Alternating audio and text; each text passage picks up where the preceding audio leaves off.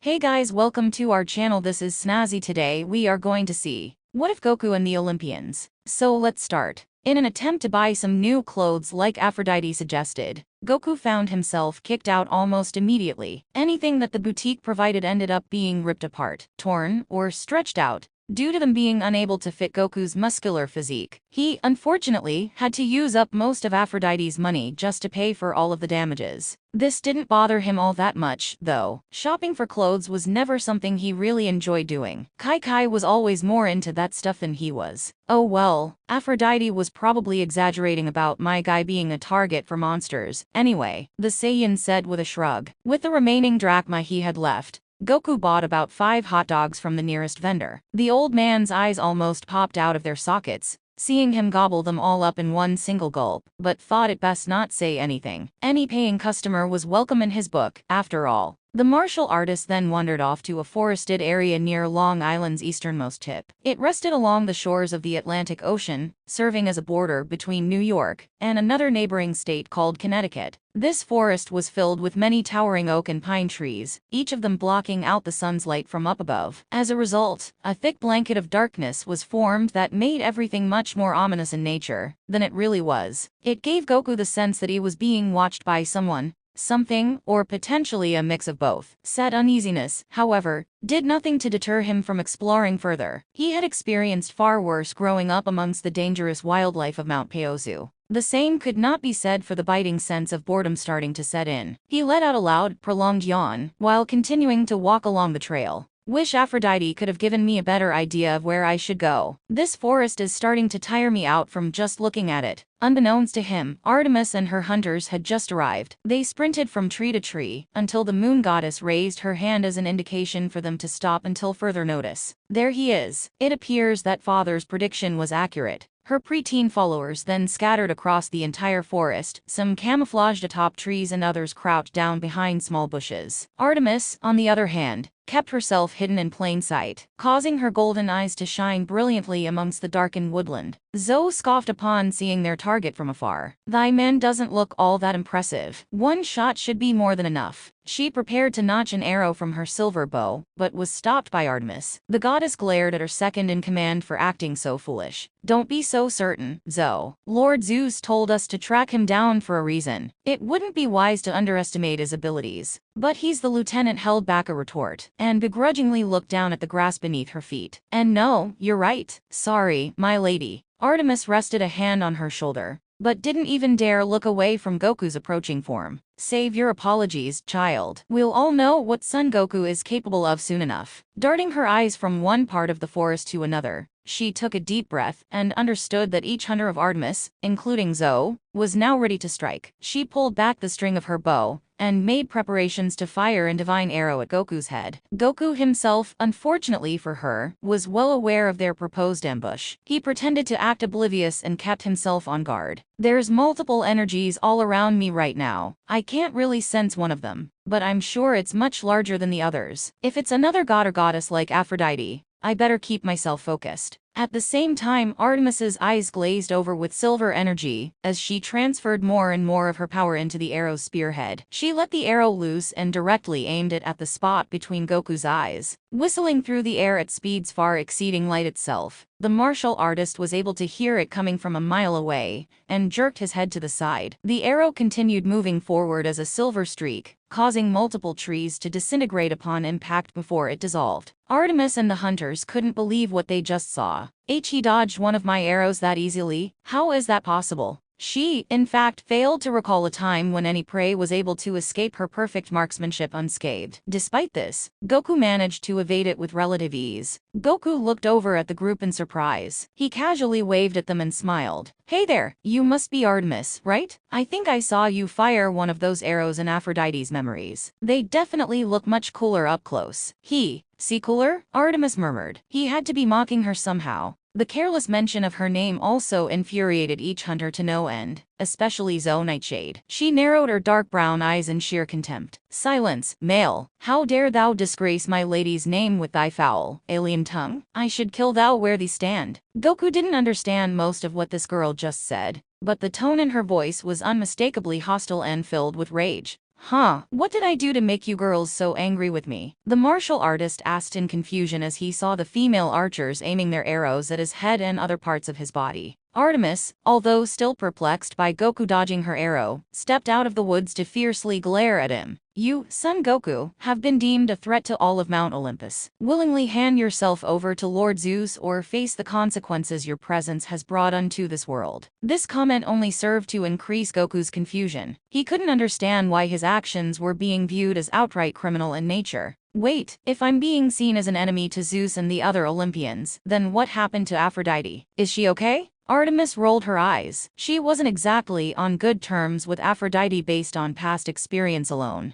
I doubt it. That fool's probably being punished by Ares as we speak. Serves her right for summoning and worshipping an anomaly like you. Goku frowned in response to this callous remark. Although they didn't exactly have the nicest first encounter, he still thought Aphrodite was a nice enough person, who, for the most part, had his best interests at heart. He wouldn't want her to be put in danger, at least, so that was more than enough reason for him to get serious. He crouched down and stood in his famous turtle school of martial arts fighting stance. Well, I guess I won't give myself up so easily then. If it's a fight you want, it's a fight you'll definitely get, Artemis. His sudden change in behavior caught the moon goddess a little by surprise, but even she couldn't contain her excitement for what was about to take place. Goku truly was the type of prey she was searching for, a formidable warrior that would put all of her skills as a huntress to the test. So be it, Goku. I haven't had a worthy prey to hunt and capture in quite some time. So please, the goddess now sported a competitive smirk on her face, don't disappoint me.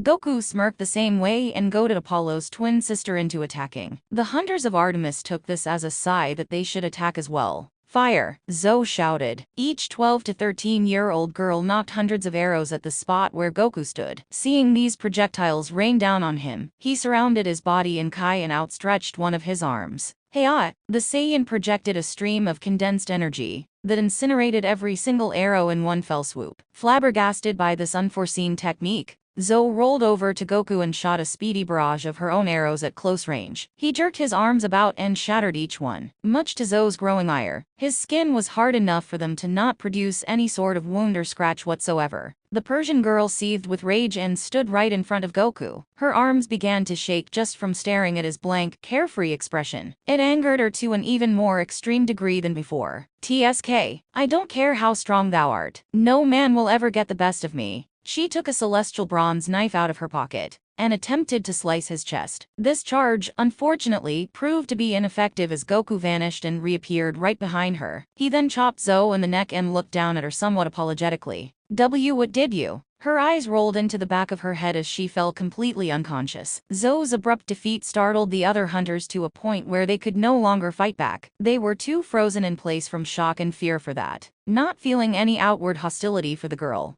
Goku picked up Zoe's body and gently set her someplace away from the battlefield. She was even placed underneath some bushes to help keep her safe. Sorry for having to do that, but she should be fine, Artemis. She'll probably just be asleep for a few hours at most, Goku kindly assured everyone. He even held up his hands to prove that he wouldn't do anything else with her body. This almost noble act from a man like Goku intrigued the hunters, but their sexism was still prevalent as ever, nonetheless. Artemis walked over to Zoe's side and motherly brushed away some bangs that covered her closed eyelids. She smiled for a moment before turning around to glare at Goku again. I appreciate you for doing that, Goku. However, I assure you that it will take more than a simple pressure point to defeat me in battle. Much more. She placed her bow around her shoulders and, unexpectedly, pulled out two matching celestial bronze knives from her coat pockets. These particular hunting knives were almost diamond in color, extended up to the length of her two arms. Their size was almost comparable to that of medieval broadswords. Artemis then placed one knife in front of her and the other near her backside. Her auburn hair flowed against the wind as she crouched downward and prepared to pounce on Goku like a fierce predator looking for something to devour. Whoa, Goku muttered in surprise. Normally, celestial bronze weapons like these would pass through a mortal's body and be unable to do any harm to them. The goddess of the hunter explained. However, with you being from another universe and all, perhaps there's a chance that you're a notable exception.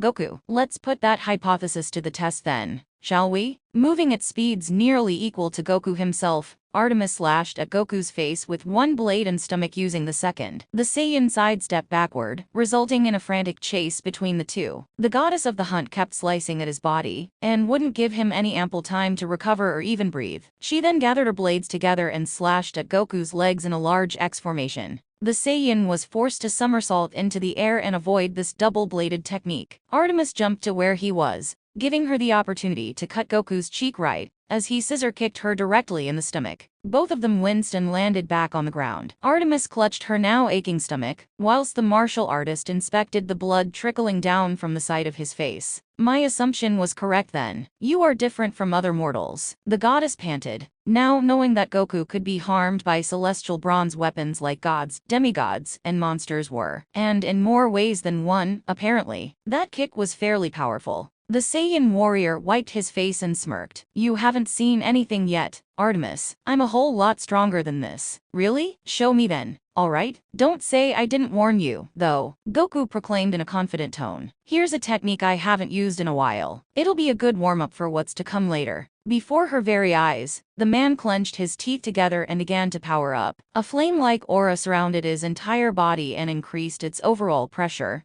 causing the ground beneath his feet to cave in and break apart into different pieces. He narrowed his eyes and glared over at Artemis in newfound fierceness. Strangely enough, his skin now seemed to be the same orangish-red color as his aura. Kaioken. Kaya what? To the hunter's present horror, Goku speedily phased out of view, and slammed a fist straight into Artemis's cheek. The wind was completely knocked out of her as a clump of golden ichor trickled out in response to the Saiyan's powerful blow. I am possible. This old technique of his is actually hurting me. The goddess's body went flying in the opposite direction, leaving her wide open for Goku to brutally kick her in the stomach. She sailed above the tallest trees for a moment or two, but didn't have much time to stay in place. Goku teleported himself directly above Artemis and slammed both hands down on her head, using a successfully executed double axe handle. Overwhelmed by this sudden blow, Artemis's eyes popped out of their sockets as she careened back down to earth and was buried 6 feet deep in the dirt. Her beautiful face couldn't even be seen anymore,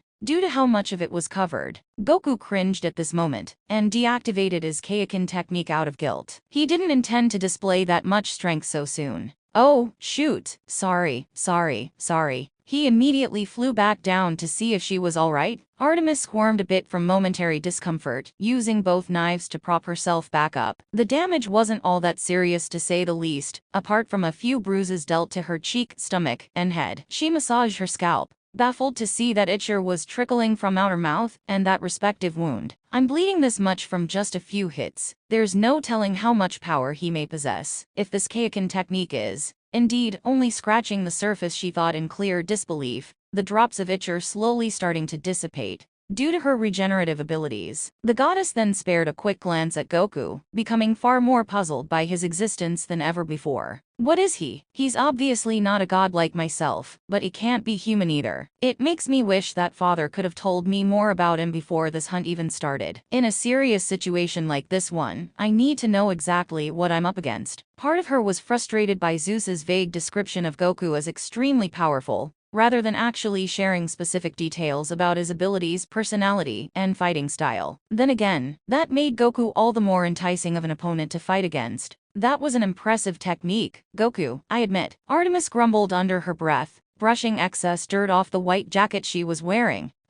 Thanks. It's sorta a massive upsurge of energy that can only be sustained for a short time. Otherwise, you'll severely put a lot of strain on the body and risk damaging it, the Saiyan described. He then apologetically scratched the back of his head. Sometimes I don't know my own strength when using it, so sorry for hurting you like that. It was uncalled for. The man offhandedly pointed to the deep crater where Artemis's face used to be, much to her chagrin. She crossed her arms and grimaced at him. There's no need for an apology. As a goddess, I've endured far worse injuries in the past, Artemis declared. Besides, those will be the last attacks you'll ever be able to land on me. Anyway, you haven't even seen my divine form yet. Divine form? Artemis said nothing in reply and readied her hunting knives once more. Right as they were about to continue their fight, Goku felt a sudden surge of Kai appear from a distance. It grew more potent and enormous by the second, until, finally, a gigantic blast of yellow energy was sent careening towards them. Watch out! The Saiyan martial artist shouted. He pushed Artemis out of the way as the blast crashed downward in a fiery explosion. This implosion created a shockwave that ripped multiple trees out of the ground and blatantly destroyed a few others. Revealing itself from the deepest parts of the wilderness,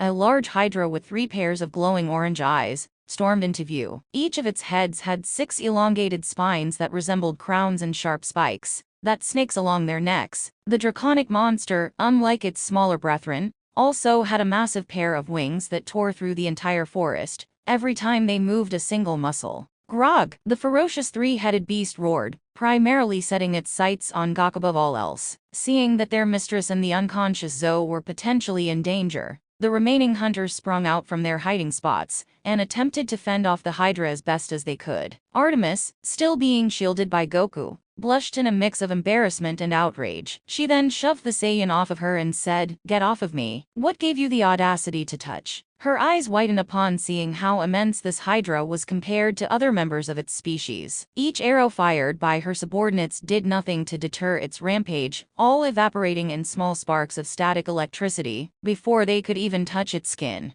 Hunter after hunter fell from the Hydra's immense power, either being sent flying by powerful explosions or blown away from the projected wind of its impressive wingspan. Goku, not familiar with a creature like this aside from its slight resemblance to Gohan's pet, Icarus, and possibly Shinran, looked to Artemis for some guidance. What is that? The moon goddess shakily helped herself up and glared at the monster as it tossed her girls around like ragdolls. That, Goku, is a Hydra. It is a reptilian monster that can grow 2 more heads if one of them is destroyed or cut off. They're usually much smaller than this and don't have wings, I'm afraid. I've never seen one of this particular size in over a millennium, she admitted, recalling the 9-headed Lernian Hydra that Hercules fought as one of his 12 labors. Goku looked surprised by the sheer rarity of such a creature. But why would it appear now? What's it after exactly? I'm glad you asked, Son Goku. We monsters have been anticipating your arrival for quite some time. The Hydra had now stopped its rampage to glare directly at Goku. Its malefic, sinister voice rang through his subconscious and caused him to feel an ever so slight sensation of pain with each word it spoke. What's wrong, Goku? It's the Hydra. It's talking to me somehow, he grunted while sharing his own glare with the multi-headed monster. What are you talking about? I just got here. Artemis didn't know who I was, and you shouldn't either.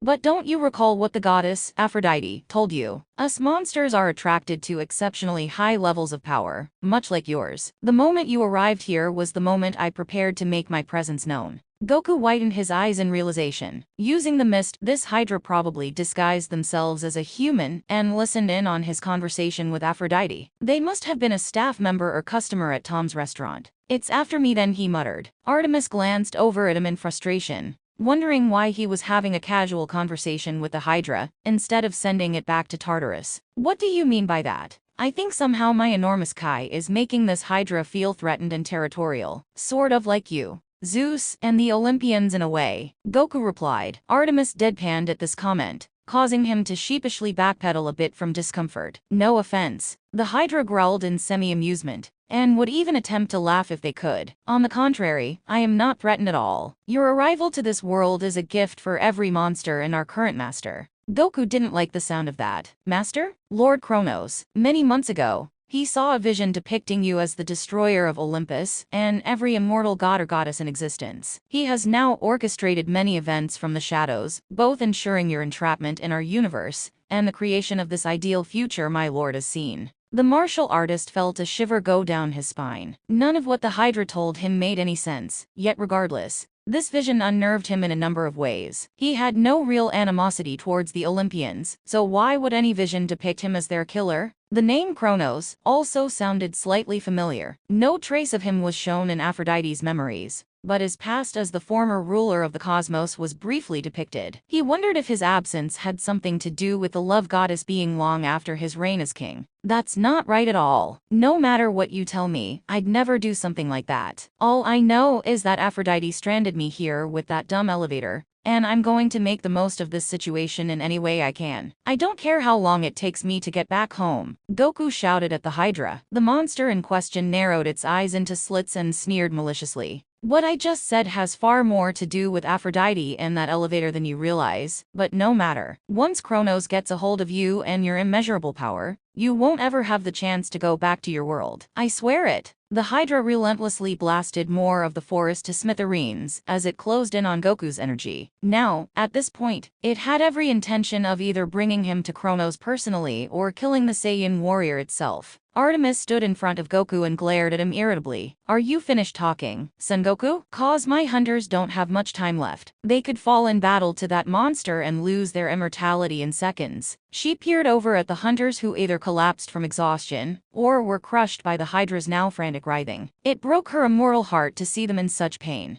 Goku, angered by both the turmoil he inadvertently caused and what the Hydra told him mere moments ago, unleashed his white aura to draw attention away from the hunters of Artemis. This proved successful as all three of Hydra's heads stared at Goku and growled. Sorry, the Hydra was telling me some things I didn't want to hear, and I got distracted. The Saiyan sighed in disappointment. Order your hunters to fall back. I'll deal with this thing alone. His energy began to increase in size and resemble a burning, gently flowing white fire. Despite this, Artemis didn't like being ordered around by some mortal man she just met. Why you can't tell me what to do? I'm a hunter. I never run away from. She attempted to hold out a knife closer to Goku's throat, but he grabbed the goddess's wrist and stopped her from doing so. His eyes burned holes into Artemis's very soul, causing her to freeze in place. No, Artemis, I caused this mess and I'm going to clean it up. Understand? He growled in annoyance. Artemis, although short of breath at the moment, slowly nodded in understanding and pulled her hand away from Goku's larger one. She massaged her wrist a little before sighing and calling out to her followers. Retreat to the woods, everyone. The situation is under control. As instructed, the hunters of Artemis sprinted away from the Hydra and fled. They stood together in the forest, taking extra time to support the wounded Enzo's unconscious body. Goku, in contrast, stood in place and kept the Hydra preoccupied. Phoebe, one of Artemis's oldest hunters, stood by her side and grumbled in frustration. She had a full head of ginger hair and was comparatively much larger than her colleagues in terms of size. At the moment, she was just barely covering a prominent gash in the side of her stomach. Lady Artemis, are you sure trusting this man is wise? He is still our enemy, remember. A random Hydra shouldn't change that fact. In this case, the enemy of our enemy is our friend Phoebe. Goku may have earned Zeus's ire, but from my perspective, he doesn't seem to be an evil or hostile person at all. He also holds far more power than we initially anticipated. The goddess of the hunter replied, consider this Hydra incident a study session of sorts. We can learn a lot more about him based on how Goku fights an opponent he actually views as adversarial. If you say so, my lady, Phoebe grunted. She then got to work healing the hunters who were the most wounded by the Hydra's energy blasts. Meanwhile, Goku stood face to face with the Hydra. He squatted down and stood in a fighting stance, showing absolutely no fear towards this large monster. Fight all you want, Son Goku, but even you cannot stop the inevitable. Lord Kronos will obtain your power one way or another, and when that day comes, the Olympians shall be brought to their knees. You gonna keep talking or are we going to fight? Enraged by Goku's clear lack of interest, the Hydra's eyes glowed a bright yellow as it glided forward and attempted to slam into him. Arrogant off-worlder, you're going to lose an arm for that. One of the Hydra's heads attempted to bite down on Goku, but he avoided this attack with ease and flew into the air. He purposely departed from the forest and led his draconic opponent away from its trees and plant life. At least Artemis and the hunters won't have a chance of getting involved now, Goku murmured under his breath. Now fully airborne, the Hydra used its wide wings to their fullest potential and floated in place. Every consecutive flap of these wings projected small, rapid cyclones that almost blew Goku away, lightning bolts surrounding his entire body as it did so. Bitty, the Saiyan slightly covered his face and used instant transmission in rapid succession to psyche the Hydra out. This caused the Hydra twist and turn its heads around to snap at the fleeing Goku, growing more enraged each time they missed. He then teleported in front of one head's elongated neck, resulting in it being ripped clean off by the center one. Blood splattered all over the place, much to Goku's visible disgust. Yeesh, didn't mean for that to happen. The excess and blood spewing out of this head was one thing, but what grossed him out the most was seeing the Hydra regenerate. Two forked tongues pulsated from within the dismembered throat, forming Chinese dragon heads identical to the one that was previously lost. Bitty, grog! The Hydra roared triumphantly as it became stronger than it ever was before. All four heads then opened their fanged maws in unison, orange-yellowish energy building from their mouths, and slit green eyes, wanting to end this fight before it got too extreme. Goku teleported right below the Hydra and cupped his hands together. "Let's finish this." "Ka-me," he shouted, a sphere of blue kai taking form in between his two palms. It grew larger with utterance of each syllable, and mirrored the Hydra's evolving gravity beams. "Ha-me." Pillars of white-blue light spun around the kai ball resting in his hands. Orange-yellow electricity was then spat out by all four heads, combining to form one giant beam heading straight for Goku and the entire planet itself. "This blast shall mark your fate, Son Goku. Your life shall now belong to Lord Kronos, now and forevermore." "That'll never happen. Never." The Saiyan of Earth roared ferociously. "Hey-ya-ya." Finally, he unleashed a gigantic stream of blue energy known to many as the Kamehameha, or Turtle Devastation Wave. This widely renowned Kai blast collided with the Hydra's gravity beam headfirst. Their beam struggle, however, ended almost immediately as Goku's Kamehameha trudged forward and engulfed the Hydra's entire form. Gragagaga! The Hydra was disintegrated upon impact, and sent back to Tartarus alongside other fallen monsters. With nothing left to stop it, the Kamehameha entered the Earth's upper atmosphere, and became one with the inky black cosmos of outer space. Goku narrowed his eyes and inspected the spot where that Hydra once stood. "Something tells me that won't be the last monster Kronos sends to attack me." Not wishing to dwell on the horrible things previously described him, Goku floated back down to the forest. Artemis and the hunters were patiently waiting for him there. However, upon landing, he could sense their energies, but couldn't see where they were in the wilderness. Artemis's divine Kai also made her impossible to track down. "Artemis, I took care of that Hydra like I said I." Goku's casual greeting was interrupted by a small prank in his neck. Oof. The cause of the sting was a small needle with pink feathers sprouting outward from its back. He held the small dart in his right hand, while scratching the back of his head with the other. "Huh, I wonder what this does. And why am I so sleepy? Olive A." Goku closed his eyes and abruptly fell asleep, snoring away like the 12-year-old goofball he used to be. Hiding behind some surviving bushes and trees, Artemis approached the fallen Saiyan with her other hunters, apart from Zo, still in tow. "It appears that, much like any other mortal, Goku can't sense my divine energy. That's one weakness to take note of, I suppose," she blandly surmised. Phoebe and some other girls observed the sleeping man like a frog waiting to be dissected. They were clearly appalled by his childish behavior and facial expressions. "What should we do with him now, my lady? Do we bring him to Lord Zeus as promised?" Artemis shook her head. She now saw Goku in a different light, after witnessing the Kamehameha's awesome,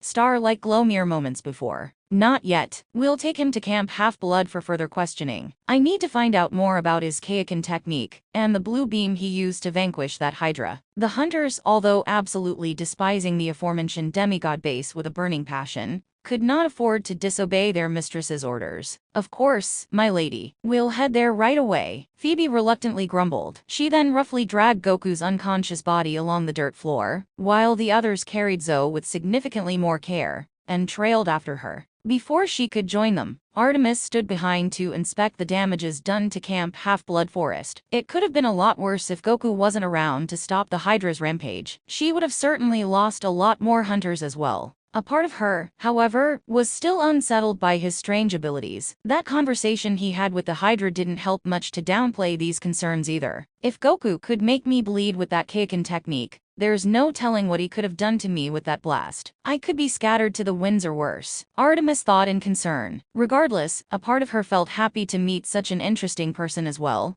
even if he could pose a significant threat to every god in existence. "I don't know what to feel. I've never felt this terrified, yet immensely excited at the same time." Although their own fight was short, she still wanted to find out everything about his original home, and where his godlike power came from. That discussion, of course, would have to wait until he became conscious again. She brushed her hair back and let it flow against the wind once more. Her golden eyes were now squinted in curiosity. "What other horrors will you and your universe bring upon this world, Goku?" "I'll have to find that out for myself, I suppose." Afterwards, the goddess of the hunt regained her composure and set a course for Camp Half-Blood. She didn't know what to think of the naive Saiyan at this point, but her opinion was far more positive than her father's by a large margin. If anything, she believed that Goku's powers could be used for the betterment of Mount Olympus, rather than its destruction. They just needed to view him as an ally and not someone for them to fear. Camp Half-Blood was currently in chaos. Its campers all stopped fighting, eating, and talking once they saw a gigantic explosion of blue energy emerge from the skies above. Each cabin representing the 12 Olympians, including Hera, was rendered completely empty.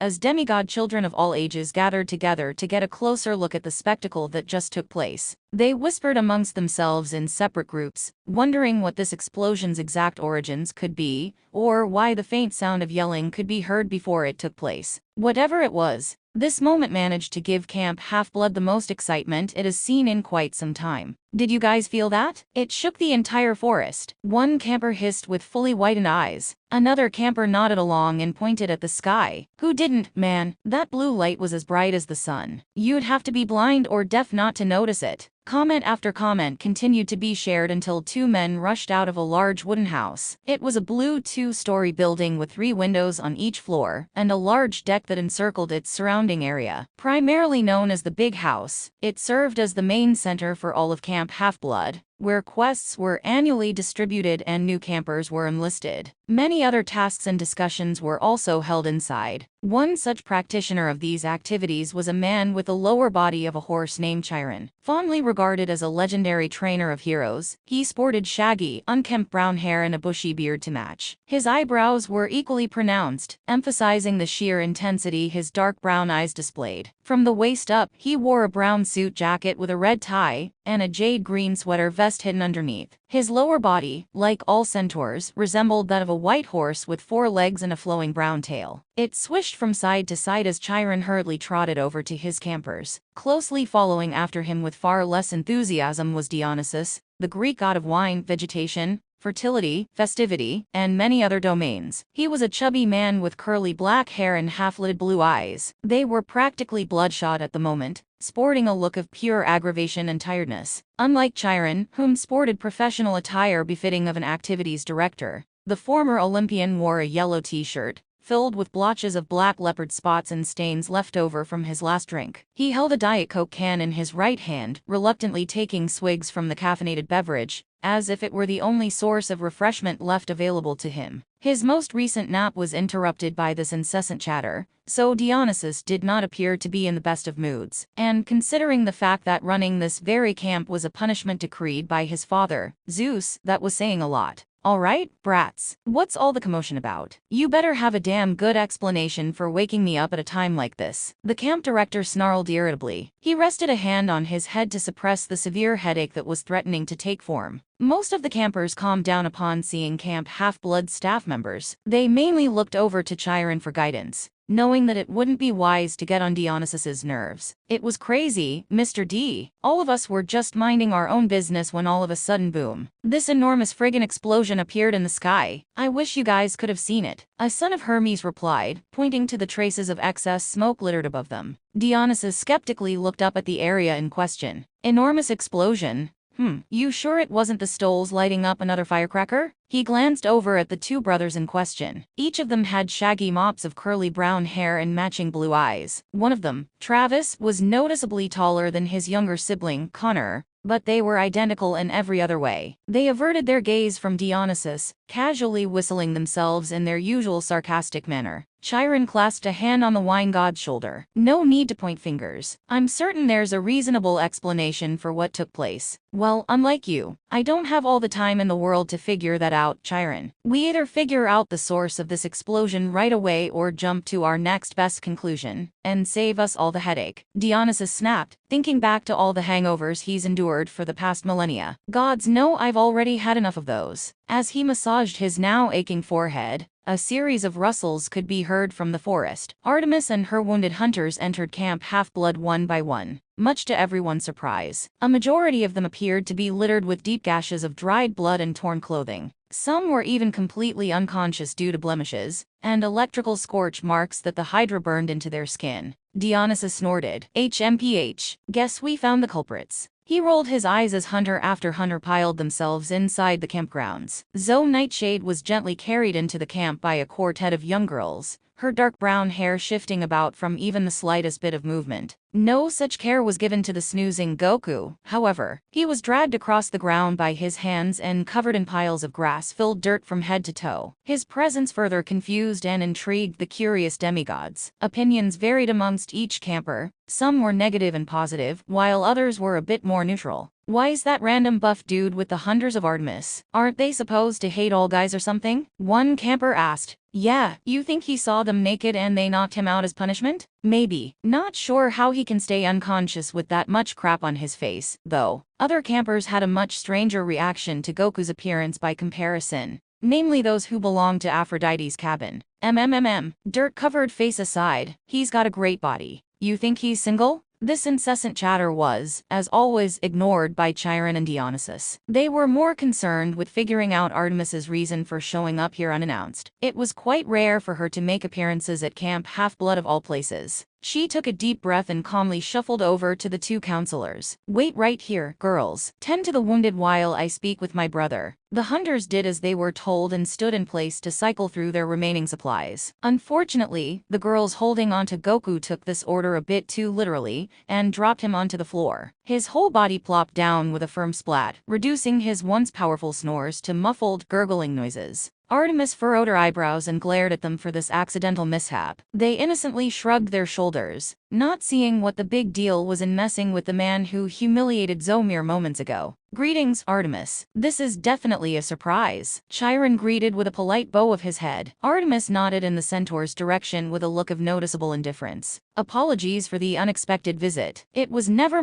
nor my huntress's, intention to come here, believe me. The goddess sighed. She brushed her auburn hair back and gestured to Goku's slumbering form. We were hunting a potential enemy of Mount Olympus per Lord Zeus's instructions, and this was the closest area we could bring him to. Dionysus grimaced. He glanced at his sister's teenage followers as they snarled at Camp Half-Blood's demigods, especially ones belonging to the opposite sex. Grumbling to himself in annoyance, his eyes then darted over to the aforementioned martial artist. Enemy of Olympus? You mean that orange-clad Bruce Lee wannabe over there? Artemis crossed her arms and nodded in confirmation. She didn't even bother replying to that poor attempt at a joke of his. Yes, Dionysus. This man immortal is the one who projected that blue light from before. In response to this information, a series of gasps and whispers were exchanged between each of the campers. The wine god blinked a few times in disbelief, wondering how some random dude could emit such a powerful source of energy. You're kidding me, right? Enemy of Olympus or not, there's no way a mortal like him could do that. Well, it appears that Son Goku here is no ordinary mortal. He possesses superhuman strength and an advanced mastery of martial arts. Such strength and skill, as I've witnessed firsthand, was powerful enough to draw blood from my forehead during our fight, if it can even be described that way. It was Chiron's turn to be a tad shocked by Goku's unimaginable feats. He was able to make you bleed, Artemis, without the use of any weapons. Afraid so. He dealt consecutive blows to my cheek, stomach, and head using a technique that increased his current power and speed in mere seconds. Where he discovered such a versatile attack is something I have yet to divulge, the goddess of the hunt explained in minor dismay. To make matters worse, Goku was also able to obliterate a fully grown Hydra and send it back to Tartarus, all by his lonesome. That blue glow was, in fact, the result of its immediate destruction. A Hydra in Camp Half-Blood Forest. That's strange. They usually aren't sighted this time of year. Wonder if its appearance is a bad omen we should be wary of. The centaur mused to himself in thought. Goku believed it was lured here by his high amount of Kai, or life energy. He also spoke to the beast somehow, responding to an otherworldly form of communication that even I couldn't quite understand. Artemis pursed her lips. Apart from the word, master, and the slightest reference to Aphrodite, she had no clue what the Hydra could have been telling Goku. She had a feeling it had something to do with Kronos and his Titan army, but nothing could be truly affirmed at the moment. She would need to wait until the Saiyan regained consciousness before any more questions could be answered. Dionysus squinted his eyes and said, then enlighten me a moment. If this Goku, or whatever his name is, was so tough, how exactly did you manage to knock him out cold like that? You've had to have done something dirty to win this whole shebang, right? Without saying a word, Artemis knelt down and plucked the dart from Goku's neck. She then held it delicately in between her fingertips, so the wine god could get a better look at it. There are no winners or losers in the hunt, Dionysus. I simply waited until Goku was vulnerable and shot him in the neck with an enchanted tranquilizer dart. Turns out that he is unable to sense the divine energy of us gods and goddesses, leaving him wide open for a sneak attack like this one. Mortals shouldn't be able to sense energy, period. But at least that irksome ability of his has some limitations, snorted Dionysus in annoyance. How long will he be out for? A few hours at most if I were to guess. Despite the additional sharpness of my darts, Goku's skin seems much more difficult to penetrate than any mortal I've come across in the past. It seemed to go only halfway, as if there were some kind of protective tissue layered over his body. Chiron shook his head in growing disbelief. Considering that full-grown Cyclops can be put into day or month-long comas with needles like those, that's very bizarre. Are you certain he's even human at all? I do not know who or what he could be. That's something I wish to figure out for myself. The centaur and his divine associate glanced at each other in concern. Their own uncertainty of Goku's background was starting to bother them too. Not that Dionysus would admit such a thing, of course. Well, what are you waiting for then? He's practically gift-wrapped for Olympus right now. So take him there, find out everything you need to know, and be done with it, he suggested. I could do that, yes, but as a hunter, I need to further engage with my prey before anything else can be done with him. Thankful that this conversation was coming to a close, Artemis simply pointed at her designated cabin. This vacant cabin, categorized as the 8th in Camp Half-Blood's total lineup of 12, was a silver building that shone brightly in the soon approaching moonlight. In this case, I wish to interrogate Goku in my cabin, and properly grasp the full extent of his abilities. Then, after that, fate will decide what should be done with him on Olympus. Dionysus slumped his shoulders and sighed. He did not like the sound of what Artemis was suggesting. So that means your hunters will be sleeping here for the night? Absolutely. The look of smug satisfaction on her face all but confirmed Dionysus's suspicions. He chugged the rest of his Diet Coke can and tiredly rubbed his eyes. Fine, fine. Do whatever you wish, Artemis. Just let Dad know that I won't be part of some Kugo's trial whenever it ends up happening. Leave me out of that nonsense. As you wish. And it's son Goku, by the way. Don't care. He then stomped over to the big house and entered its wooden doorway without so much as a glance back at Artemis or everyone else. Chiron rolled his eyes and calmly addressed the group in Dionysus's place as per usual. Stay as long as you like, Artemis. I assure you that the utmost hospitality will be given to you and your hunters. And, I suppose your guest as well. He then shared a disapproving stink eye with Camp Half-Blood's most infamous troublemakers. They were always the campers that butted heads with the hunters of Artemis every time they came to visit. The Stoll brothers and a handful of Hermes's kids grinned with faux innocence, while Ares's children, particularly Clarisse LaRue, glared at the hunters, as if they were all fresh hunks of meat ready to be beaten. Phoebe did the same in return. Your kindness is much appreciated, Chiron, Artemis replied. She then raised her hand as a sign for each hunter to move out. Come along now, girls. Make sure Son Goku is properly restrained and guarded at all times. At least until he wakes up, that is. In response to this warning, the goddess's teenage followers proceeded to follow her lead. Some stayed behind to pick up Goku and Zoe like they did before, but in a much more slow, delicate manner this time around. Once all the hunters piled into cabin number 8, Camp Half-Blood's demigod spared quick glances at Goku once more. They began to wonder if the alleged powers described by Artemis were real or not. One demigod, a daughter of Aphrodite named Selena Beauregard, stood out from the crowd. She was a beautiful girl with long, dark brown hair, blue eyes, and full red lips. Are you sure it's safe keeping that man here, Chiron? What if more monsters like that Hydra are drawn to his Kai or whatever he used to destroy it? TCH, didn't you even listen to what Artemis said? Beauregard, that guy straight up spoke to the damn thing. For all we know, he could be a monster himself in disguise. Clarisse LaRue, counselor of cabin number 5, snapped. She was a tall, extremely muscular girl with long, light brown hair and the build of a football player. Keeping him here is way more trouble than it's worth, as far as I can tell. Would a monster really destroy another monster?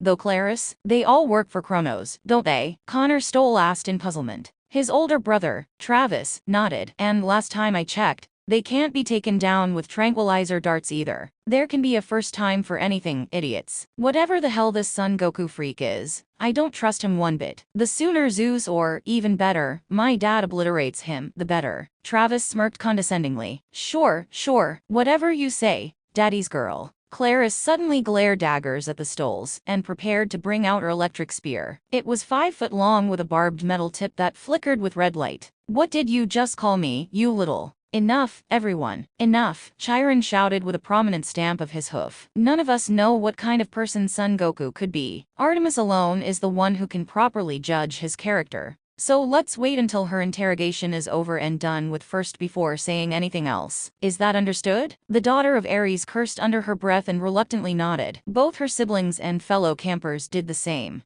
Good. Noticing that everyone's attention was still glued to Artemis's cabin, Chiron awkwardly cleared his throat and thought of a way to get things back under control. He then clapped both hands together, standing up straight with a small grin on his face. Well, with all that being said, who's up for capture the flag? At the sudden mention of Camp Half-Blood's most popular and potentially dangerous game, every single camper roared to life with newfound excitement. Their thoughts about Goku were now diverted for the time being. Like with Artemis, all of their questions and concerns would be addressed once he woke up from his slumber. How long that would take to happen was anybody's guess. Within Aphrodite's temple, a few hours after Ares hit her in the head with his baseball bat, Aphrodite's eyes slowly began to flutter open. She clutched the back of her head and winced, trying to regain the composure that was somewhat lost beforehand. The goddess of love couldn't even tell where she was, in fact. Everything after the meeting with Zeus was one big blur to her. What happened? Last time I checked, I was going to warn Goku about Artemis and then. Aphrodite let out a small gasp and looked around. She was back in her temple and, unfortunately, accompanied by Ares. He stood in a corner of the room,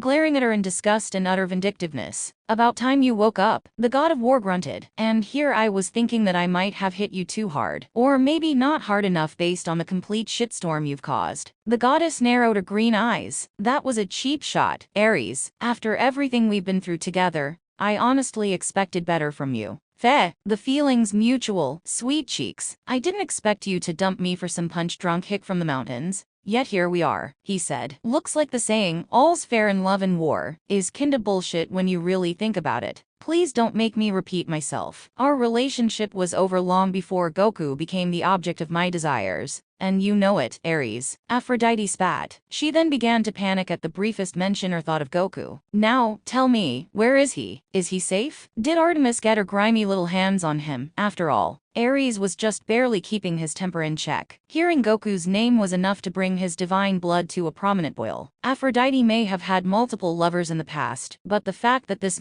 alien won her affections without even trying, drove him insane beyond godly comprehension. At this point, he wanted nothing more than to wipe him off the face of the earth and, moreover, erase him from existence. For your information, that punk-ass alien is being held captive in Artemis's cabin at Camp Half-Blood. He's the furthest thing from safe as he could possibly be. The Greek god of war chuckled. Not that it matters, anyway. He'll be dead and buried the moment I get my hands on him. The love goddess balled her fists in frustration. But he's innocent. Condemning him for some vision that hasn't happened yet is utter foolishness. Surely even Zeus can come to understand that. He's seen all the good things Goku has done and then some. Ares bared his teeth. He slammed a fist into the nearest pillar and smashed it to pieces. You think I give a damn about that prophetic dream? Or whatever the hell Dad saw? Cause to be frank, I really don't give a shit. What I do care about, however, is annihilating that Saiyan bastard for stealing you away from me. His life was forfeit the moment you laid your eyes on him all those months ago. That wasn't his fault. Aphrodite stressed angrily. I can't help feeling what I feel for him. It just happened. Goku never asked to be brought to our world,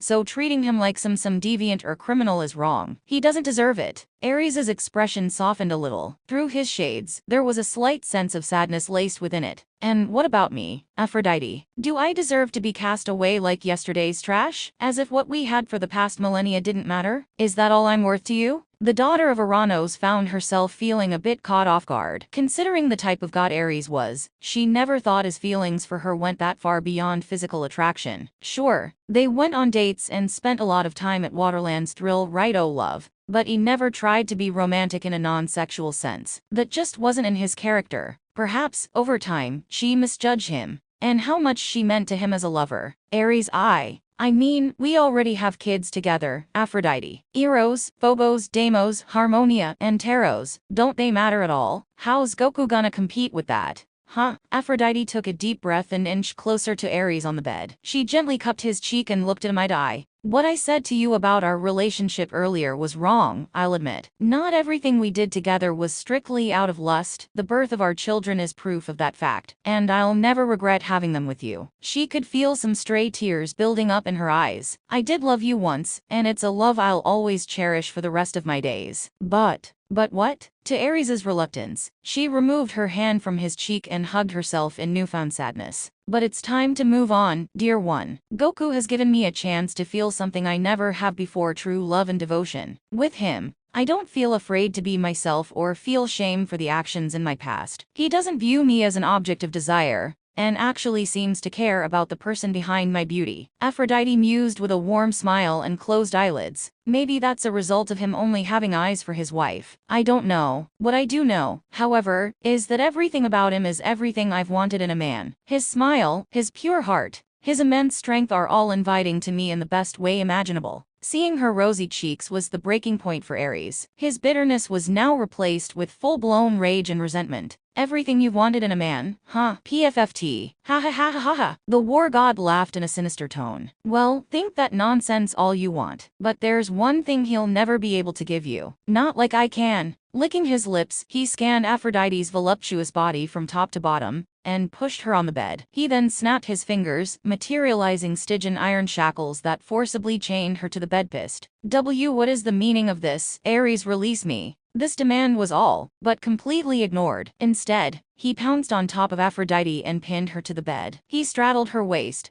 so she wouldn't be able to struggle as much. You've left me high and dry for 6 months, babe. You're not leaving until I give you the amount of sick pleasure that Saiyan punk will never be able to. Consider it my going away present. Aphrodite, sadly, could not deny this bold claim, but his behavior still disgusted her, nonetheless. She turned her to stop him from smelling her long, flowing blonde hair. If you really loved me, Ares, you'd respect my wishes and let me go. What you're doing would be a bastardization of the feelings we once shared. To her chagrin, she could feel her divine energy being weakened by Ares's Stygian iron shackles. He had every intention of putting her in a vulnerable spot like this one. He began planting kisses down Aphrodite's neck and chest, causing a wave of heat to generate all throughout her body. And no, I can't come to Goku like this. Imagine what he would think of me. Ares smiled as he saw Aphrodite bite down on her lower lip. He could tell his kisses were having an effect on her. Oh, don't be like that, babe. There's nothing wrong with feeling a little bit of lust once in a while. That's how that monkey caught your eye, isn't it? What I'm doing will get him out of your head for sure. Aphrodite's eyes now glowed with traces of pink energy. She did not appreciate Goku being disregarded as just some needless fling and nothing more. Right as Ares attempted to kiss her lips, she swiftly turned her head to the side and rebuffed his advances. Do not mock my feelings, Ares. My interest for Goku was out of love, not lust. Ares, seeing that he still wasn't getting to her, scowled in displeasure and increased the pressure on her arms. Oh, please, stop living in a fantasy world and face the facts, Aphrodite. As soon as that asshole is transported back to his own universe, you'll forget all about him. Just add him to the list of all the other mortal nobodies you banged and forgot about. No. Ares was left agape as Aphrodite rose up from the bed and increased her divine power tenfold. The Stygian iron shackles attached to her wrists began to weaken and crack apart with each passing second. It was then that Ares almost forgot that she was arguably stronger than him and many other Olympians. He never saw her in such a bad mood before, and, honestly, being the unfortunate victim of her wrath was not pleasant. I've had enough of your petty jealousy, Ares. Goku needs me right now. And there's nothing you, Zeus, or the others can do to stop me. It's the only way I can rectify the injustice I've brought upon the man I love. Ares shook uncontrollably in disbelief. Not being able to convince Aphrodite took a massive toll on his already inflated ego.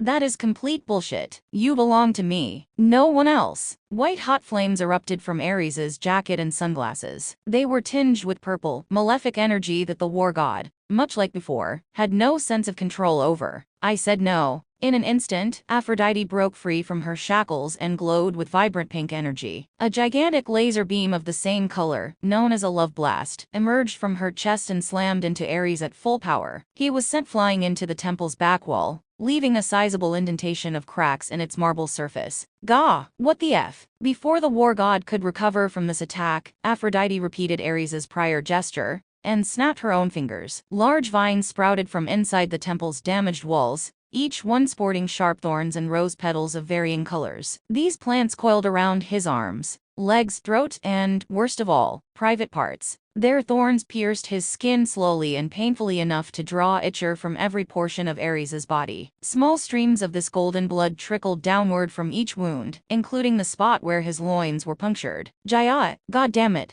The once fearsome god was left completely helpless. The more he struggled to break free, the deeper each thorn pierced his body. Aphrodite crossed her arms, sighing in response to the pain Ares brought upon himself. This won't hold you for long, but it will still give me enough time to see if Goku is safe. Be grateful I wasn't angrier for what you tried to do to me. Ares shifted his head to vitriolically glare at the love goddess. The atomic explosions he had for eyes were even more destructive in nature than before. I'll do much worse to that Saiyan jerk-off once I see him. Aphrodite, tell him to be prepared to fight me one-on-one. Trial or no trial, I'm going to make him suffer. Aphrodite stopped in place to give Ares a look of pity. It almost made her feel sorry for how things ended between them. Knowing the kind of man Goku is, he might be excited about that. Without another word, Aphrodite sprouted angelic wings from her back and exited the temple. She then surrounded herself in pink energy and teleported from Olympus to the mortal world in a flash of bright light, skipping the Empire State Building's elevator to avoid any detection from Zeus or the other Olympians. Once she left, Ares was done keeping his anger under control. Thoughts of Aphrodite's betrayal and Goku's presence brought out a demon inside the Olympian deity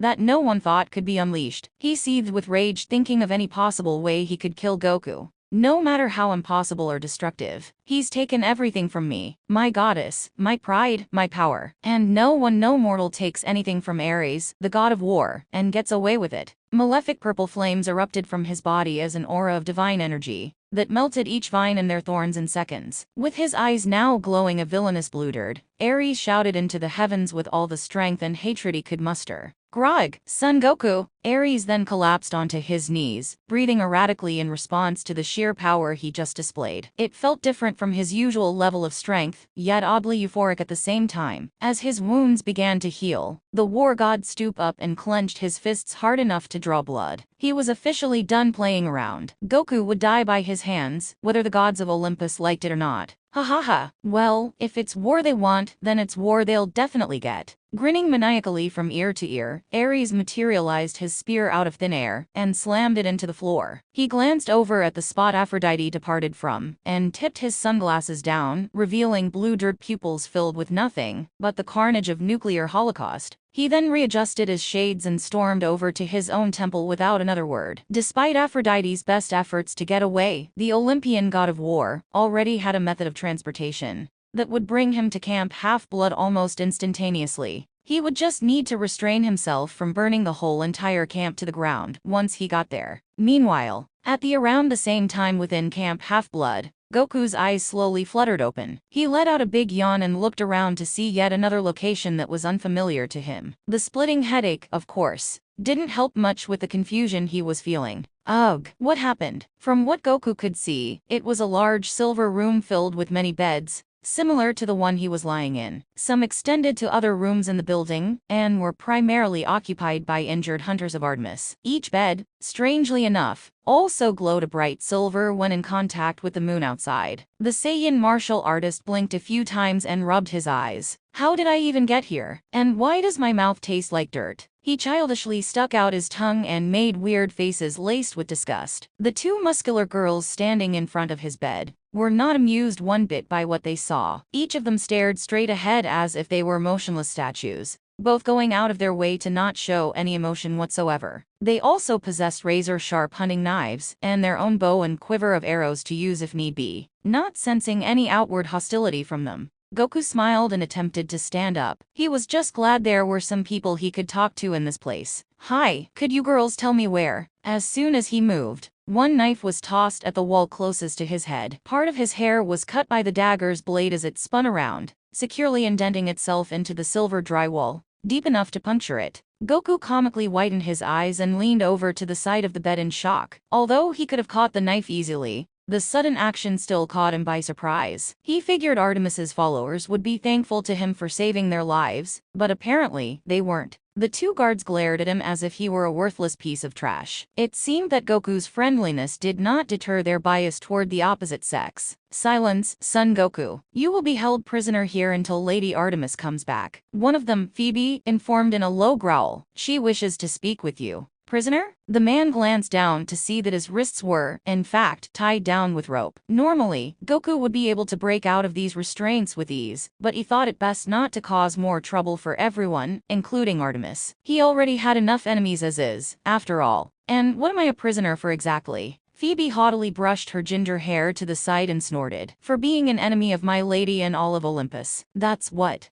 Oh right, Artemis did mention something like that. Yeah, murmured Goku in a sheepish tone. Do you know when she'll be back? He got into a more comfortable position and crossed his legs Indian style on the bed. Phoebe and her fellow hunter of Artemis just scoffed at the man's question. One does not simply rush Lady Artemis. You should feel lucky that a man like yourself is even being graced with her divine presence. Yes, all you need to know is that she will be back shortly. It's night at the moment, and preparations for our departure in the morning need to be made. Phoebe grunted in agreement as she gazed up at the moon. A strip moonlight was being illuminated through one of the cabin's glass windows. Goku's jaw practically dropped to the floor. He had no idea it was that late already. Wait, what? It's night? How long was I asleep for? His loud gasps caused some of the sleeping hunters to groggily stir awake, much to Phoebe's chagrin. In that moment, she was prepared to either rip Goku limb from limb, or use him as target practice for her other knives. Approximately 6 hours. It could have been much longer than that. So be thankful the effects of my dart weren't as potent as usual. The three turned around to see Artemis standing nearby. She was leaning against the doorway with crossed arms and a neutral expression on her face. Phoebe and the other guard immediately stopped from they were doing to kneel to the ground and bow at her feet. Like before, Goku couldn't sense the goddess of the Hunt's Kai, so her abrupt appearance was quite perplexing to him. There was an air of confidence and demure to her that he couldn't help but respect. Their difference in power didn't matter much in this case. Welcome back, my lady. Shall we begin the interrogation? Asked Phoebe. She frowned, glancing over at Goku's form with immense suspicion. Artemis nodded and lightly rested a hand on her shoulder. I can take it from here, you two. I need to speak with Goku privately. At the idea of their mistress being left alone with such a dangerous man, the two guards shared reluctant grimaces with one another. Are you certain that's wise, Artemis? He was able to harm you back in the forest. The moon goddess shook her head. Admittedly, even she wanted to forgot that Goku struck her in the face, using his Kaioken technique. She was certain that Apollo would never let her live that moment down. No need to worry yourself over nothing, Phoebe. I've endured far worse men than him. Seeing her mistress's warm, reassuring grin, the ginger-haired huntress accepted defeat and walked toward the cabin's entrance with her partner in tow. However, before leaving, Phoebe gave Goku the stink eye and slowly crossed a finger over her throat. The man tilted his head to the side, curious to know what the large girl meant by that. Well, that was weird. Did I do something to upset her or something? Artemis sighed and pulled up a silver chair in front of the bed Goku was sitting on. She then sat down, positioning herself in a manner that exuded even more confidence than before. Her long auburn hair was fixed into a ponytail as she icily examined him from top to bottom. Her golden eyes were piercing, yet oddly pleasant to look at. I apologize for Phoebe's behavior. She's had many bad experiences with men in the past, as has many of my hunters, in fact. The moon goddess exclaimed. It's fine. They honestly remind me of some friends I had back home.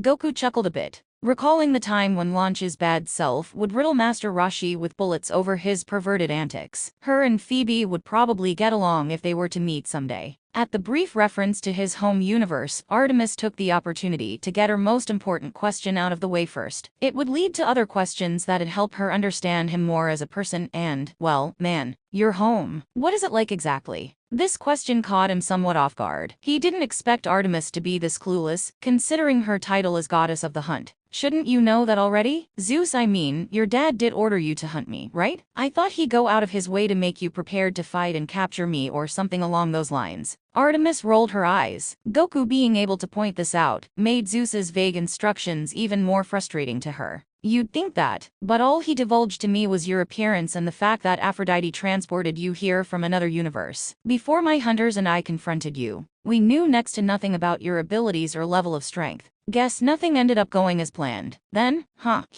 Artemis glared at the Saiyan for his poor attempt at a joke. Traces of silver energy began to surround her body and rises, showing that she really wasn't in the best of moods right now. Goku gulped nervously and tried his best to look away from her godly death stare. Sorry, that was a bit uncalled for. The goddess calmed herself down and took a deep breath. No, what you said is correct. Choosing to ambush you was a disaster waiting to happen for everyone involved. Without the special needle in my tranquilizer dart, none of us would have been able to take you down legitimately. To her confusion, Goku's skin paled to a ghostly white after hearing that last sentence. He squirmed a little in place and inched a few inches away from her. What was special about that dart? Artemis raised an eyebrow and brought out the same tranquilizer dart that sedated him earlier. Like I said, the needle of this dart is much sharper than man-made ones. I was able to shoot you in the neck with it, and temporarily neutralize all of your body's basic functions. However, it appears that your immune system works faster than an average mortal or monster as well. She held the dart's needle in front of Goku's face, causing him to wince and shake his head in disgust. He would have covered his eyes if not for the rope keeping his hands in place. Okay, I get it. See, could you put that thing away now, please? It's making me a little, uncomfortable. Artemis gave Goku a weird, almost pitying look before doing as he asked, and placing the dart back in her pocket. The Saiyan, as a result, relaxed his shoulders and sighed in relief. Thank you. Might be hard to believe, but I actually have a huge fear of needles. Knowing that one touched me not too long ago brought back some bad memories. He shuddered, remembering his brief visit to the hospital after Vegeta crippled him. They didn't need to stick him with such a big syringe, yet those cruel doctors did it anyway. It was a day he'd remember for the rest of his life, and considering what he's been through these past few years, that said a lot. Artemis could not believe this man had such a childish fear. He fought both her and a fully grown Hydra without any sort of fear. Yet needles were what he was afraid of. The sheer absurdity of this fact almost brought a smile to her lips. You do realize that small children are able to deal with these things just fine, right? They are completely harmless and, depending on the type, beneficial in most cases. I know. Needles just rub me the wrong way, okay? Goku stuck out his bottom lip and pouted a bit, causing the moon goddess to slightly grin in amusement. She'd need to make a mental note about this trypanophobia of his, so she could use it to her advantage later on. Their rematch's outcome could depend on it. Okay, fair enough, she said with a slight nod of her head. Still, though, I do wonder why your body was so immune to my dart's effects. You don't look much different from a normal human, yet your abilities say otherwise. Well, that's the thing, Artemis. I'm not really a human. I'm what's known as a Saiyan. And what, may I ask, is that? They were a race of ruthless alien warriors from planet Vegeta, who sought to become the strongest in the universe. Saiyans resemble humans, but the main difference between them is their brown monkey tails. Goku explained the core characteristics of his species. I used to have one when I was younger, but it got cut off a long time ago. It hasn't grown back ever since then. Extraterrestrial life was far from Artemis's area of expertise, but then again, gods and mythological creatures to mortals, at least, could be considered aliens from a certain point of view. It probably wouldn't be too big of a stretch to believe that some could exist in this universe as well, rather than just Goku's alone. Regardless, the description of these Saiyans greatly fascinated her. Perhaps this was the explanation for Goku's apparent prowess in combat. And what purpose did these monkey tails serve exactly? Well, during a full moon, a Saiyan's tail would grant them the power to transform into gigantic monkeys called Azeru, or great apes. This form was able to multiply their existing power level by 10, and cause huge amounts of damage in the process. However, only the strongest Saiyans could maintain their intelligence while transformed. Otherwise, you'll go on an uncontrollable rampage that can't be stopped until morning. That's one of the reasons why mine was permanently removed. Goku mentioned that last part with some sadness in his voice. It reminded him of the time he killed Grandpa Gohan during one of these rampages. It was something he never wanted to happen again, especially after experiencing Kai's own death not too long ago. Artemis was fascinated by this race's unique characteristics, inwardly comparing the Azeru phenomenon to Lycaon, ancient Greece's first known werewolf. Based on Goku's body language, she could also infer that certain Saiyans may not even remember turning into these large apes to begin with. She wondered how many times he himself went through that form. I'm assuming you're a bit different from the rest of your race, correct? He looked up at the goddess in curiosity. What makes you say that? Your description of the Saiyans implied that they're both ruthless and power-hungry, yet you, in contrast, fight either for fun or when it is completely necessary. For example, you only took action against myself and the hunters when I implied that Aphrodite was in some sort of danger, correct? Goku shrugged his shoulders a little. I guess if you put it like that, then yeah. The Saiyans were known for destroying planets and the innocent people who lived on them, which is something I'll never do. And I may not have known her long, but Aphrodite is my friend. I always protect those closest to me, and she's no exception. Artemis frowned. She felt unnerved by Goku's behavior, compared to other mortal men she's interacted with. While many Greek heroes could be selfish or downright greedy at times, he was the complete opposite. He had a childlike purity to him that made his very existence all the more intriguing to learn about. It made it hard to believe that the other Olympians viewed him as an enemy. You consider Aphrodite a friend, even when she was responsible for stranding you in this world to fulfill her own selfish desires? I mean, sure, I was angry at first, but being transported here has given me the most fun I've had in a long time. Ever since Goku cut himself off at the slightest mention or thought of Kai Kai. It was too painful remembering what happened to her even 6 months later. Artemis noted this swift change in mood, but thought it best not to bring it up until later. Sorry, ever since I lost someone very special to me,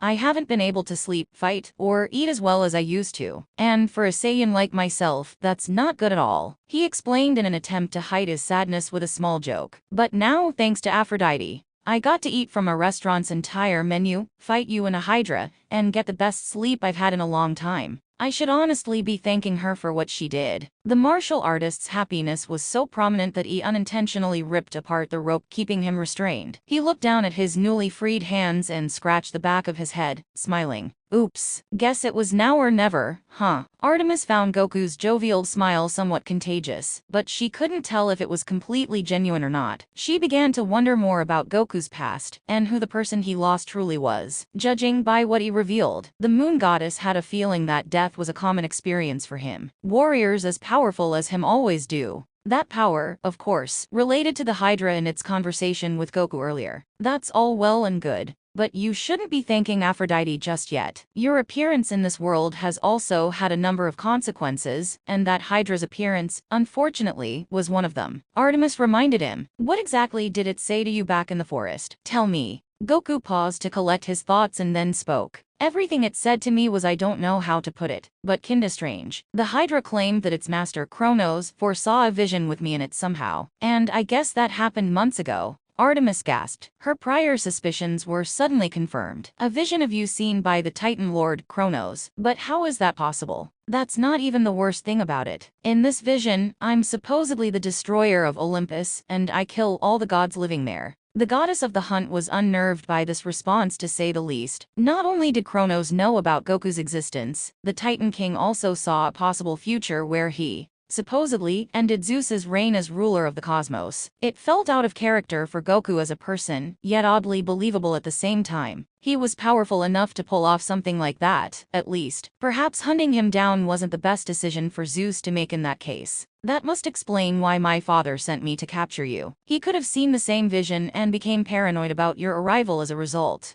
Goku shook his head in frustration. But I'm not like that. Why would I destroy Olympus if I don't really have anything against you guys personally? I just like to fight strong people, not needlessly destroy things. None of what that Hydra explained to me makes any sense. Artemis sighed and rested a hand on the man's shoulder. It was as comforting of a gesture as she could muster in that moment. I know and I believe you, Goku, but many of my fellow Olympians won't be so understanding. They know what Kronos is capable of, and, if he truly has been aware of who you are for that long, attacks from his followers will not stop with that Hydra. They'll get stronger and more dangerous from here. She then narrowed her golden eyes and stared straight into Goku's very soul. And sooner or later, Kronos himself will come for you and try to make that awful vision a reality. That's how desperate he is to reclaim his power over the universe. He'll use anyone and anything's strength to benefit his own, even yours. Yeah, I'm aware, the Saiyan muttered. I don't want to cause any more trouble than I have, so if you wish to take me to Mount Olympus, I'll come willingly. I at least want to show them that they have nothing to worry about me. Artemis genuinely smiled this time. That's quite noble of you, Goku. We'll travel back to the Empire State Building first thing in the morning. Seeing this smile gave him the chance to take notice of Artemis's eyes. While they were bright gold just moments before, each one now shifted into a silvery gray color that practically sparkled in the moonlight. It was beautiful, yet hypnotic at the same time. Goku was about to comment on this change, but Artemis stuck in a finger in his face to shut him up.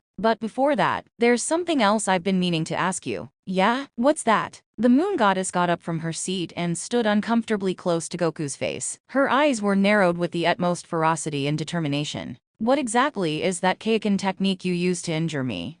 I need to know what that blue blast you used to destroy the Hydra was too. Artemis demanded. She then took out the tranquilizer dart and slyly wagged it in front of him. And if you try to resist, I have ways of making you talk. Mentally cursing himself for exposing his fear of needles to her, Goku slumped his shoulders and said, by blue blast, you mean the Kamehameha wave, right? One of Artemis's eyes twitched hearing this absurd name. She almost wondered if the Saiyan was mocking her. Why are you mentioning a Hawaiian king as the name of your attack? Goku, of course, had no idea what a Hawaiian was, so he began to wonder if she was mocking him. Wait, no. The Kamehameha translates to Turtle Devastation Wave.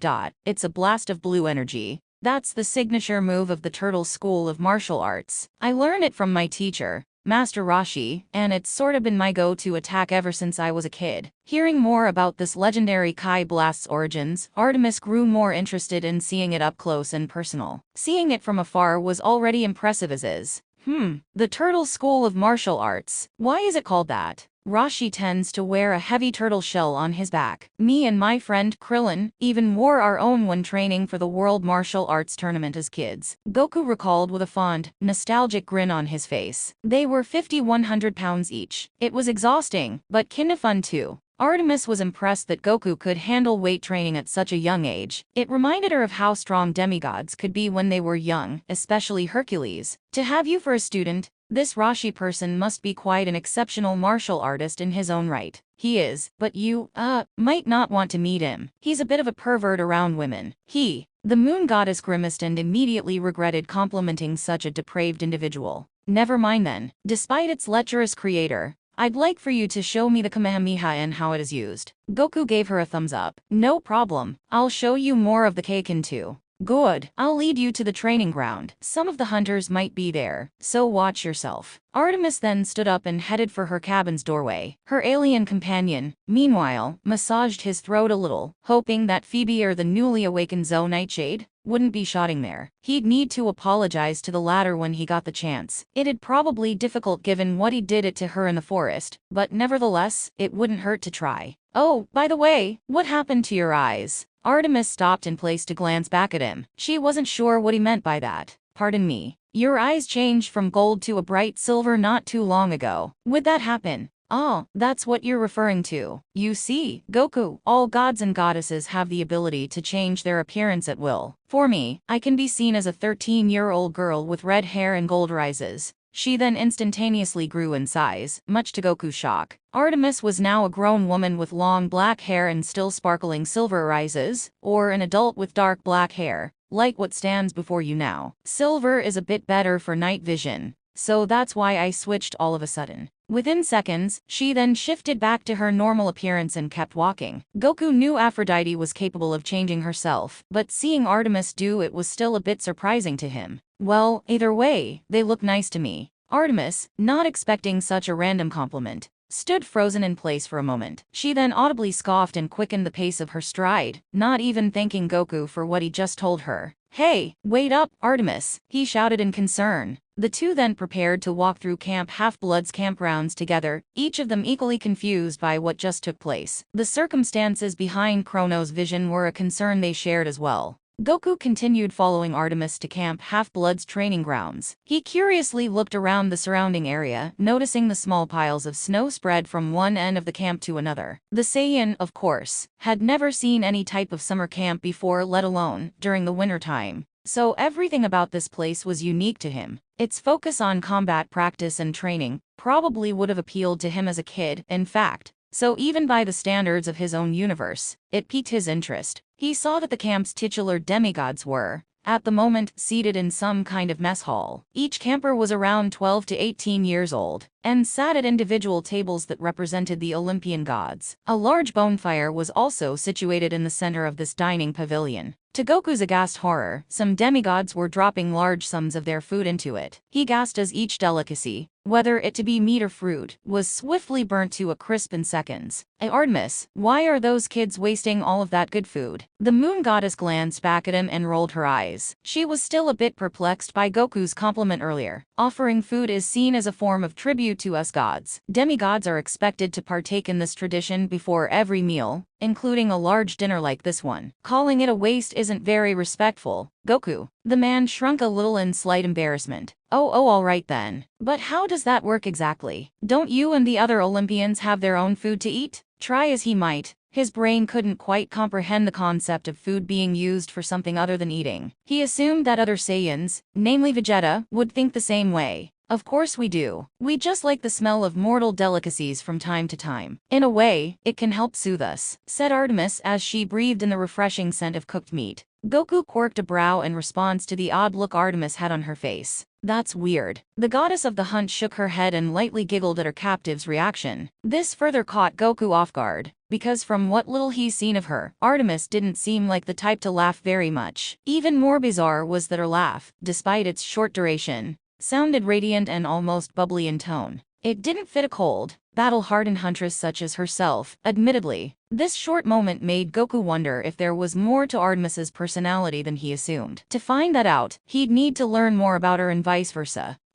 I suppose I can't blame you for reacting like that. Us gods do have our own peculiarities and quirks like any other living thing, she proclaimed with a small grin. Her face then shifted back to its usual look of indifference mid-sentence. We're not infallible, Goku. We can and do make mistakes sometimes. My father alone confirms that. Goku nodded his head. I guess that's normal then. The gods back in my universe weren't perfect either. Some of them were actually pretty dang weird, now that I think about it. Apart from King Kai. He thought back to his first meeting with Supreme Kai back at the 25th World Martial Arts Tournament. He was quite ominous during that time and, in some sense, he still was. Despite his benevolent nature, some parts about him and his past remained a mystery to this very day. The brief mention of gods that existed outside the Greek, Egyptian, and Norse pantheons caught Artemis's attention. Before now, she didn't believe such beings even existed. You've interacted with the gods of your own universe. What were they like? Goku lightly stroked his chin, trying to think of a way to put the case's mysterious existence into words. He then narrowed his eyes in concentration and slight puzzlement. Well, the closest thing I've come to meeting with a race of gods were the case. However, even now, I'm not sure if they could even be called that. What do you mean? Don't get me wrong. The case are capable of performing some amazing feats. Heck, one of them helped me learn the Kaioken about 13 years ago. They're just not as powerful as a god should be, in my opinion. I surpassed their strongest member, the Supreme Kai, Shin, pretty easily, believe it or not. He explained in further detail. And based on what I've seen from Aphrodite's memories, some of you Olympian guys might be way stronger than them at full power too. Artemis couldn't believe what she was hearing. Goku being able to surpass the Supreme Kai deity as easily as he did put his strength at an even greater level than she thought possible. It made her wonder how powerful this man could truly become in the next few years or so. Learning that the Kaioken was a technique crafted by gods also explained a lot. How were you able to learn techniques from a being like that? Shouldn't that be impossible for mortals like yourself? Normally, it would be, but things get a whole lot less impossible when you die and go to Otherworld. Haha, Goku chuckled, not even realizing how insane that statement sounded. When I got to that place, I met King Kai, the lord of my universe's North Quadrant, and trained under him for about a year. He's a pretty funny guy once you get to know him, especially when it comes to telling bad jokes and puns. I was actually visiting his planet before that elevator came and took me here. Artemis's brain checked out the moment she heard that Goku visited his world's version of the afterlife multiple times over. Hold on, are you implying that you've died before? And more than once? Yep, about 2 times now. Both of them were done as sacrifices for the greater good, but I'll get into that later. She scoffed in a mix of shock and denial, not at all believing in Goku's improbable claims. No matter how powerful he was, mortals like him did not have the luxury, or curse, of eternal, and would inevitably pass away at some point. That's preposterous. No mortal should ever be able to escape death. let alone twice in a row. Either you're lying to me or you're exaggerating the circumstances behind these sacrifices as you've called them. Goku sighed and sported a more serious grimace. Look, Artemis, I know what I'm saying might seem tough to swallow, but keep in mind that I live in a universe much different from this one. The standards of death back home are probably more lenient than it is here, he affirmed. For one thing, we have magical objects called Dragon Balls. Artemis titled her head to the side in growing curiosity. Dragon Balls? MMHM. They're 7 orange balls created by a race of slug-like aliens known as the Namekians. Each of them have red stars that indicate their respective number, such as the 1-star ball, 2-star ball, 3-star ball, 4-star ball, and so on. Goku continued from memory. When someone collects all 7, that person will summon Shenron, the eternal dragon. He can grant any wish ranging from immortality, wealth, and, in my case, resurrection from the dead. Artemis was amazed by the sheer power these Dragon Balls were implied to possess. She didn't want to think of what would happen if Zeus or an evil being like Kronos got their hands on them. I see. So you're saying that Shenron was used to wish you back to life? For the first time, yes. My one friend, Bulma, is super smart. So she was able to create a special radar that could track the Dragon Ball's energy and identify where they were located on a map. Ever since I was about 12 years old, we've been going on adventures to find them and make sure they didn't fall into the wrong hands. This eventually led us to the planet Namek. Once we found out the Namekians had their own set of Dragon Balls to find. He smiled, nostalgically reminiscing about this past journeys with Bulma, Yamcha, Oolong, Pure, and the gang. As images of his friends and family came to mind, Goku began to wonder how long it would take him to return home, or if he'd even be able to find a way to come back in general. Artemis, meanwhile, was surprised by how much he's been through. Much like the heroes of old, it appeared that Goku, even at such a young age, was destined to fight and do good in his world. Going on adventures at the age of 12, he's more similar to Hercules and other demigods than I first thought. A younger version of him wouldn't be that out of place amongst these campers. He would have fit in quite well here. Being an alien, she rightfully inferred that Goku was stronger than the average human even before his training with Master Roshi began. Interesting. What makes these Namekian Dragon Balls different from the ones you and your friends found on Earth? The martial artist shrugged. They weren't that much different, to be honest. While Earth's Dragon Balls only had the power to grant 1 wish at a time, Namek's, which were bigger in size, could grant up to 3. However, a major setback my friends and my son, Gohan, had to deal with was that Purunga, the eternal dragon equivalent to Shenron, could only understand the native Namekian language, and thus, had to be summoned by a member of that species. The reference to Goku's son caught Artemis's attention, but she decided to discuss his family another time. After all, she could already see Camp Half-Blood's archery range within her line of sight. Gohan, go on, she muttered. The two do share some similarities, though. After all of the wishes are granted, both sets of Dragon Balls turn to stone and need to recharge for about a year. They will also permanently turn to stone if their creator is killed or passes away. That was one of the reasons why Bulma, Gohan, and my best friend Krillin had to travel to Namek after the Saiyans invaded Earth 13 years ago. Artemis's eyes slightly widened. There were Saiyans who invaded your planet in the past. His expression contorted into a regretful scowl. Even now, remembering the time Raditz, Nappa, and Vegeta came to Earth was still somewhat difficult for him. The amount of death and destruction they caused wasn't something he could forget so easily. Yeah, they did. Did it have something to do with collecting the Dragon Balls for themselves? Well, kinda. They only found out about them after me and Piccolo, a Namekian who used to be my greatest enemy back home, fought my older brother, Raditz. The other 2 Saiyans, Vegeta and Nappa, listened in on our fight through a device called a scouter. They were in another part of the galaxy at the time. Goku murmured with a frown on his face. It was Raditz who revealed that I wasn't human like I once thought. Artemis observed Goku from head to toe with a steely, yet sympathetic gaze. His story was starting to sound more tragic than she expected. I see. He went to Earth looking for you then, correct? Yeah, before he came, I've lived on Earth for most of my life. I'm not sure how I ended up there, but I was raised as a human by my grandpa, Gohan, on Mount Paozu,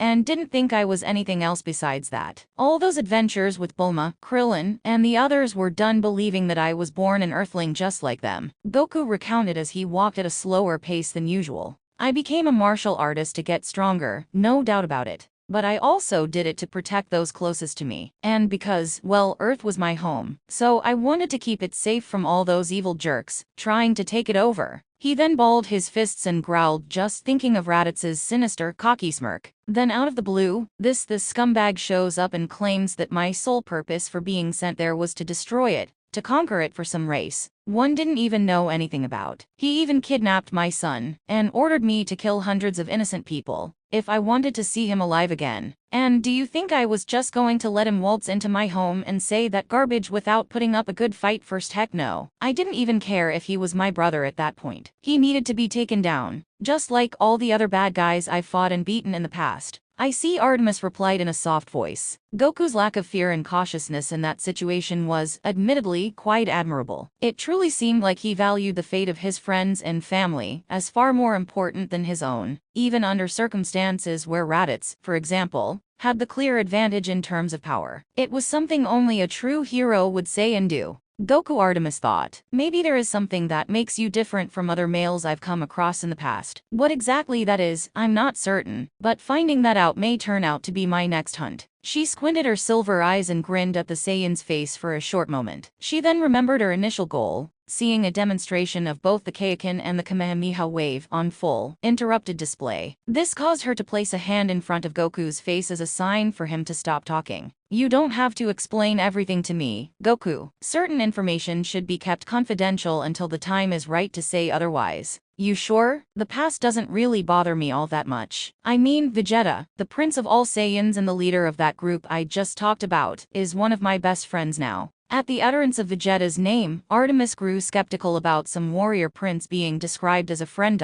Is that feeling mutual between you two? He was an enemy to you and the rest of Earth, after all, she said matter-of-factly while placing both hands on her hips. Goku chuckled at this question. She had no idea what him and Vegeta had been through since then. He might not admit it, but I'd say so. Even the worst people can change for the better in some ways, Artemis. To be honest, most of my closest friends have been enemies beforehand, Vegeta included. Heck, even Krillin, my best friend and a fellow student of Master Roshi's, didn't like me at first. Haha. Artemis rolled her eyes at Goku's childish laughter. She stopped in place to examine Camp Half-Blood's archery field upon reaching it. As much as I'd like to know the exact circumstances pertaining to the start of that friendship, it'll have to be saved for another time. We've reached our destination. They looked to see 10 individual wooden targets that were evenly spread throughout the field. Each one was occupied by the hunters of Artemis who weren't injured or knocked out by the Hydra. They all stood in multiple single-file lines, patiently waiting for their turn to practice shooting arrows. Arrow after arrow whizzed by without any sort of delay or error. Their speed, in fact, was even somewhat difficult for Goku to keep track of in that moment. However, the fastest and most precise shots, by far, were being fired by the newly recovered Zoe Nightshade. To his surprise, she placed 5 arrows in her bow at once, and prepared to fire them. She took a deep breath and squinted her brown eyes in deep, unperturbed focus. Then, after slowly pulling back the string of her bow, she fired and aimed each arrow at their own separate targets.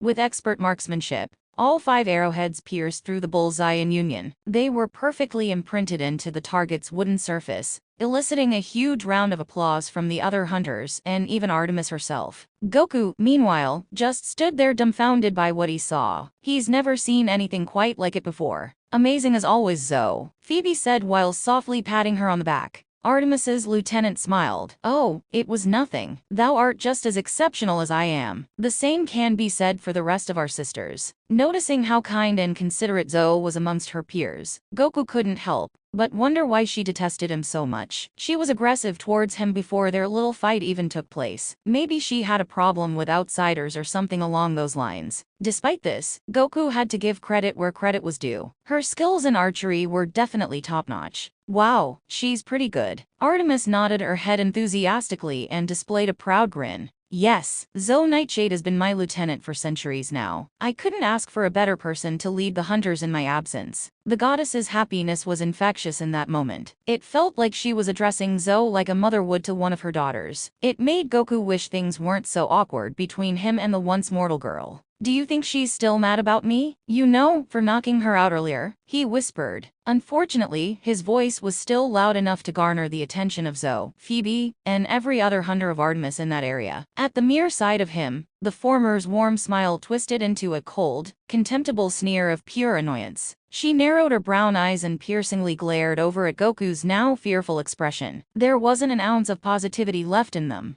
Much to his chagrin, G guessed that answered my question. Artemis, already expecting this type of vitriolic reaction, cleared her throat and attempted to quell Zoe's short temper. I see you've recovered just fine, dear one. Did you rest well? Her mood slightly improved upon seeing her mistress in person. Of course I'm all right, my lady. That blow to the neck was merely a lucky shot and nothing more. Her tone was calm, yet notably condescending. Out of spite, she was going out of her way to downplay Goku's strength and his attack's effect on her. This behavior, admittedly, was something Artemis partook in herself. The difference was that she could swallow her pride and accept defeat while Zoe could not. Arrogance won't do you any good, Zoe. I didn't bring Goku here to start another fight we can't win. After all, it was us who had the lucky shot, not him, remember? Then why is this alien even here? He's still thy prisoner, my lady. Him being able to kill that Hydra doesn't change anything. Her fellow hunters of Artemis nodded along in unanimous agreement. They all continued to glare at Goku with equal amounts of scorn. She's right. Son Goku shouldn't even be allowed to roam free. We should just deliver him to Lord Zeus and be done with it. This man's been around far too long for my tastes. Artemis shook her head in response to these foolish, needlessly hateful remarks. She sighed as her silver eyes radiated with divine, moonlit energy. As her gaze glowed more profoundly by the second, the moon itself also shined the same way and became much brighter than before. Goku probably would have transformed into an Azaru right then and there if he had his tail back. Enough. The hunters of Artemis were swiftly silenced by their mistress's sonic boom-like voice. It released an invisible shockwave of divine energy that sent chills down the spines of each girl in attendance, especially Zoe. This temporary outburst of Blutz waves, as they were called, even extended over to Camp Half-Blood's demigods. They looked up from their meals with immense confusion, before going back to eating like nothing happened. Afterwards, Artemis paused for a moment to collect her thoughts and emotions. She glanced from right to left, disapprovingly grimacing at her followers in a maternal manner. That's enough. Son Goku may be my prisoner, but from now on, no hostility should be shown towards him without any good reason for it. Whether you girls like it or not, Goku, as I've come to realize myself, only attacked us in self-defense. The moon goddess explained. And even in spite of our unjustifiable actions, he still risked his life to destroy that Hydra and make sure it didn't bring any further harm to us. That is why I preferred to talk with him instead, as any good hunter would, to gain information about their prey. The glow of Artemis's eyes and the moon began to subside alongside her prior agitation. Zoe bit her lower lip, struggling to come up with a good retort for the goddess's argument. But he. Look, I realize that he humiliated you,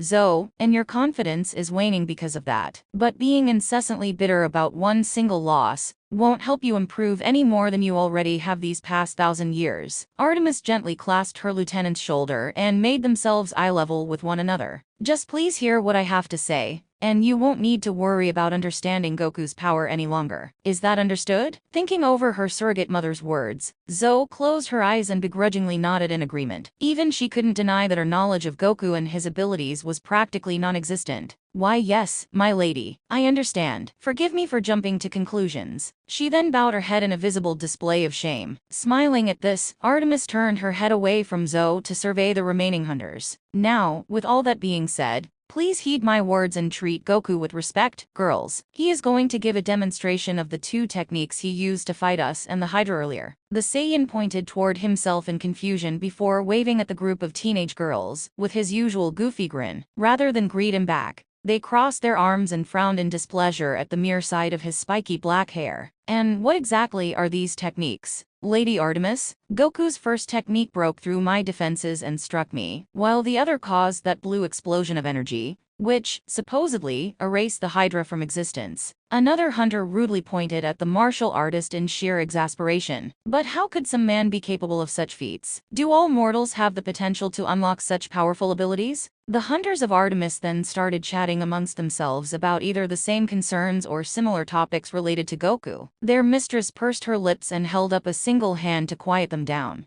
Settle down, everyone. All your questions will be answered once Goku has a chance to speak. Gather behind me, so he has enough space to do so, she ordered while motioning for her hunters to step away from the archery field's targets. All of them, including Zoe and Phoebe, did as their goddess commanded and huddled together into one large group. Now, Goku, not exactly knowing what to do next, stared at his viewing audience with a nervous expression. Despite being far stronger than the hunters of Artemis could ever dream of being, their looks of disgust and hatred were still quite intimidating. They thankfully didn't compare to Kai's infamous death stare, at least. Go ahead, Goku. As I've already said, my hunters won't try to attack you last time, so you having nothing to worry about. Artemis then gave her followers the stink eye to make sure that point was made clear. Right, girls. Right, the huntresses grumbled in unison. They pouted resentfully and waited for Goku's so-called demonstration to start. Slumping his shoulders in relief, the Z-fighter cleared his throat and prepared to speak. Okay then, thanks. How do I phrase this without making it sound too complicated? He cupped his chin in a deep thinking position and stood there for a few moments. Shortly afterwards, he raised his finger in a sudden moment of eureka. Oh, I know. Have any of you besides Artemis heard of Kai before? The hunters of Artemis whispered to each other in puzzlement before Zoe took it upon herself to answer this question. Isn't that a term describing the energy from which all life forms are composed of? I believe it is a concept common to Chinese culture and the study of martial arts. Other names for it include Kai or Kai. Goku nodded. Not sure what a Chinese is, but that's right, Zoe. Nice one. Artemis's lieutenant deadpanned at the man's misuse of the term describing people who live in China. Is this man serious? If such a country is unknown to him, then how different is his world from ours? She thought in disbelief, wondering if Goku's original home was even an alternate version of Earth or not. Then again, he could just be another idiotic male who doesn't pay attention to his surroundings. That wouldn't be much of a surprise to her. You see, Kai is a part of everyone and everything. People, animals, plants, even the sun itself. All things that exist in this universe and mine are driven by one comprehensive form of energy. Goku explained. Heck, I think even that Hydra and Greek gods like Artemis have it. The girls gasped at this surprising revelation. Really? While far less startled by this information, the moon goddess was still interested in hearing what he had to say about her divine powers. And what makes you say that, Goku? Well, back home, the strongest martial artists can acquire the ability to sense the Kai signatures of other people and everything surrounding them. Being one of these people, I was able to detect where you girls were in the forest a few hours ago. It's how I could tell you girls were following me, he replied knowledgeably. But for some reason, I couldn't do the same thing with yours, Artemis. The goddess of the hunt quirked a brow in newfound curiosity. Strange. I wonder why. Not sure, to be honest. I don't know how to describe it. But you and Aphrodite both had this type of Kai I couldn't sense at all. Although I can see your auras and their colors, your presences are almost invisible to me. Might have something to do with you being goddesses, I guess. This explained why Aphrodite's energy completely vanished when traveling back to Mount Olympus, and how Artemis's tranquilizer dart was able to pierce his neck without him being able to dodge it. I suppose that is rather odd, yes. However, us gods and goddesses are quite different from mortals in many ways, so it'd make sense that we'd have a different Kai signature. Perhaps those cases you mentioned were capable of using a similar type of divine energy. Goku had never thought about that before, but she could be right. There were certain times where he couldn't sense Shin, Kibito, or old Kai's energies at all. Majin Buu, in a sense, was somewhat the same way. This new type of Kai made him wonder if there were more powerful beings in his universe that he hadn't come across yet. It was an exciting prospect, yet a little terrifying at the same time. You're probably right. I'll have try looking into this new type of divine Kai when I'm able to. Goku nodded, while scratching the back of his head in bewilderment. He then went back to demonstrating his own skills in Kai manipulation. But for now, though, I'll briefly show you the basics before going into more detail about the Kaioken and Kamehameha wave. Those are more advanced techniques that require a lot of focus and discipline to execute properly. After that, he steadied his breathing and placed both hands in front of each other. Yellow particles of Kai sparked to life in the center of their palms, and quickly coalesced into one spherical energy ball. This sphere sent out a blinding flash of light that caused Artemis and her followers to partially shield their eyes. See what's happening, guys? By focusing energy into my hands, I can emit a small sphere of Kai from them. Harnessing more and more Kai into my fingertips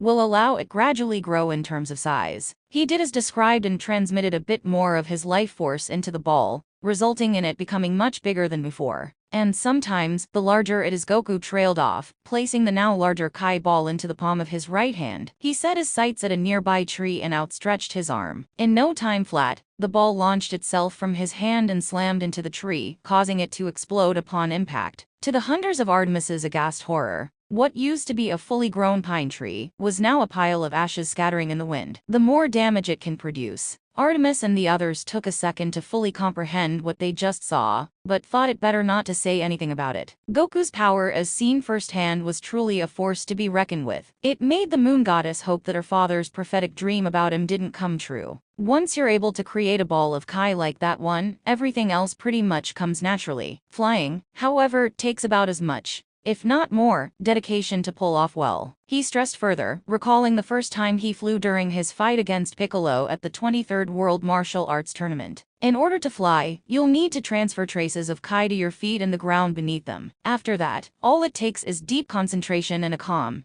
dedicated mind. Closing his eyes, Goku stood in place and used his Kai to propel gusts of wind down towards the surface. He then slowly but surely began to levitate until his whole body ascended into the air. See, simple as that. You girls will be flying in no time. Zoe looked up at him with fully white and brown eyes. Art thou suggesting that all mortals had the potential to fly all along using this Kai? Wings or wind manipulation were never the ways to do so. Goku floated a bit closer to her and said, with enough practice, sure, people can acquire it at different points in their life, though, regardless of age or even strength. I learned to fly at the age of 18, for example, while my son, Gohan, was able to do it at only 5 years old. But that was mainly because he had to fight stronger opponents than I ever did at that age. Part of him still held some regret towards Gohan being forced to fight so young. The amount of trauma he's experienced from witnessing Piccolo's death to Rikum snapping his neck on Namek wasn't something any normal toddler could endure. It was a miracle that he turned out as mentally stable as he did. Zoe scoffed at such a ludicrous remark. A 5-year-old child being able to fly and fight others in combat? Thou must be joking. Gohan wasn't an ordinary kid. He held all sorts of raw fighting potential that, at one point, allowed him to surpass me at the age of 9 or so. I did catch up, of course, but that was only because he took a break from training to focus on his studies and become a scholar. Goku proclaimed with immense pride for his son's accomplishments. He did just as his mom wanted and then some. I couldn't be more happy for him if I tried, honestly. Once again, he faltered a little just thinking about Kai, but didn't look too sad this time around. Artemis, however, still took note of this slight change in mood. There it is again. A forlorn look of grief seems to appear when he refers to one specific person in conversation. Could Gohan's mother, his wife, Kai, be that special someone he lost before Aphrodite sent him here? She frowned. The moon goddess wasn't a stranger to losing friends and loved ones, so she could fully understand what he was feeling right now. Zoe, meanwhile, was struggling to comprehend the fact that a mere child could stand toe-to-toe with Goku, and, potentially, her own mistress in terms of power. His potential must have been greater than the gods themselves. A 9-year-old having that much power is unsettling to say the least, and him being male makes it even worse. It's not entirely impossible, Zoe. Heracles, was able to strangle 2 snakes when he was only an infant. One of the other hunters replied. The tan-skinned lieutenant's body stiffened at the open mention of said legendary hero. Her left eye slightly twitched a little in annoyance as she ground her teeth in a back-and-forth motion. I'm aware of that, sister, but the less that God's forsaken name is mentioned in my presence, the better. In fact, I'd prefer if he wasn't spoken about at all. Got it. Artemis sighed at this sudden outburst, implying that Zoe has reacted in a similar manner many times before. Alright, sorry Zoe. She took a deep breath and turned her to the side. Even she thought it was a little uncalled for to snap at her fellow hunter like that. Hercules just brought out that angrier, more irritable side of her, unfortunately. Goku was slowly getting to be the same way. No, don't apologize. It is not thy fault. Thou should simply keep that hero out of thy thoughts from now on, and be done with it. The bitter sarcasm in Zoe's voice wasn't easy to miss. Goku saw brief glimpses of this Hercules guy in Aphrodite's memories, but he didn't entirely understand what her beef with him was. He awkwardly darted his eyes from left to right in curiosity. Why, though? Did he do something to you? She rolled her eyes and scowled. As if that's any of thy business, Son Goku. Quit asking irrelevant questions and get on with thy demonstration. Then, maybe thou can go back to where thee belong and leave Lady Artemis alone.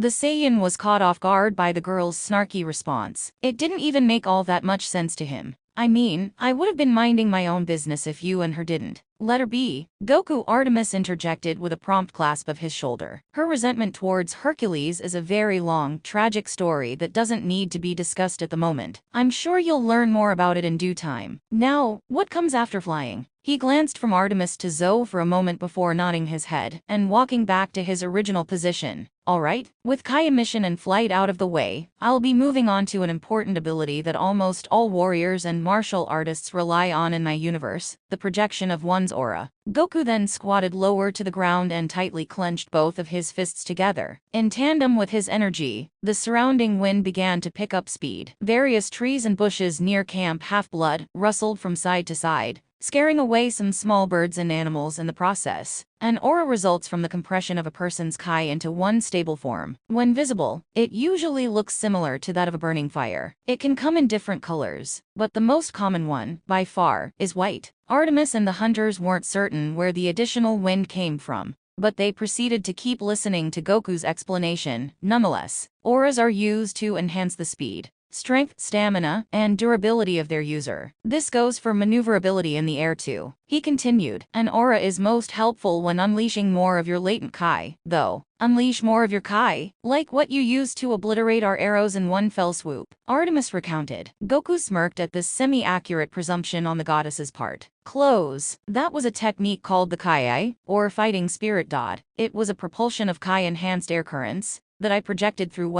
screaming if you want to keep things simple. I see, Artemis murmured. Feh, screaming, you say? How does raising your voice increase the strength of an attack? That doesn't seem very logical, said Phoebe with a bored look on her face. It's not just screaming that matters. Any kind of emotion can help increase the power and size of Kai. Anger, sadness, happiness, any notable feeling that boosts adrenaline and excitement can help someone flourish in a fight. But, as I've already told you girls, your aura must be unleashed before something effective can be done with it. Goku corrected Phoebe while going into detail about emotions and their connection with Kai. Here, I'll show you right now. He then relaxed his posture and coated his entire body in a white aura. The ground beneath his feet began to slightly crumble into smaller pieces. Some of the wooden targets were also blown off their posts, toppling over one after the other in quick succession. You girls may want to huddle together and cover your ears. You too, Artemis. Before they could ask what he meant by that, Goku narrowed his eyes and erupted with all sorts of energy. It was a small portion of his true power, admittedly, but enough to shake the entire campgrounds.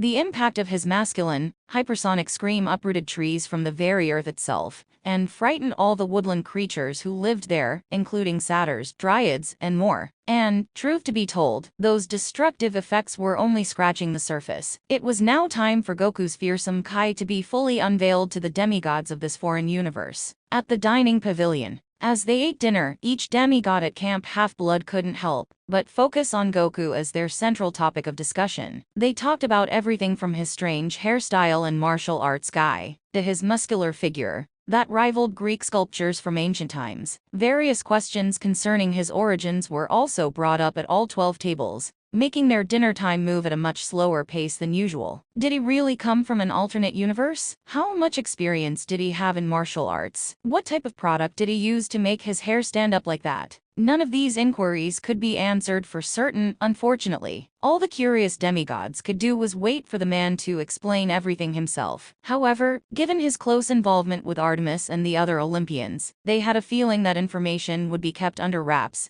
until Zeus came up with a proper use for him. They were, after all, in the midst of starting a second Titanomachy against Kronos and his loyal followers. One particular camper, Clarice LaRue, wasn't as enthusiastic about Goku's arrival as everyone else. Her camp uniform had its sleeves cut off to accentuate her abnormally large biceps. While sitting down at the Ares cabin table, she brushed her stringy, light brown hair and scowled in annoyance. Gods, I can't believe everyone's still talking about that moron. Sherman Yang, Clarice's half-brother, took a bite of some steak and shrugged. I mean, like it or not, the dude's kind of an anomaly, sis. He was literally dragged into camp after fighting Artemis and a freaking Hydra all by myself. And a supped-up Hydra on steroids at that. Cabin number 5's head counselor rolled her eyes. Sure, but the guy lost in the end, didn't he? His so-called power can't be all that impressive if he was taken down by those feminazi hunters in battle. A true warrior wouldn't stand to go down in such a pathetic way. Mark, another one of Claris's half-siblings, indecisively clasped his hands together. He wasn't too sure what to think about Goku at this point. Technically, he didn't see the arrow coming, so it was more like a cheap shot from Artemis than an actual win for her. TCH. Then the idiot should have kept his guard up. Dad wouldn't have fallen for such an obvious trap. I don't know, sis. That idiot lit up the entire sky with a blue flash of light. If Artemis was sent here to arrest him or whatever, then maybe he's the real deal. Claris scoffed and slammed a fist on the table. She also took a huge bite out of a chicken leg before speaking again.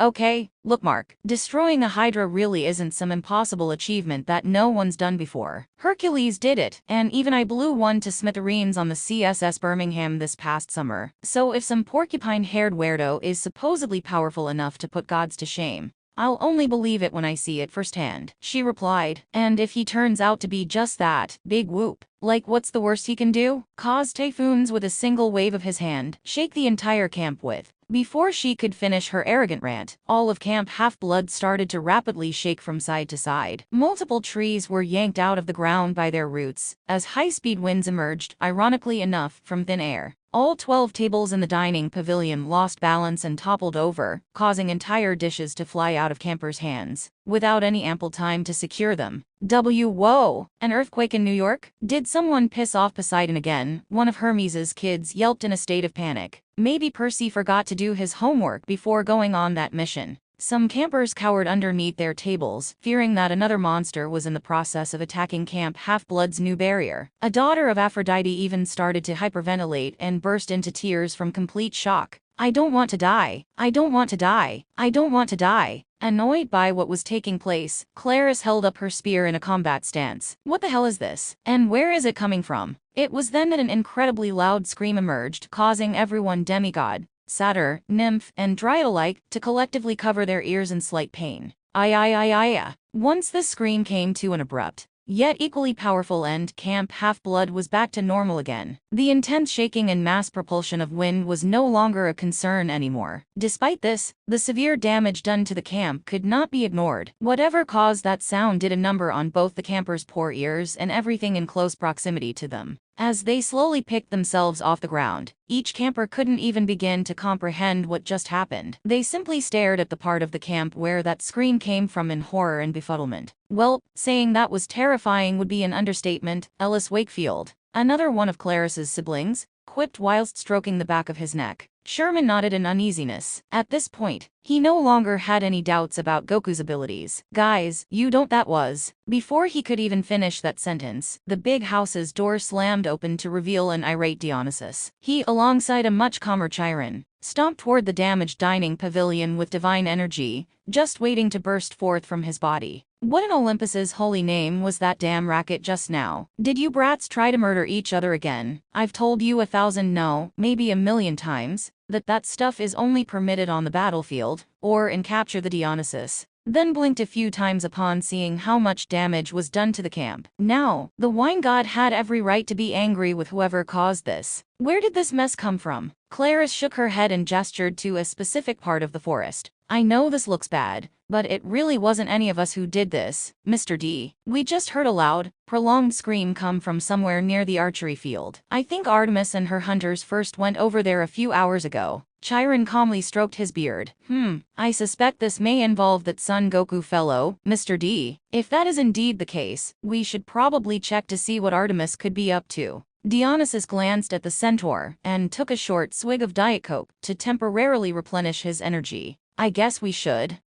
Damn it. Just when I thought I could get 2 pieces of peace and quiet, this crap happens. HMPH, he whined. He then turned his attention to cabin number 5's table and lazily motioned for Claris to follow him. Fine. Guess it can't be helped then. Claris, Charmin, you two can accompany me and Chiron. The rest of you brats can clean up the dining pavilion till it's just like it was before. Capiche? The remaining campers all groaned and silently cursed to themselves in dismay. Yes, Mr. D. They then did as instructed and began putting the dining pavilion's tables back to their original positions. The satyrs, dryads, and nymphs also helped reattach each of the trees that were ripped out of the ground by the scream's high-speed winds. Sherman Yang caught onto one of Dionysus's accidental mistakes and said, "It's, Sherman, by the way, Mr. D. You said Charmin, like the toilet paper brand." Dionysus glanced over at the boy with little care. Admittedly, he had forgotten that such an error was even said. "Kid, if something so insignificant and meaningless bothers you that much, then you and that brand have a lot in common. You're both ultra soft." The wind god then rolled his eyes and walked toward the camp's archery field, leaving Sherman utterly humiliated beyond comprehension. His siblings tried their best not to laugh as him, Chiron, and Clarus closely trailed after Dionysus to see what Artemis and, more importantly, Son Goku were up to. Meanwhile, as everyone began cleaning up Goku's unintentional mess, one figure stood motionless near the dining pavilion's bonfire. There, all of the campers' offerings were being contained in a brazier crackling with fire and brimstone. It was made of pure bronze, and was similar in size to that of a normal, everyday bathtub. The individual examining this fire was, strangely enough, an 8-year-old girl with short, chestnut brown hair and red eyes that burned as brightly as the flames she was tending to. They were warm, inviting, and comforting all at the same time. Much like her own personality as a goddess, she wore a brown dress that fully covered her head, feet, and small body. Despite the bizarre fact that no one was completely aware of her presence,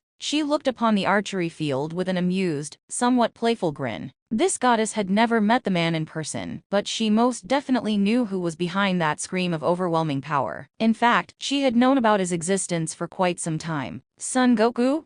I was wondering when we'd be able to meet. I suppose fate works in mysterious ways." Making certain that Chiron, Dionysus, Clarus, and Sherman didn't take notice of her, she vanished in a small whirlwind of orange-yellow flames. She didn't even make a single noise while doing so. Somewhere above Camp Half-Blood, after successfully teleporting herself from Mount Olympus to the mortal world, Aphrodite attempted to rendezvous with Goku as fast as possible. She flapped her pink angel wings and, in a sense, hopped across the skies above Long Island Sound at highly impressive speeds. Once she created enough distance between herself and where she trapped Ares, the love goddess waved her arms around and created a puffy cloud for her to sit on. It wasn't quite as fast as the flying Nimbus, but still useful enough to evade Ares, if or when he decided to chase after her. He'd most definitely find a way to escape her temple, and thinking otherwise would be quite foolish on her part. However, Aphrodite wasn't worried about him in that moment. All she wanted to do was pinpoint the exact area Artemis was keeping Goku and rescue him, if that made any sense. Knowing her fellow Olympian goddess, she likely pressured the poor Saiyan into revealing almost everything about himself. Zeus didn't really tell her much about him, after all. She darkly narrowed her green eyes and scanned the forest below. "You better not have done anything to my Goku, Artemis, or I swear I'll." Aphrodite then adjusted the position of her voluptuous body to get a closer look at Camp Half-Blood's vast sea of trees. She darted her eyes from left to right, looking for any sign of Goku's presence or lack thereof. "Come on, darling. Where could you be?" She sighed and brushed her long blonde bangs back in growing frustration. Then, all of a sudden, each tree near Camp Half-Blood began to shake violently, in conjunction with the entire camp itself. To her surprise, powerful gusts of wind were shot from the camp and almost knocked her off the cloud she was riding on. "Oof," Aphrodite yelped. She hurriedly fixed up her tousled pink toga and locks of hair. What on earth was that? Her question was answered by a powerful scream that almost felt like harmonious music to her ears. Goku's voice surged throughout all of Camp Half-Blood and its purveying skyline. "Ai. A cylindrical stream of white kai surged forth as a result, unintentionally revealing Goku's current location. Aphrodite smiled and felt her heart beat over 1,000,000 times faster than normal. "Ha, there you are. I'm coming, my love." Squealing in delight, she created a mirror from some of her energy and checked to see if she looked presentable enough. Unfortunately, it was this mirror that revealed a disturbing sight to her. From a hellish, fiery hole in the sky, Ares flew atop his infamous war chariot. It was a mix of blue dirt and gold, showing off gruesome depictions of death and bodily mutilation on all sides. Pulling this sinister vehicle were 4 black horses with eyes and manes filled to the brim with raging hellfire, seemingly breathing it like medieval dragons of yore. As a result of the mist, this chariot and its monstrous stallions would probably look more like a flying motorcycle, leaving streams of fire in its destructive path. Aphrodite put her mirror away and spun around in sheer terror. "Oh no, I thought I had more time." "Your time has just run out, babe. And once you lead me straight to Son Goku, so will his." The god of war chuckled maniacally. Sensing how evil and detached Ares's energy had become, Aphrodite felt that something else was going on with him. However, she couldn't afford to worry about that for now. Ensuring Goku's safety was her top priority for now. While increasing the speed of her cloud tenfold, the love goddess shot off 3 more consecutive love blasts in a row. Ares grunted at the mere sight of them. HMPH, those won't work on me again. He maneuvered his war chariot like a fighter jet, and spun around to dodge each blast, before they could even make contact. His 4 horses even went out of their way to extinguish one of the love blasts, with a single large fire blast. This collision of divine energies projected a small explosion that almost flipped Aphrodite's cloud upside down. Jaya, hanging on the cloud's edge for dear life, the love goddess lifted up her hand and fired another love blast at Ares's face. He stepped back a bit in response, causing his sunglasses to shatter into pieces, and part of his face to be grazed by glowing pink burns. Shocked that he fell for such a cheap shot, Ares clenched his teeth in newfound rage and said, "You bitch." He was holding back a little for her sake, but now, the war god had no qualms with harming the woman he once loved more than anything. Emitting dark purple energy from his body, he transformed his baseball bat into a double-barreled shotgun and aimed it directly at Aphrodite's cloud. "You're taking cheap shots now, huh? Well, 2 can play at that game, lover." Ares then channeled his demonic power into the gun and shot a massive blast of purple fire at her. Although Aphrodite didn't take the blast head-on, most of her cloud was completely blown to smithereens. She was now, as a result, smacked out of the sky and sent careening down to Camp Half-Blood Forest by force. Ayayaya, Goku. As she fell, Ares glanced over at Goku's aura in excitement. He goaded his 4 steeds into following after Aphrodite, and sneered with the utmost murderous intent. Soon, his hold over the goddess of love's heart would come to a swift, brutal end. "Get ready to fight, Son Goku, because this one will surely be your last." Back at the archery field, Goku, after screaming his lungs out, was covered from head to toe in a gray aura of Kai. His spiky black hair blew upward as if he were on top of an active ventilation shaft, moving in tandem with his energy's artificial wind. His Kai also acted like a supplementary light source, and caused his pale, white skin to glisten a bit more.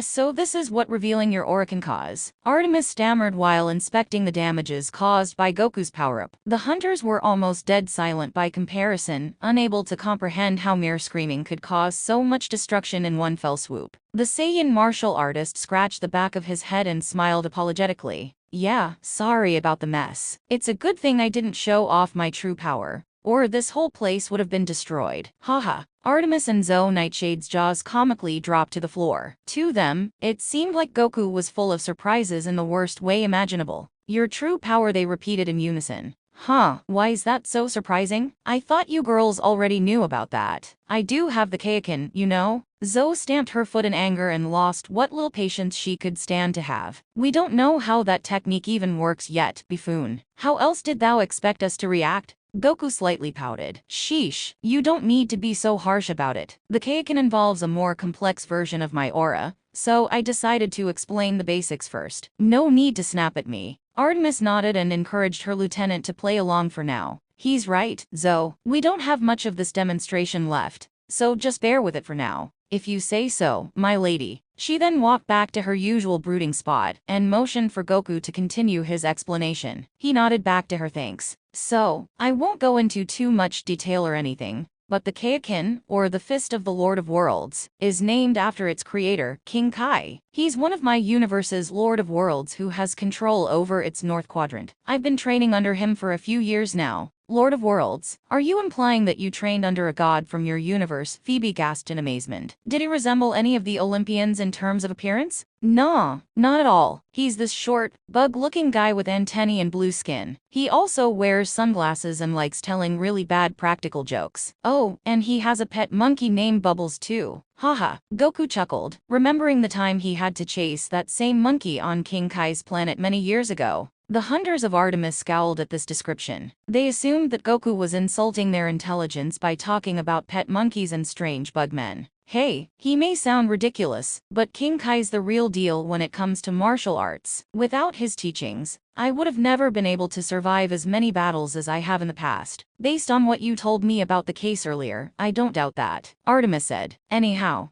The Kaioken is used to temporarily multiply a person's strength, speed, agility, and durability in combat. However, for every second it's in use, more and more pressure is exerted on the body, until entire bones are damaged or broken completely. It's one of the reasons why the Kaioken is such a dangerous, life-threatening technique, but also quite useful at the same time. The hunters of Artemis gasped at the potential power increase this attack could give to demigods or even themselves. No wonder Lady Artemis was harmed by it, Zoe whispered to herself. For the Kaioken, there are several levels representing the amount of power and pressure that is increased. I've managed to master X1 through X20 since I first trained under King Kai. I used the first level against Artemis, which multiplied my base power by 2. Goku further explained, mentioning the highest level of the Kaioken he had achieved before transforming into a Super Saiyan. Artemis hummed to herself in amazement. She was becoming more impressed by his prowess as a warrior. Fascinating. Very fascinating. If a normal Kaioken was able to deal that much damage to myself with only a few strikes, what power could the Kaioken X20 bring forth? If he weren't being put on trial by Zeus, she wondered if Goku would be willing to teach her such an ability. After all, her healing factor as a goddess could work quite well with the Kaioken's excess strain and pressure. Could you show us? I caught a glimpse of its dark red aura during our fight, but that was all. It was gone in seconds, requested Artemis with her usual look of neutral indifference. Goku happily complied as always. I was going to, anyway, but sure, Artemis, since my aura's already activated, there shouldn't be any more damage done to the campgrounds hopefully. With that being said, he took a deep breath and clenched his fists once again. His white aura was stained with a dark crimson red, becoming more fiery and unstable in seconds. As it billowed upward like a raging fire, Goku narrowed his eyes in deep concentration and squatted closer to the ground. His entire body was now as orangish red as his energy. Kaioken. Much like what happened during his first bout with Artemis, the ground cracked into tiny pieces beneath his feet. He then dashed forward and transported himself behind the girls before they could even blink. His movements were so incredibly fast that it seemed like he didn't even move a single muscle. This is the type of speed I used to punch you earlier, Artemis. I could have held back a little more, but it worked out either way. Goku explained. I probably could have destroyed that Hydra a lot faster too, now that I think about it. The goddess of the hunt frowned. Do you always hold back like that? Mostly when I'm gauging the strength of my opponents. It usually makes the fight more interesting. It reminded of the time he used weighted clothing during his fight against Yen at the 23rd World Martial Arts Tournament. I see. That's almost like how I treat prey while hunting, which includes you, I suppose. Goku chuckled at this remark. I guess that's a good way of putting it. I usually fight for fun, though. Artemis smiled back. Her red lips were twitched upward as she ever so slightly giggled in a playful manner. Ah, right? Is that your Saiyan instincts at work?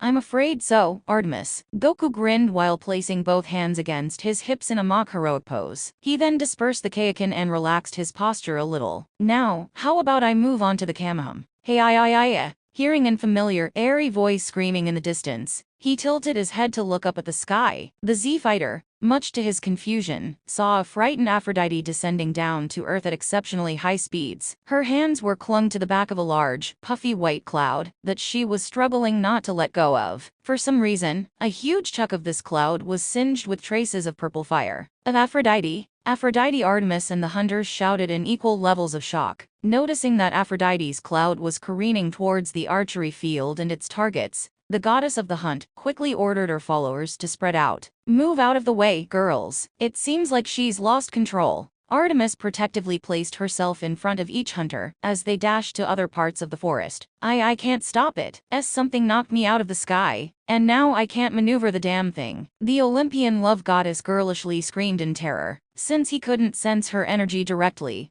Goku flew into the air at speeds far exceeding the speed of light and scooped her up bridal style. Don't worry, I've got you. She began to blush up a storm as soon as her body made the slightest contact with his chest. Eep! None the wiser to her embarrassment, Goku safely landed on the ground without any damage taken. The cloud, on the other hand, disintegrated upon impact and became nothing more but superheated gas particles. Phew, that was a close one. You alright, Aphrodite? Aphrodite froze, taking a moment to contemplate the fact she was being cradled in Goku's arms like a woman on her wedding night. She didn't even care that Ares was quickly ganging on her at that point. This may be bad timing, but there's no telling how long it will take for me to be in this position again. I might as well take advantage of it while it lasts, she thought, going against the logical side of her brain to embrace this intimate situation between them. The goddess of love then harnessed the skills of her inner muse and pretended to cry hard. "Oh, my Goku, I was so scared." She pressed her face against Goku's shoulder and continued to sob uncontrollably. Most of this response was exaggerated, but a little theatrics were necessary to gain the attention of someone as oblivious as said martial artist, and Goku unfortunately fell for the goddess's performance. He grimaced while gently rubbing her exposed shoulder. "Whoa, Aphrodite, there's no need to cry. You're safe now.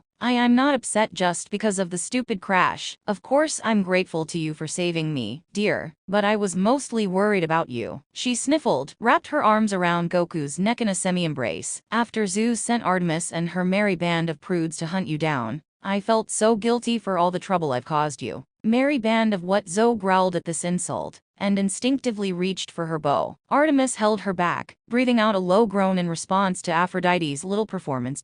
"No need for any of you girls to get involved. I'll deal with her," the moon goddess lowly whispered. She then walked over to where Goku and Aphrodite stood with both arms neatly folded behind her back. Despite his knowledge of her past experiences as a love goddess, the martial artist decided to play along anyway. She didn't want her to stay upset like this. "You don't need to feel guilty, Aphrodite. As much as I didn't like being sent here at first, I still enjoyed every minute of it so far. The fights, the food, the people, everything seems like it'll be fun to experience, until I find a proper way back home. Plus, if that weird elevator never showed up on King Kai's planet, I never would have met you." The goddess gasped at this response. Her fake tears were now starting to be replaced with some real ones. "Oh, Goku, that's all I wanted you to say and then some," Aphrodite chirped happily, jumping out of his arms, so her own were looped tightly around his neck. Goku, almost losing his balance, stopped himself from falling over by returning the hug in an awkward manner. Artemis crossed her arms and tapped her foot on the ground impatiently. "You done playing your childish games, Aphrodite?" Artemis, being an affectionless killjoy as always. "I see." The love goddess scowled. To her disappointment,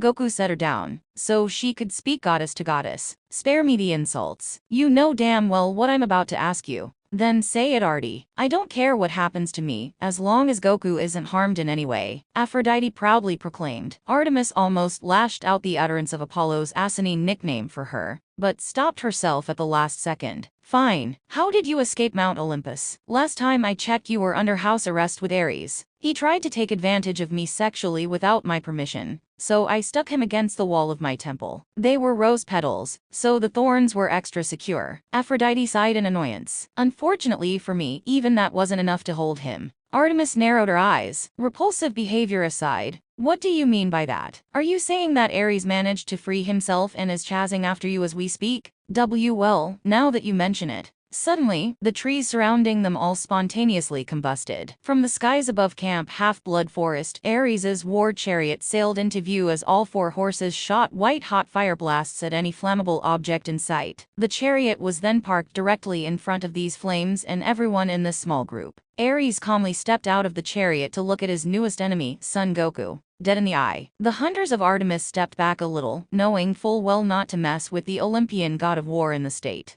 He created a new pair of sunglasses to replace his old, broken ones, and sneered at his Saiyan nemesis. Goku simply frowned, showing no signs of fear or hostility whatsoever. "Yeah, I was." Ares chuckled in amusement. "And now that I've caught up with her, I have a score to settle with you, Son Goku, god to Saiyan." From what Goku could gather in that precise moment, this god had a look of pure bloodlust that represented and sought for only one thing in this entire world war. Goku wasn't sure what to think about this particular Olympian god. As Camp Half-Blood Forest's trees burned around him, he took it upon himself to examine Ares' appearance. The god of war had a murderous look of anger in both eyes that stared into his very soul. The Saiyan of Earth could tell he had a lot of combat experience, given everything he's seen about him through Aphrodite's memories. but his total power level, on the other hand, didn't seem all that impressive at first glance. However, considering that he couldn't sense either Aphrodite or Artemis's Chi signatures, this presumption might prove to be inaccurate. There might be a chance for Ares to give him the first challenging fight in this entire universe. That's what Goku hoped would happen, at least. After everything he has been through these past few hours, such a hypothetical battle was something he desperately needed to experience. He then narrowed his eyes and said, "I'm guessing you're Ares, right? The god of war?" "Oh, the great son Goku recognizes me. Huh, I'm truly honored." The war god sarcastically chuckled. He would have started walking over to him if not for Aphrodite standing between them. She darted her eyes from one man to another in nervousness. "Don't take one step closer to him, Ares. Your quarrel is with me, not Goku." "Oh, and what exactly are you going to do to stop me, babe? Wrap me in up more of those thorns? I already blasted your pathetic excuse for a cloud out of the sky. Our quarrel was over before it even started." Aphrodite took a hesitant step back. She then stood her ground and glared at Ares. "I'll admit that my trap for you wasn't the best, but the meaning behind it should be obvious, even to someone as thick-headed as you. I am solely responsible for Goku's appearance in our universe, and I won't let you, or any of the other Olympians, lay a single finger on him because of it," Aphrodite proclaimed with the utmost conviction. She furrowed her blonde eyebrows and empowered her eyes with pink energy while speaking. Goku placed a hand on the love goddess's shoulder and shook his head. "I appreciate the help, Aphrodite, but this situation is my mess clean up too. I even surrendered myself to Artemis and the girls a while ago." She tilted her head to the side in shock. It was quite rare for Goku to willingly give himself up like that. The only exception was when he gave up fighting Cell at the Cell Games. "Huh, you did?" "Yes. He speaks the truth, Aphrodite," Artemis said while standing next to Goku's side. "After a brief skirmish involving myself, the Hunters, and a Hydra, he agreed to stand trial on Mount Olympus. Well, once he woke up from the after-effects of my divine tranquilizer dart, that is." She couldn't help but smirk at the fact that she managed to incapacitate Goku, in spite of their sizable gap in strength. "Hey, I was caught off guard, Artemis. How was I supposed to know you were going to attack me right as I got done destroying that Hydra?" Artemis shook her head and sighed.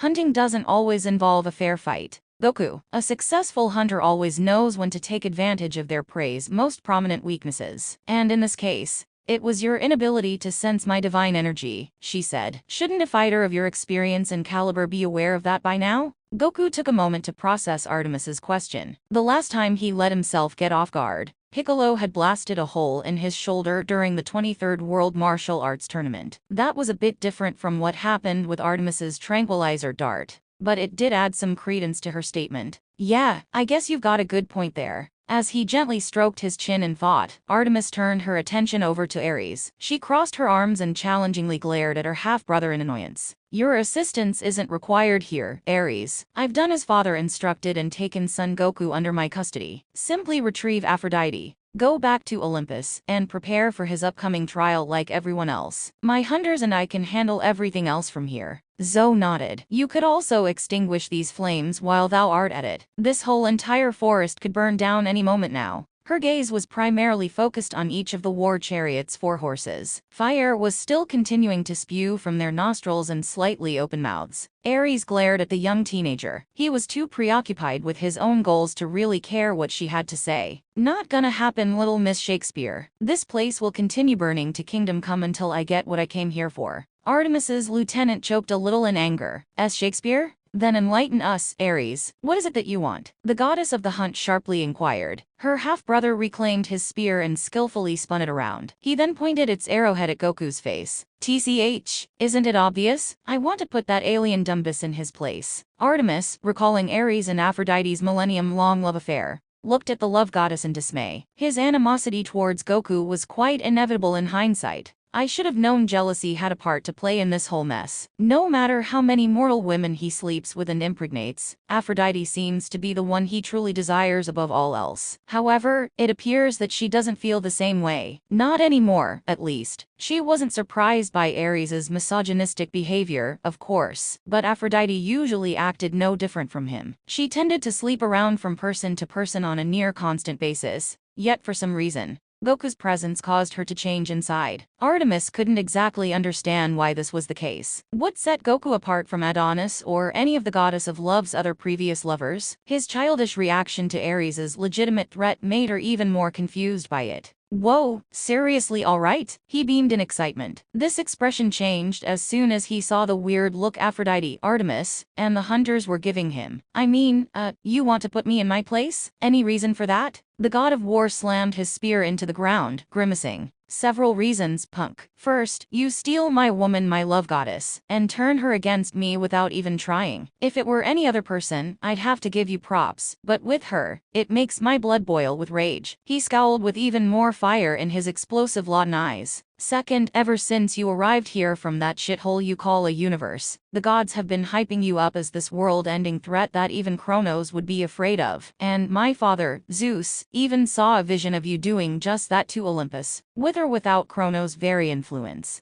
Goku widened his eyes in surprise. He didn't expect Ares to bring that up so soon. You were right, Artemis. It seems like Zeus saw that same vision, after all. Afraid so. Aphrodite shook her head, getting a bit frustrated. Don't let some ridiculous dream get to you, sweetie. Zeus saw you in a gray guy with a pink Super Saiyan form and scythe, yet you don't have either of these. How could it possibly be true? If that's the case, for all we know, Kronos could have planted a false glimpse of the future inside his head. And what if you're wrong about that, babe? What then? Goku may be some goody two-shoes now, but there's no telling what the future could hold. If fate decides to turn him to Kronos' side, then there's nothing we can do to stop it from happening. Ares grunted vindictively. That's why I should save all of Olympus the trouble and eliminate this moron, while we still have the chance. It'll be the last fight he ever has. For a brief moment, an evil, dark presence was detected by Goku. It loomed over Ares' divine aura, much to his steadily growing confusion and concern. What was that? And how was I able to sense it just now? That shouldn't be possible for a god like Ares. He set these thoughts aside to address what Ares just said. That's a bit of a bold claim. You do know what kind of monsters I've fought before, right? Oh, don't worry, Aphrodite's not the only Olympian who caught a glimpse of your past battles. We've seen all of your previous enemies, including King Piccolo, Vegeta, Cell, Majin Buu, and, of course, the living dildo himself, Lord Frieza. And gotta say, apart from Buu, neither of them seemed all that impressive or divine in strength. Goku was too confused by Ares' weird description of Frieza to really respond to anything else. What's a dildo? Is that Frieza's race or something? Not to wanting to explain such an uncomfortable, explicit topic, everyone looked at Aphrodite, as if expecting her to answer without hesitation. She looked away from Goku with a prominent blush on her cheeks, and no comment. This little scene caused Ares to burst into an uproarious fit of laughter. The man's lack of knowledge and self-awareness was beyond perplexing to him. Bah-ha-ha-ha-ha. See, this is why you piss me off so much. You're touted as this fearless, all-powerful warrior, yet even in your mid-30s, you continue to act like an overgrown man-child. Aphrodite may call it innocence or that stupid pure-of-heart bullshit, but in actuality, you refuse to grow up, and don't think of the consequences your actions bring upon everyone else. Hell, I may be the god of war, but at least I openly embrace my need to commit widespread violence, suffering, and mayhem for all eternity. He then pointed his spear over at Goku once more. You, on the other hand, claim to fight for the sake of protecting your friends and family, yet, in the end, almost every enemy you've come across has flourished, thanks to your own selfishness, or Saiyan instincts, whatever the hell you want to call it. He laughed a bit to chuckle at the look of defeat in Goku's eyes. The Saiyan of Earth hadn't said a single word to refute his claims. Honestly, it's no wonder your wife kicked the bucket when she did. She could no longer stand to be neglected by a self-centered, mentally defective husband like you. It was then that Goku snapped. At practically uncalculatable speeds, Goku teleported in front of Ares, and placed an open palm close to his face. His wide aura was activated in seconds, putting enough excess pressure on the war god's body to make him crouch downward. What the? Don't you dare mention her again. He yelled, traces of green eyes and golden yellow hair, appearing for a split second to match his heightened fury. Ares almost gulped down a bit of saliva from shock. He was not expecting him to move that fast. His movements were nearly untraceable even to a god like himself. The hell? I didn't see him coming at all. He stood frozen in place, not wishing to instigate Goku further until their fight began. Aphrodite, meanwhile, placed a hand over her mouth in aghast horror, mentioning Kai's death was quite an idiotic move on Ares's part. Thanks to that, she had a feeling this wouldn't be the last time he'd see the Saiyan side of his personality at work. Oh dear, do you have any idea what you've just done, Ares? In contrast, Artemis was more so fascinated by Goku's temporary change in appearance than anything. She didn't quite know what to make of it, but this new form was an interesting sight. Nonetheless, what was that just now? Another technique that he hasn't revealed yet. I wonder if this one multiplies his power like the Kaioken does. Goku scowled, baring his teeth as if he were ready to lash out at any moment. The man's black hair also flowed in the wind, and partially stood up in a way that mirrored his yet to unveiled transformation. You want to fight me so badly, Ares? Fine then, name the place and time, and I'll be there. Ares glared down at him in a mix of disgust and uncertainty. He then smirked to maintain his tough, power-hungry image. Alright, we'll fight at the camp's combat arena. It's a bit on the small side, but I'll make some much-needed adjustments before our fight starts. He replied with a cold sneer. I also want an audience full of this camp's brats, including mine. It'll be all the more gratifying to have witnesses for the complete massacre I'm going to commit on your Asian-looking ass. The war god then pointed toward a large, cylindrical stadium that was fairly reminiscent of the Roman Colosseum in its prime. Goku noted how different it looked from the World Martial Arts Tournament's arena. I don't know about that part. Will these kids be safe sitting on the sidelines like that? When it comes to my fights, I don't want anyone who's not directly involved to get hurt. Ares rolled his eyes and scowled. You're really going to be a pussy about it. Huh. TSK. Everyone who attends the stump is part god, hence the word demigod. Witnessing this sort of stuff is like watching TV for them. As long as we fight one-on-one, they'll be fine. The Saiyan warrior wasn't entirely convinced, but he nodded in understanding, regardless. After all, he wanted to start this fight as soon as Ares did. If you say so. Let's just head to the arena and get this over with. Feh, didn't think you were so eager to face your death, Goku. Then again, you have gone through it twice at this point. I think a third one is well overdue. The god of war chuckled. Goku was too busy looking at Camp Half-Blood Forest's emblazoned trees to respond. You might also want to put out this forest fire as promised. These poor trees have experienced enough damage. No need for that. A calm, etchy voice replied from somewhere within the forest. Before Ares could comply with these terms, all of the flames were extinguished in seconds. Even stranger was the fact that each tree, while previously burned to a crisp, were now back to normal. It was as if nothing happened to them at all.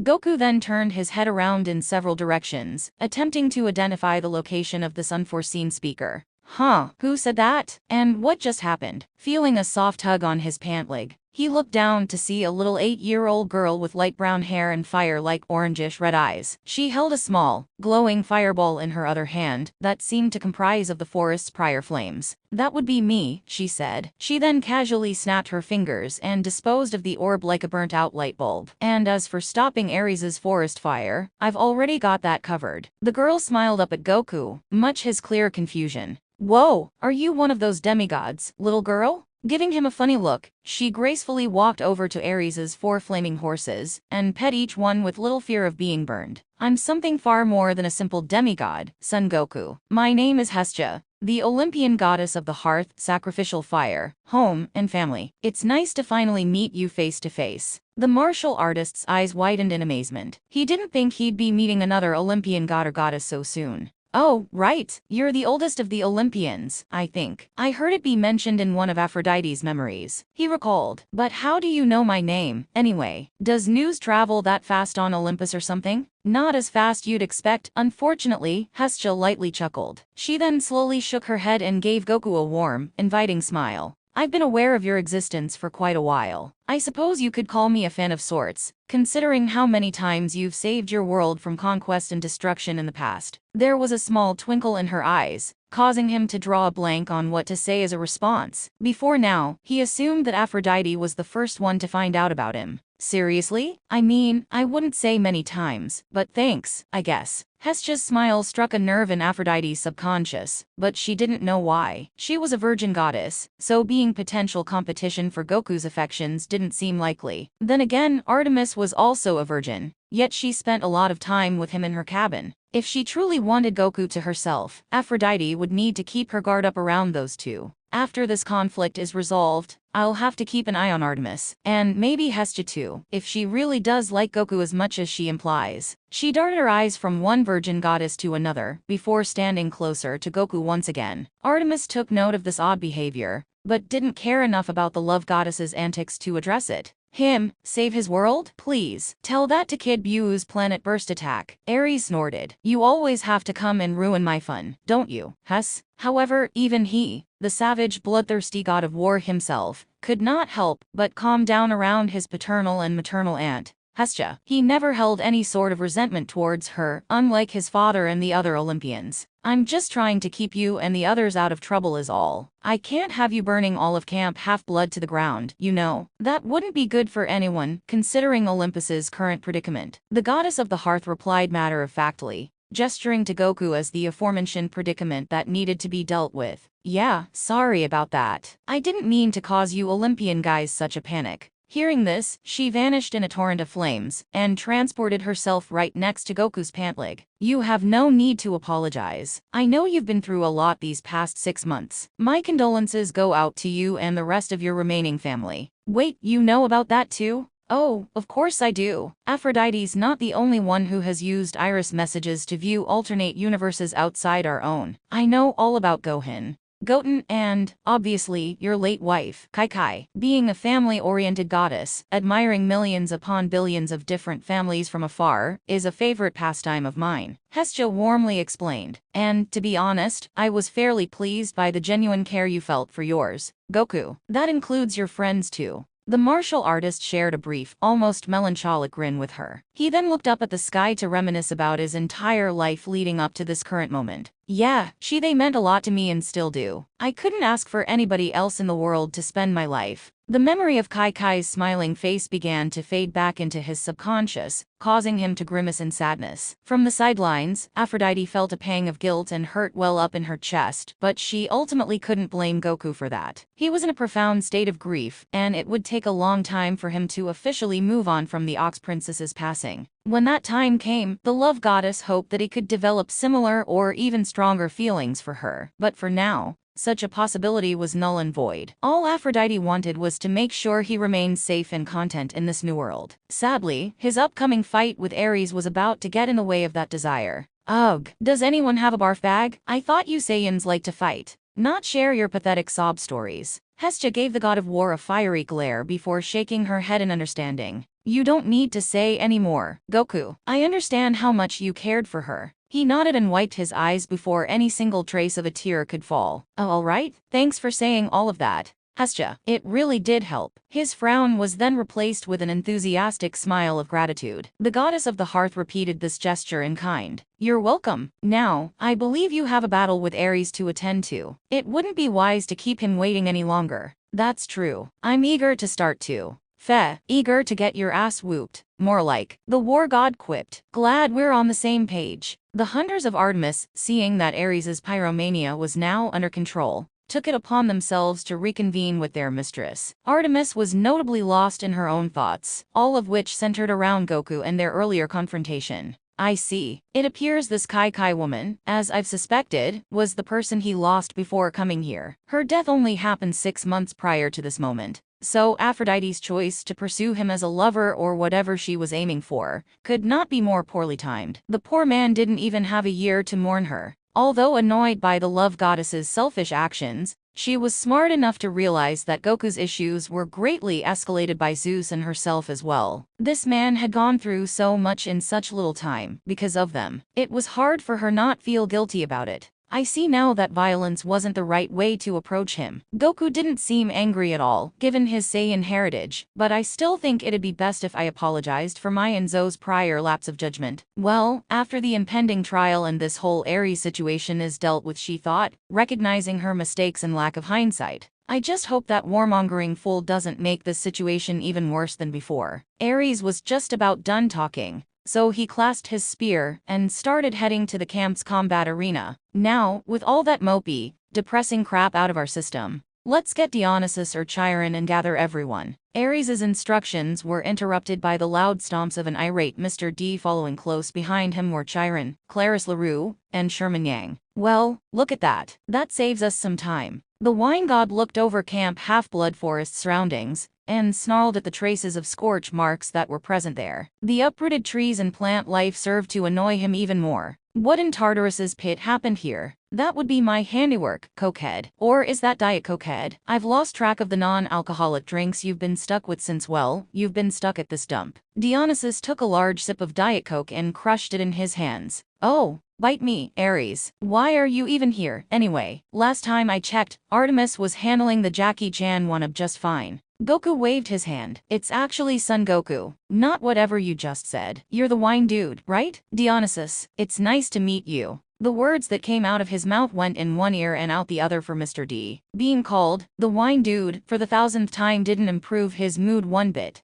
Sure, that's me. Glad I don't have to waste my time explaining myself to someone with your intellect. The former Olympian snorted. He then glanced at Ares and lazily jerked a thumb towards Goku. Let me guess. You've come to fight this moron, haven't you? HMPH. Is it that obvious? I wanted to make things easier for Dad by knocking this porcupine-haired idiot down a few pegs. Dionysus exasperatedly wiped a hand over his face. He always had to be involved in his fellow Olympians' drama somehow. Wonderful. Knowing you, I have a feeling this will cause tons of collateral damage that I will be responsible for cleaning up afterwards. And here I thought this camp couldn't become even more of a shithole. Ares snickered. Guess there won't be much for you to lose then. He then turned to see his two kids, Clarice and Sherman, excitedly walking over to him. It had been a long time since they've seen each other. Long time no see, kids. Been causing any trouble lately? More than ever, Dad, Clarice said with a smirk. Are you seriously going to fight that guy? I thought he wouldn't even be worth your time. Hell yeah, I am. It'll be more than worth it to see that dumbass grovel beneath my feet. You're going to witness a slaughter you won't soon forget. Clarice and,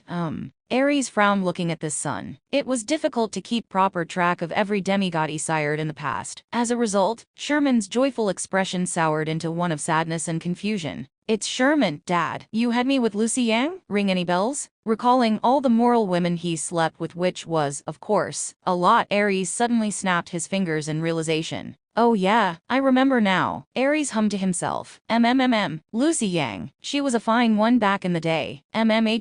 Perverted thoughts of Lucy Yang's once youthful, voluptuous body then came to mind. She couldn't compare to Aphrodite in terms of beauty, but to Ares, she was at least a 9 or 10 by mortal standards. Sherman squirmed in discomfort, not expecting Ares to remember his mom from a purely sexual perspective. He crossed his arms and gagged a little. Clarice did the same. Gee, thanks for putting that image in my head, Dad. Real nice. The demigod grumbled. Whatever, son. There's nothing wrong with admiring a good body when I see one. Aphrodite should know all about that. He then suggestively leered at Aphrodite's curvaceous figure, recalling the thousands of times he ravished it in bed. However, such a gaze, to his increasing anger and sadness, caused the love goddess to immediately look away and hide behind Goku. Zoe wasn't pleased by these perverted advances either. She growled under her breath in revulsion. Disgusting pig. Care to repeat that, sweetie? Despite Ares' status as a Greek deity, Zoe felt outraged by this humiliating nickname. She instinctively reached for her bow and prepared to fire. Sweetie, how dare thee? No man, whether they be mortal or god, can get away with such a... Artemis cupped a hand over her lieutenant's mouth. The girl almost said a comment she wouldn't live long enough to fully regret. At the same time, some of the hunters forced her arms down, so no stray arrows could be deployed by her hand. Don't say any more, Zoe. This isn't a fight you want to involve yourself in. The goddess of the hunt whispered close to her ear. Sorry, my lady. Artemis and the other hunters then released Zoe, allowing her to patiently wait around like everyone else. Once that brief moment was settled, Chiron took a closer look at Goku in the damaged archery field. He frowned while stroking his brown, scraggly beard. Are you certain fighting here is wise, Ares? I fear there won't be a camp left to run if you wish to battle Son Goku at full power. Just look at the damage produced via simple scream. If, of course, I'm right to assume that was him. Yeah, you're right to think that me, Mr. Horse Guy. Usually I'm able to keep my Kai under control. So sorry if I caused any damage to your camp and its surroundings, Goku said apologetically. While speaking, He tried his best not to gawk at the fact that Chiron was part horse and part human at the same time. Just call me Chiron. Cleanup is already underway at the dining pavilion, so your concern isn't warranted. Regardless, I still appreciate the sentiment. Oh, okay, good to know then. That's why we'll be fighting in the combat arena. It's big enough not to destroy everything, and the campers, including my own brats, will be able to watch us beat the snot out of each other. It's a win-win, Ares proclaimed confidently. While Sherman and Claire supported this idea without question, Chiron still felt somewhat cautious about it. I suppose that seems promising enough. With a few extra precautions, the forest in Thalia's pine tree won't have any chance of being permanently devastated. What do you think, Mr. D? It's not smart idea by any stretch of the imagination, Dionysus muttered with a slight shrug of his shoulders. But what the hell? Personally, anything to keep these ankle biters out of my hair is a literal godsend. And considering it's dark out, they won't have much better to do until it's lights out at 11. Hestia cupped her chin and thought. She didn't want to pick any sides in this whole debacle. I am uncertain about this. I have a feeling Zeus will be displeased about this battle taking place without his approval or supervision. After all, Artemis was tasked with bringing Goku to Olympus dead or alive. That's a good point. Zeus does get particularly livid when things don't go according to his plans. Aphrodite agreed. She was dreading the reaction he'd have to her escaping from Olympus. Like I said, it's far from being a good idea, but it does grant Chiron, myself, and the rest of us an ample opportunity to observe Ukog's abilities. That way, we can see if he's as big of a threat as Zeus made him out to be. Wasn't that your goal too, Artemis? The wine god replied, ignoring the fact that Dionysus got Goku's name wrong once again. His fellow Olympian confirmed this presumption to be true. I can't deny that, yes. The Kamehameha wave is still a technique my girls and I wish to analyze up close. I have no idea what that is or why it has such a nonsensical name, but the point still stands either way. This fight will be officially taking place here. Aphrodite pursed her lips. But what if? Any objections? No? Good then, let's get this show on the road, Dionysus said while purposely ignoring the love goddess. He then left with Chiron, and prepared to assemble each of Camp Half-Blood's demigods into the arena. Ares followed closely behind them. But first, he took the time to intimidate his opponent a bit more. Goku, however, wasn't fazed by it. There's no turning back from this, Son Goku. We'll keep fighting until one of us falls unconscious or stops breathing. Like with any self-respecting warrior, surrender isn't an option by any means. Got that, punk? He growled while his pointing underneath Goku's chin. The Saiyan martial artist remained calm and gently pushed the weapon away from him. The feeling's mutual, Ares. I'll give you a fight either of us won't soon forget. I can promise you that much. Both warriors stared each other down, and projected their energies in equal defense against one another's. Unsurprisingly, the war god was the first to crack under pressure, much to his annoyance. We'll see about that, Goku, Ares grunted. Just remember what my father's vision foretold. The outcome of this fight will determine Olympus's fate, and I intend to keep it safe from whatever monster you might turn into. Goku narrowed his eyes in concern. The dark presence he felt within Ares's body came to mind. He didn't know what it was, but it did not seem like something the war god had any control over. I can say the same to you. What? Suddenly, a surge of pain shot through his divine blood. He hurriedly transformed his spear back into an aluminum baseball bat and stomped away, not wishing to draw any suspicion towards himself. It was then that Clarice and Sherman shared their own looks of contempt with Goku. You better start digging yourself a shallow grave, moron. I can tell my dad won't stop fighting until you're dead and buried. The daughter of Ares cockily advised. Yeah, what she said. Nice knowing ya, pal. Haha, Sherman sneered, sprinting back to his cabin to personally inform the others of what just happened. Clarice, after glaring back at Goku with newfound hatred, did the same. He blinked a few times. He didn't quite understand why Ares's kids held that much resentment towards him. His fight with their father hadn't even taken place yet. Sheesh, those were some scary-looking kids. The girl, in particular, towered over most children her age. Embarrassingly enough, he couldn't quite tell what her gender even was at first glance. Hestia nodded. They mostly inherit that trait from their father. Intimidation is a common trait amongst demigods claimed by Ares. Guess they won't be hard to spot in the crowd then. Sighing, he performed a few stretches to loosen his joints a bit. His body still felt a bit strained due to Artemis's tranquilizer dart. Once he was done, he lightly grinned and tilted his head to address the Olympian three goddesses. Well, that's that. Wish me luck, guys. Aphrodite then speedily grabbed a hold of his arm. Before he could walk over to the camp's combat arena, she bore into his eyes in growing concern. Goku, think of what you are dealing with for a second. I know you're powerful enough to handle it, but provoking Ares in his current state won't end well for anyone. Your reputation amongst the gods could get even worse if he is harmed in any way. Don't you realize that? The Saiyan warrior took a deep breath and frowned at her. I get what you're saying, but what other choice do I have? Zeus already doesn't trust me because of that vision he had, so if I don't fight Ares now and settle our differences, he'll continue to send other gods like Artemis to capture me or worse. And that will cause even more destruction and harm than before. I want to avoid that as much as possible. Besides, he then clenched his fists in remembrance of Ares's hateful rant. He disrespected my wife, Aphrodite. There's no way I'll let him get away with something like that. Not a chance. Hearing this, the love goddess loosened her grip on his arm. His mind was already made up. Even after all those arguments and fights they had in the past, he still loved her that much? I see. She then bit her lower lip and fully let go of him. I understand, Goku. I won't stop you then. Just the now sympathetic Aphrodite leaned over to kiss his cheek. This one, however, was far less enthusiastic than the one given in New York City. Don't be too reckless, okay? Goku, although a bit caught off guard by this short display of affection, smiled and gave her a thumbs up. I won't. He then headed over to Camp Half-Blood's combat arena as agreed. Aphrodite longingly gazed at him from behind, realizing how selfish she was to put so much pressure on his shoulders. The love goddess should have known how much grief surrounded Goku's heart, yet she outright ignored it, in order to fulfill her own heart's desires. Now, she would have to see both of her loves, one old and one new, fight each other to the death like gladiators in the Roman Colosseum. And it was all her fault. Artemis squinted her silver eyes and glared at Aphrodite in disapproval. Are you satisfied with what you've done? Causing a fight between your two supposed suitors to see which one is worthy enough to court you? She flinched at the moon goddess's harsh words, but knew she had no room to deny her claims. No, I'm not. I never wanted this to happen.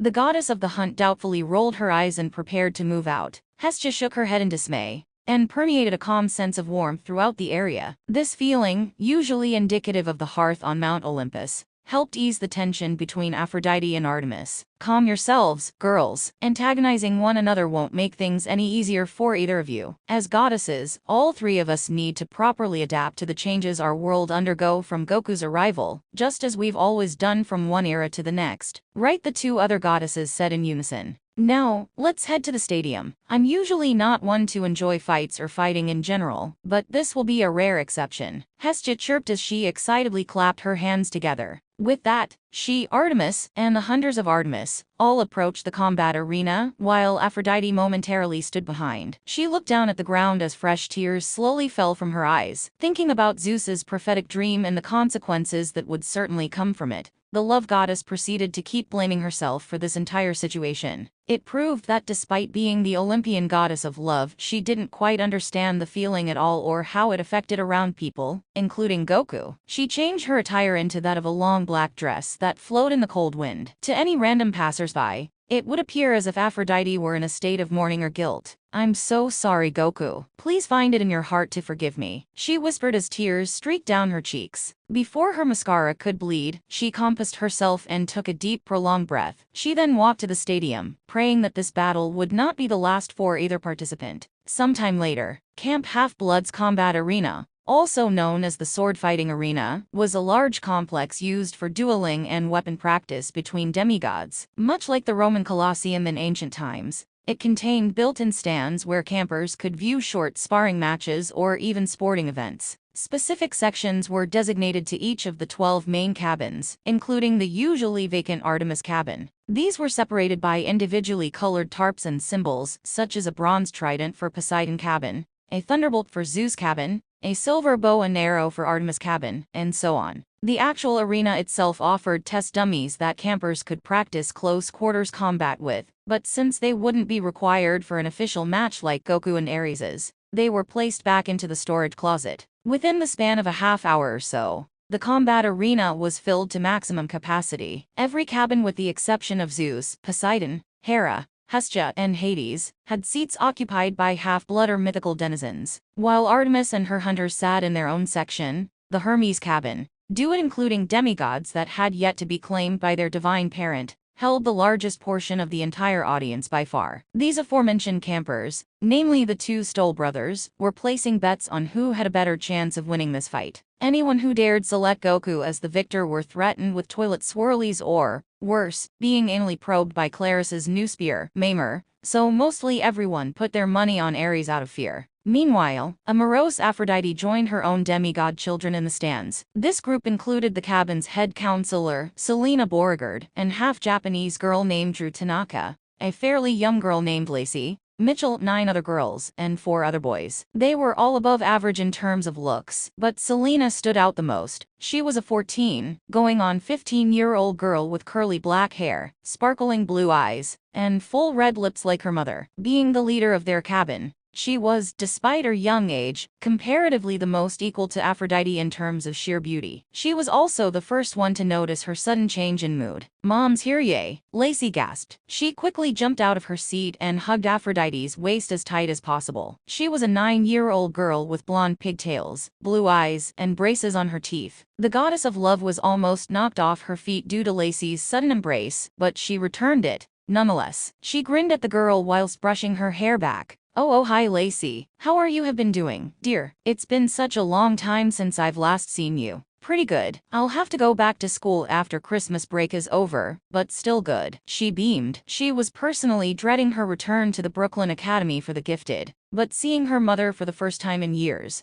helped ease those concerns. That's wonderful, sweetie. But, I'd suggest working on getting those braces removed, Aphrodite said as she lifted Lacey's chin up with her thumb. They get in the way of your smile. Lacey groaned and nodded her head in agreement. Yeah, they're pretty annoying, but Dad says I need them if I want to have teeth as good as yours someday. Keep at it then, dear. Aphrodite lightly caressed the side of Lacey's face, causing the little girl to giggle in amusement. Oh, please, you having teeth as good as a goddess's? In your dreams, hon, Drew Tanaka snorted. She was tall and a little younger than Selena, but not by much. The Japanese teen had pink eyeliner, warm brown eyes, and long black hair that was curled into ringlets. She also had an almost Christmassy smell to her that was comparable to nutmeg and pine. Aphrodite sighed, shaking her head in disapproval of Drew's shallow behavior. She wondered if that was a trait inherited from her specifically. Given her recent treatment of Goku, she wouldn't be surprised. Be nice to your sister Drew, she glowered. You're both my daughters, so I expect your personalities to be just as beautiful as your appearances. Looks won't get you everything you want in life, after all. Frowning at that last statement, she plopped herself down in a seat and cupped her cheeks with each hand. You heard her, Drew. Be nice. Lacey sassily repeated their mother's words. Whatever, the Asian diva said. She then took out a nail file and began giving herself a personal manicure. What was with that depressing tangent anyway, Mom? That doesn't sound like you at all. Silence sat herself next to Aphrodite and nodded. Even I have to agree with Drew on that. Is there something bothering you? It's nothing, girls. I've just been having a few regrets lately, the goddess of love murmured. At that moment, Goku made his way into the stadium, childishly awestruck by the sheer size of its battle arena. This behavior caused Aphrodite to squirm in her seat from longing. One of her daughters quirked a brow at this strange reaction, looking from her to Goku in suspicion.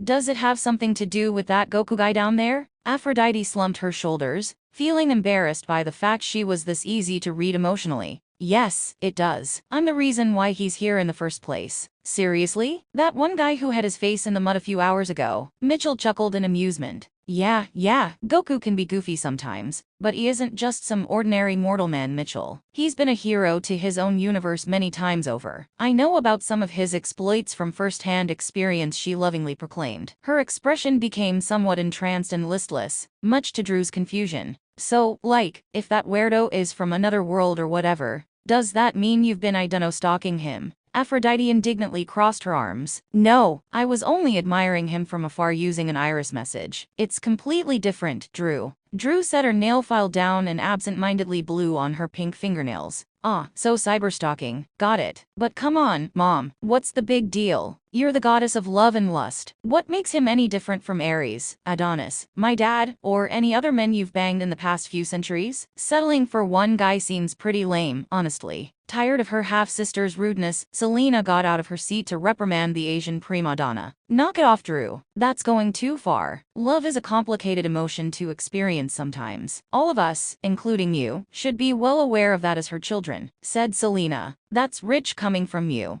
Selena, or should I say, Mrs. Beckendorf. Diva haughtily snickered. Selena's eyes widened in horror, while the other members of cabin number 10 looked just as shocked. Eep! The black-haired girl squealed. Her cheeks were now as red as a ripened tomato. In Hephaestus' cabin's row, Charles Beckendorf, a 16-year-old African-American teen, lifted his head up in confusion. He had muscles comparable in size to that of a professional baseball player and short, black hair. His forearms were also concealed by bandages and minuscule scorch marks from working in Camp Half-Blood's armory all day. Huh, did someone say my name? Charles shouted, moving his head around to inspect each row. Selena stood frozen in place, keeping her mouth shut until he sat back down. Assuming he was just hearing things, he shrugged and resumed talking with Hephaestus's other demigod children. Selena was now free to give Drew a real piece of her mind. The utter humiliation she experienced was simply too much to bear. Pardon my language, but what the hell is wrong with you, Drew? I told you that was a secret.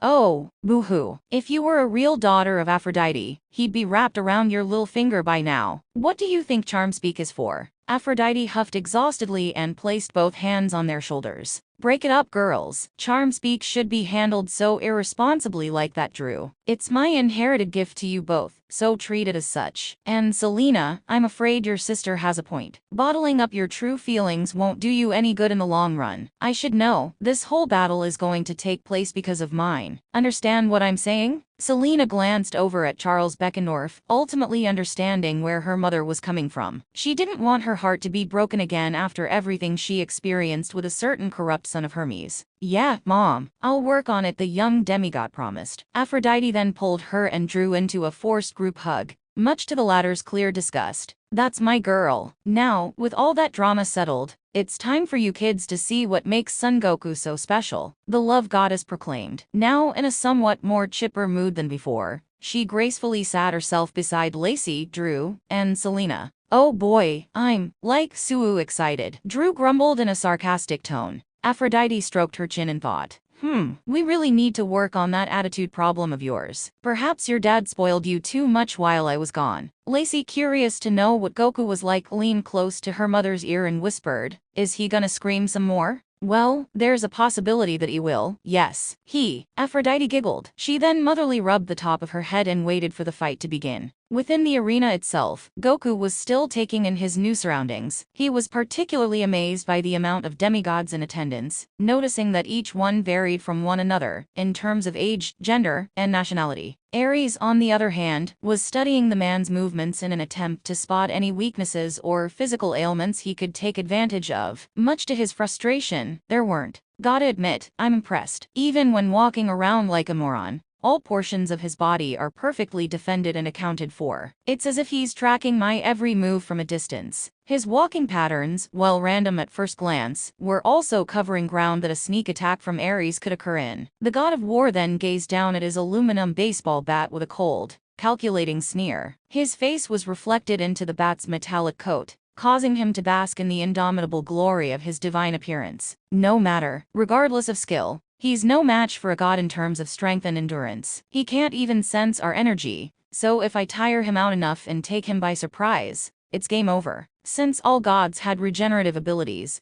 Goku would never be able to permanently wound him without a celestial bronze or imperial gold weapon in hand. The martial artist in question found the different colors and symbols for each cabin pretty interesting. It reminded him of how the 21st, 22nd, and 23rd World Martial Arts Tournament were set up back when he was a kid. This really isn't all that different from the World Martial Arts Tournaments on Papaya Island. It does feel a bit more cramped, though. He then noticed a larger, tightly compact section above the combat arena's 12 stands. It was built closer to the building's open roof, purposely keeping some distance between it and the ensuing battle about to take place. Its banner contained a black Pegasus, the current symbol for Camp Half-Blood as a whole. Seated in this special location were, of course, Dionysus, Chiron, and a large, blonde-haired man, with hundreds of matching blue eyes that were scattered all across his body. Goku couldn't help but be amazed that such a strange creature could even exist. And, that guy's different too, whatever he is, he muttered, trying his best not look at all of those eyes all at once. He jokingly began to wonder if Tien's equivalent to Super Saiyan would look something like that. Dionysus looked down from the pavilion, took one last swig of Diet Coke, and coughed. They need to start paying me for this crap. He then cleared his throat and magically altered the sound of his voice. All right, everyone, pipe down for a moment, so I can explain what's going on here. That goes double for you, Stoles, he bellowed. In cabin 11's row, Ethan and Travis whistled innocently, pretending not to know what the wine god was talking about. Anyway, apparently, this guy, Sun Wukong,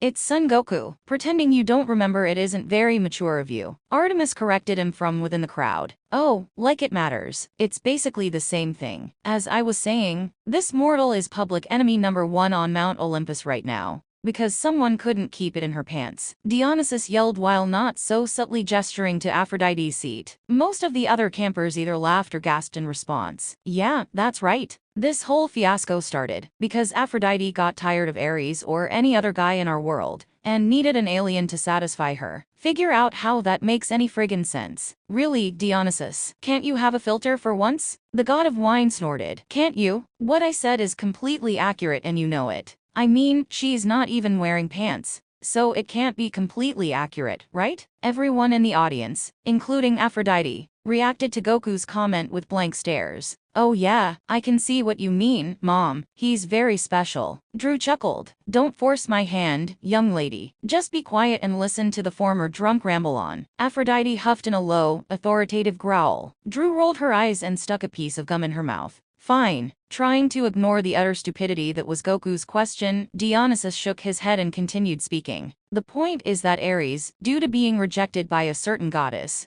wants to pick a fight with this guy out of jealousy and other ego-related nonsense. And yada yada yada, now we're here. Like any gladiatorial match, it will be a fight to the death or brink of exhaustion. He lazily summed up, purposely glossing over some major details, so the fight could start. Anyone not on board with this? Every single one of Camp Half-Blood's demigods were in unanimous agreement. No. Wonderful. Now, you two go knock yourselves out literally. Oh, and there's weapons over there if you need them, I guess, Dionysus instructed. He then kicked back in his chair and cracked open a fresh can of Diet Coke. Well, that's one way to announce a fight, Goku murmured. This god obviously wasn't as passionate as the World Tournament announcer from back in the day. Chiron, noticing that the credentials of this match weren't fully understood, trotted into view and took over for Dionysus. Like Mr. D explained, any sort of violence is allowed in this battle, whether that be done with a weapon or by one's own hand. However, I beg of you to keep damages to your surroundings at a minimum. There are still children in attendance. Demigod children specifically, but still children, regardless. Don't worry, Chiron. I'll try my best to keep our fight as far away from the crowd as possible, Goku promised. I'll have your word on that, Mr. Sun. Now, without further ado, you two may begin when ready, Chiron authorized with a small, ever so slight wave of his hand. He then stood to Dionysus's left, while the monster with hundreds of eyes, Argus, was still positioned to the right. Kick his spiky-haired ass, Dad, Claris loudly cheered while punching her fist in the air. Yeah, send him back to his own world in a body bag, Sherman Yang chimed in. The rest of the Ares cabin then roared with pride, giving their father all the support he needed. Artemis looked disturbed by this behavior. She was seated next to Hestia, Zoe, and the rest of her followers. Their section, the 8th, was located 2 rows from Aphrodite's. I suspected Ares's progeny would be aggressive, but they almost seem far too barbaric for my tastes. Are they always like this? Hestia shook her head. Not quite. Their bloodlust only shows when in the heat of battle, much like you and the hunters. Plus, keep in mind, this is likely one of the only times they'll be able to witness their father participating in a fight. Gods and goddesses are forbidden from interacting with their children for extended periods of time, remember. Artemis placed a hand over chin and thought over the elder goddess's words. HMPH. I suppose that's true. However, I fear this will be a difficult experience for Goku to go through. While Ares has the given support of his representative cabin,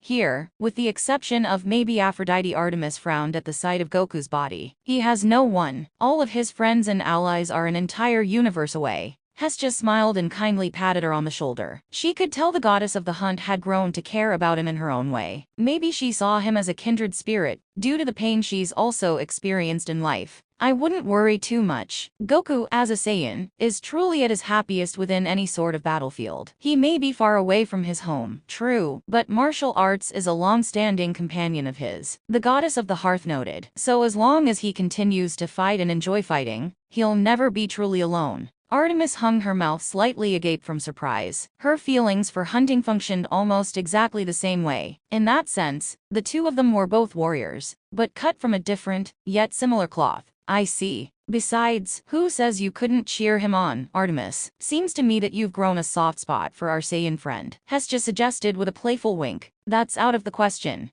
Hestia, I'm under strict orders from my father. As instructed, I must take Goku to Mount Olympus for his trial. Nothing can change that. A faint sense of remorse could be seen in Artemis's eyes as she spoke. Even if I don't believe he's done anything wrong, I must appease my father and do what's best for everyone. That's an understandable decision, and I can't fault you for it. Loyalty to our family on Olympus is part of my domain, after all. Hestia replied with stern, emblazoned eyes. But are you certain Goku should be demonized as a threat comparable to Kronos? Or considered someone who could be possessed by him in a future we're not even certain is real? Artemis tentatively held her breath, looking over everything she's discovered about Goku in the past few hours. She didn't want to believe it, but from her experience, prophecies, one way or another, always came true. That didn't mean she wanted to treat Goku as a criminal for causing destruction he hasn't caused yet. I don't have a definitive answer to that question yet. There's a chance this fight could sort out my feelings about it. She narrowed her silver eyes, glaring at Goku and Ares, as they prepared to charge one another. Hestia paused for a moment to inspect her facial expressions. If that's what you think is best. Now, everyone's eyes were completely glued to the combat arena's battleground. They remained silent, wondering which fighter would make the first move. Ares cracked his knuckles,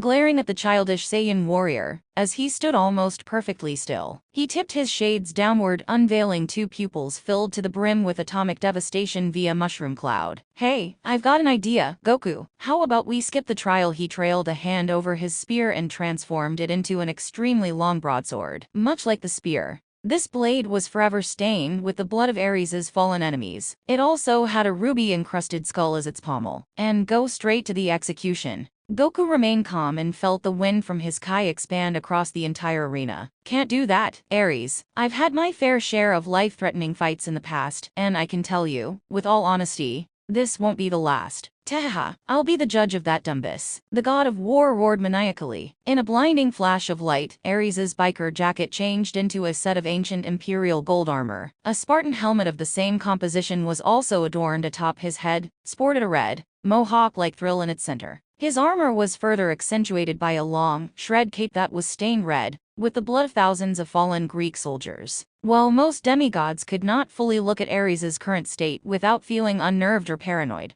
Goku, as always, stood his ground. In fact, he was more concerned for Ares's well-being than anything else. You felt it before, didn't you? Ares narrowed his eyes. What the hell are you blathering on about? There's some dark presence inside of you. I can sense it feeding on the hatred you have for me. If you don't gain control of it soon, these kids are going to get hurt. Your kids too, Ares. And I don't think I'll be held back anymore against you if that happens. Goku's words only served to anger the god of war even more. He tightened his grip on the sword and brandished it, ready to slice through his opponent like paper if need be. Piss off. You don't know shit about what's going on inside me. Don't act like you suddenly care after everything you've taken from me. Ares snarled. To Goku's chagrin, the fiery purple aura began to trickle from his body once again. And if you think you'll be able to hold back against me in this fight, then think again. Bastard. It's time for you to get a taste of what war really feels like. Sighing, Goku got into the fighting stance made famous by the Turtle School of Martial Arts. He crouched down, made his right hand into a claw, and rested his left fist by the hip. Fine, then show me. Grot. Moving hundreds of times faster than light itself, he launched himself at Goku with devastating force, and wound up his sword with both arms. Ares then directly slashed at his body, producing a massive shockwave of divine energy,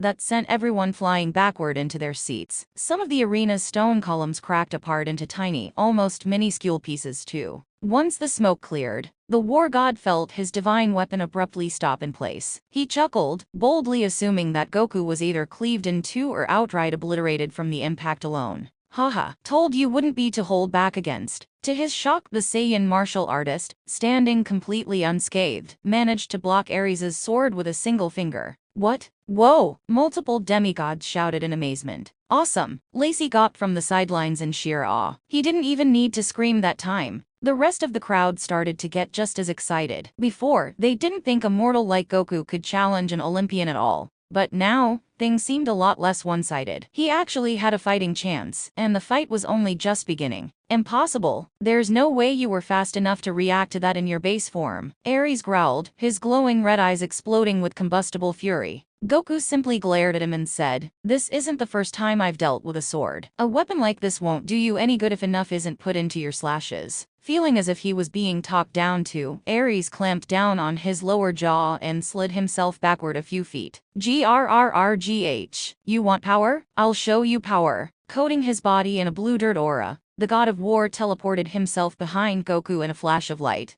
and proceeded to slash his sword thousands of times in mere seconds. Although he couldn't sense Ares' divine Kai, the Z-fighter used his heightened senses to anticipate the sword's movements, before it could even be slashed at any angle. He expertly moved his body around like a ragdoll, ducking, dodging, and blocking whenever he saw fit. Hold still. As he changed the direction of his sword for a split second, Goku smirked and lightly slapped the sword away from his face. The war god unintentionally left himself wide open. Gotcha. What? Goku, whilst surrounding himself in an aura made from himself his Kai, slammed a fist straight into Ares' stomach. His eyes popped out of their sockets as he hacked up a clump of golden ichor in response. The children of Ares' cabin all winced in response. Claris, however, was concerned the most by her father's condition. Dad. The martial artist twisted his fist deeper into the Olympian's imperial gold armor, causing it to, shockingly, begin cracking apart. Why you sneaky son of a... Hiya! Not wasting a single breath, Goku took a small step back and powerfully kicked Ares straight underneath his chin. Fresh ichor splattered from his mouth as he spun into one of the combat arena's walls. The pain he felt was minor, but still quite infuriating, nonetheless. Dionysus looked down at this moment in slight amusement. Well, shit, looks like that moron really does have some skill. Chiron couldn't help but agree. He had trained countless heroes over the past millennia, none of them no demigod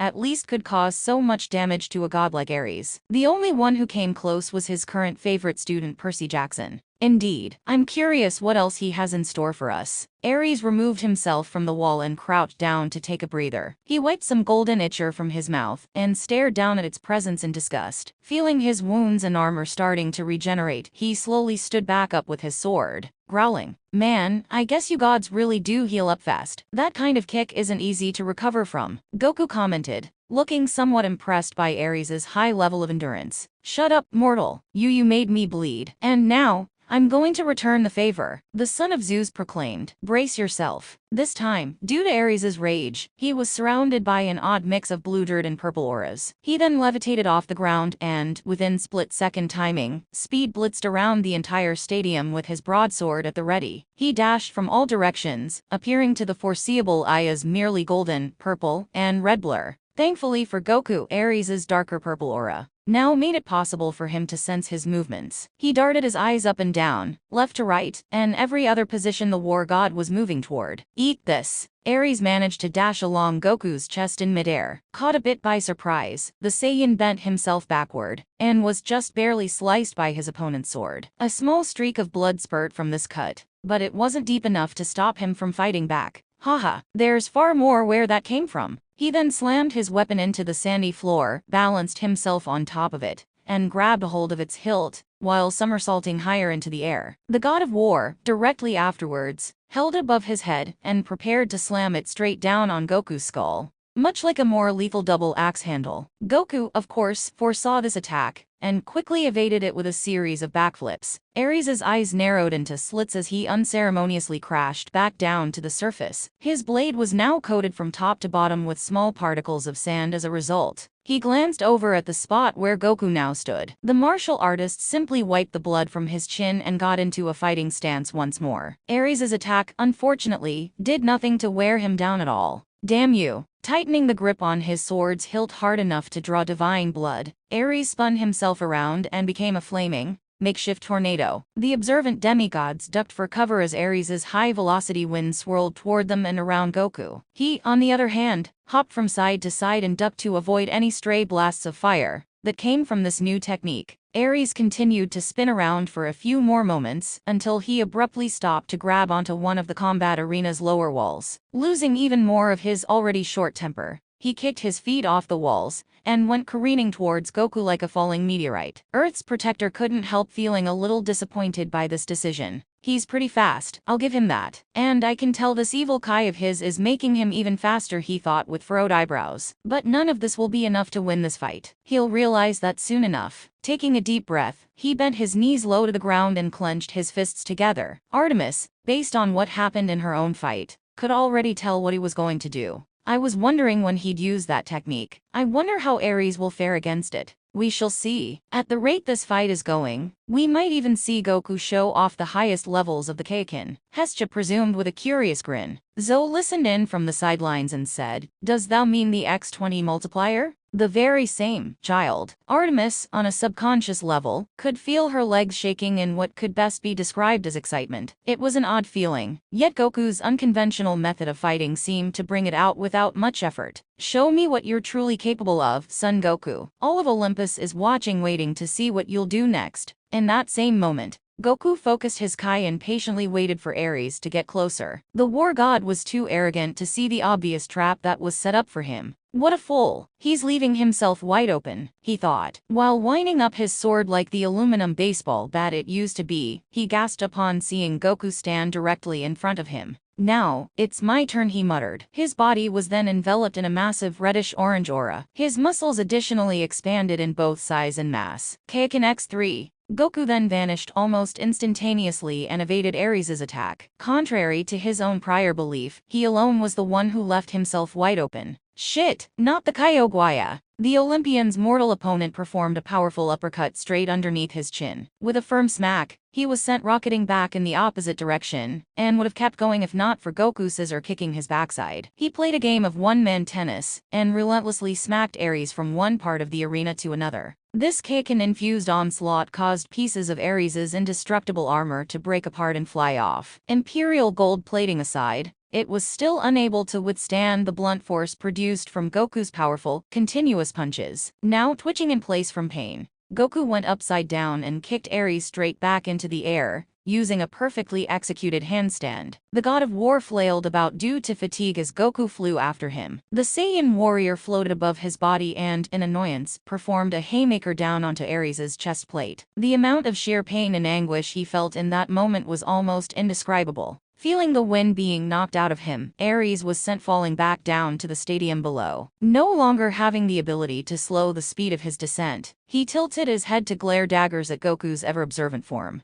"Grat, you son of a bitch!" the Olympian deity screamed. He helplessly plummeted into the ground, causing a massive implosion of divine energy and hot sand to erupt like a geyser. A plume of smoke also permeated through the area in response, causing everyone besides Goku to be unaware of Ares' fate for a short moment. Up above, he deactivated the Kaiken and monitored the god's current condition from afar. The evil presence inside his body, sadly, was now beginning to stir and grow in size. He had a sinking feeling that this fight wouldn't be as easy from now on. That power or whatever it is keeps getting bigger. Maybe it'll be best for Ares and everyone else if I take it down myself somehow. The Saiyan martial artist muttered to himself. He then flew down to get a closer look. Artemis was practically starstruck by the spectacle that took place before her. She knew the Kaiken was quite powerful based on her own experience with it in combat, but even Kaiken X3's differences were quite huge to say the least. However, even she could tell that anything up to Kaiken X20 still wouldn't be strong enough to vanquish an Olympian's divine form. If she used her own, in fact, Goku's base Kaiken technique wouldn't even leave a single scratch on her. The same would likely apply for Ares as well, but deep down, she had a feeling the Saiyan warrior knew this fact beforehand. He would have been more confident about this recent barrage of attacks if he didn't. Once the smoke cleared, Ares forced himself up and took multiple short, shallow breaths. He was unable to hide the results of Goku's counterattack, including the golden itcher trickling from his mouth and broken nose. Ha ha ha ha ha ha ha. Ares laughed uncontrollably at the sight of his own blood once again. You know, I have to give you props, son. You've pissed me off more than any mortal I've had the misfortune of meeting. And on top of that, you've also managed to make me a god of war bleed twice. His cape was then near instantaneously burned to cinders by the purple flame surrounding his body. Things were now starting to heat up, and not in a good way. That's the last mistake you'll ever make, punk. You won't be alive by the end of this fight. Goku sheepishly shrugged his shoulders. It wouldn't be the first time I've been told that. This isn't a joke, you jackass. Take me seriously or you're as good as dead. You hear me, monkey? With a swift wave of his hand,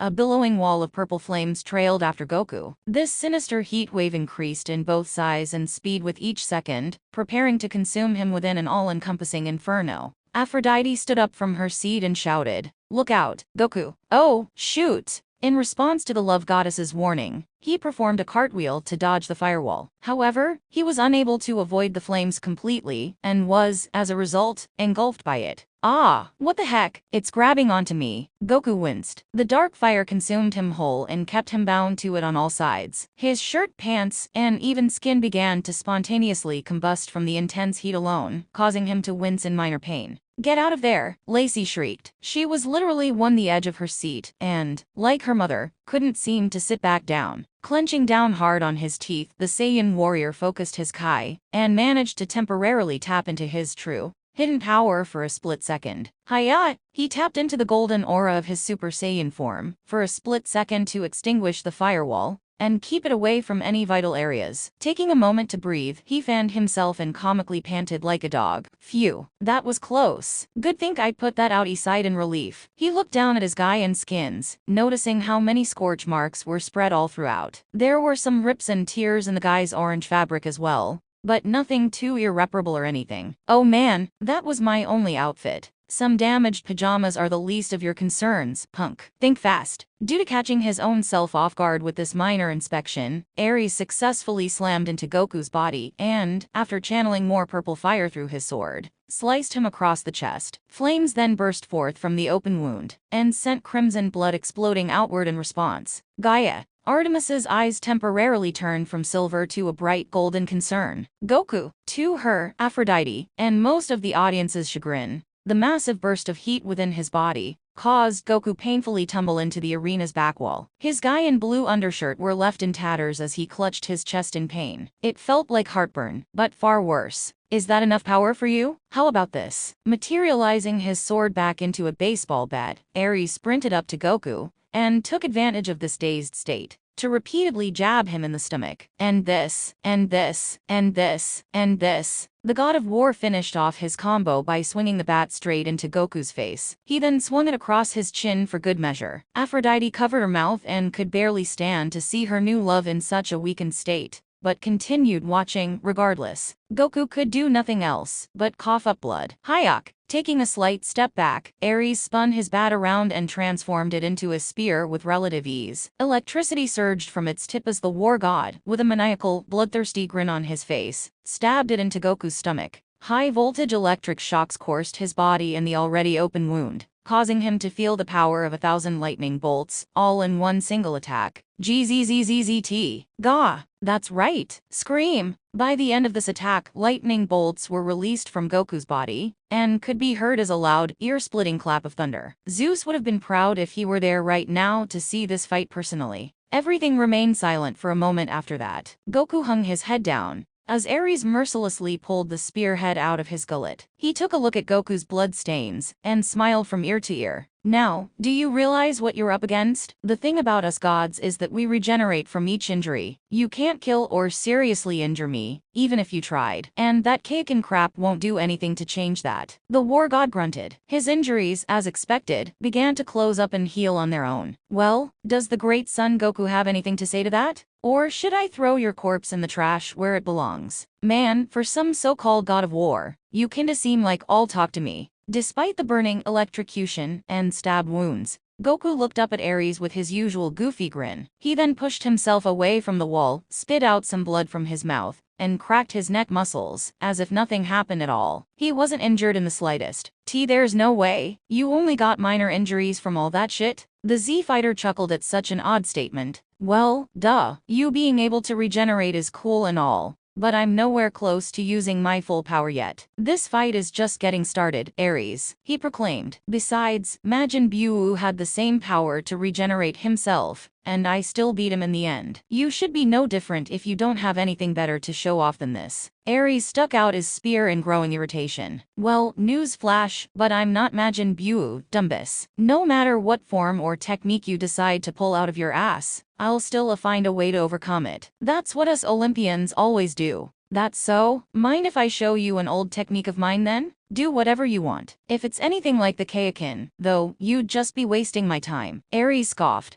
Goku smirked, resting his hands and feet flatly on the ground. He resembled a football player who was ready to hike the ball. Well, it's more like a combination of that and this one. And I'll be going all in with the Kaioken this time. So you won't be disappointed, I'm sure. Ares squinted his eyes, vividly recalling one moment from Goku's past adventures that was shown in the Hall of the Gods. Wait, that stance. Is that what I think it is? Aphrodite gasped in delight from her seat. She couldn't believe that such an old technique was being brought back right before her very eyes. No way, it's the... Here goes. Kaioken X10 Meteor Combination. Due to the large amount of pressure being exerted, Goku's arms and legs were buried deeper into the ground. Rah! With a triumphant battle cry, his speed increased tenfold as he sprinted toward Ares and slammed an elbow straight into his helmet. This, to everyone's shock, immediately snapped the imperial gold helm into two large, dented chunks of shrapnel. Grya, what the hell? Not that the god of war croaked. He was silenced by Kaioken-empowered Goku performing a speedy, untraceable barrage of kicks at all vital portions of his body. Whether it be the legs, arms, neck, head, or family jewels, no section was safe from the martial artist's full frontal massacre.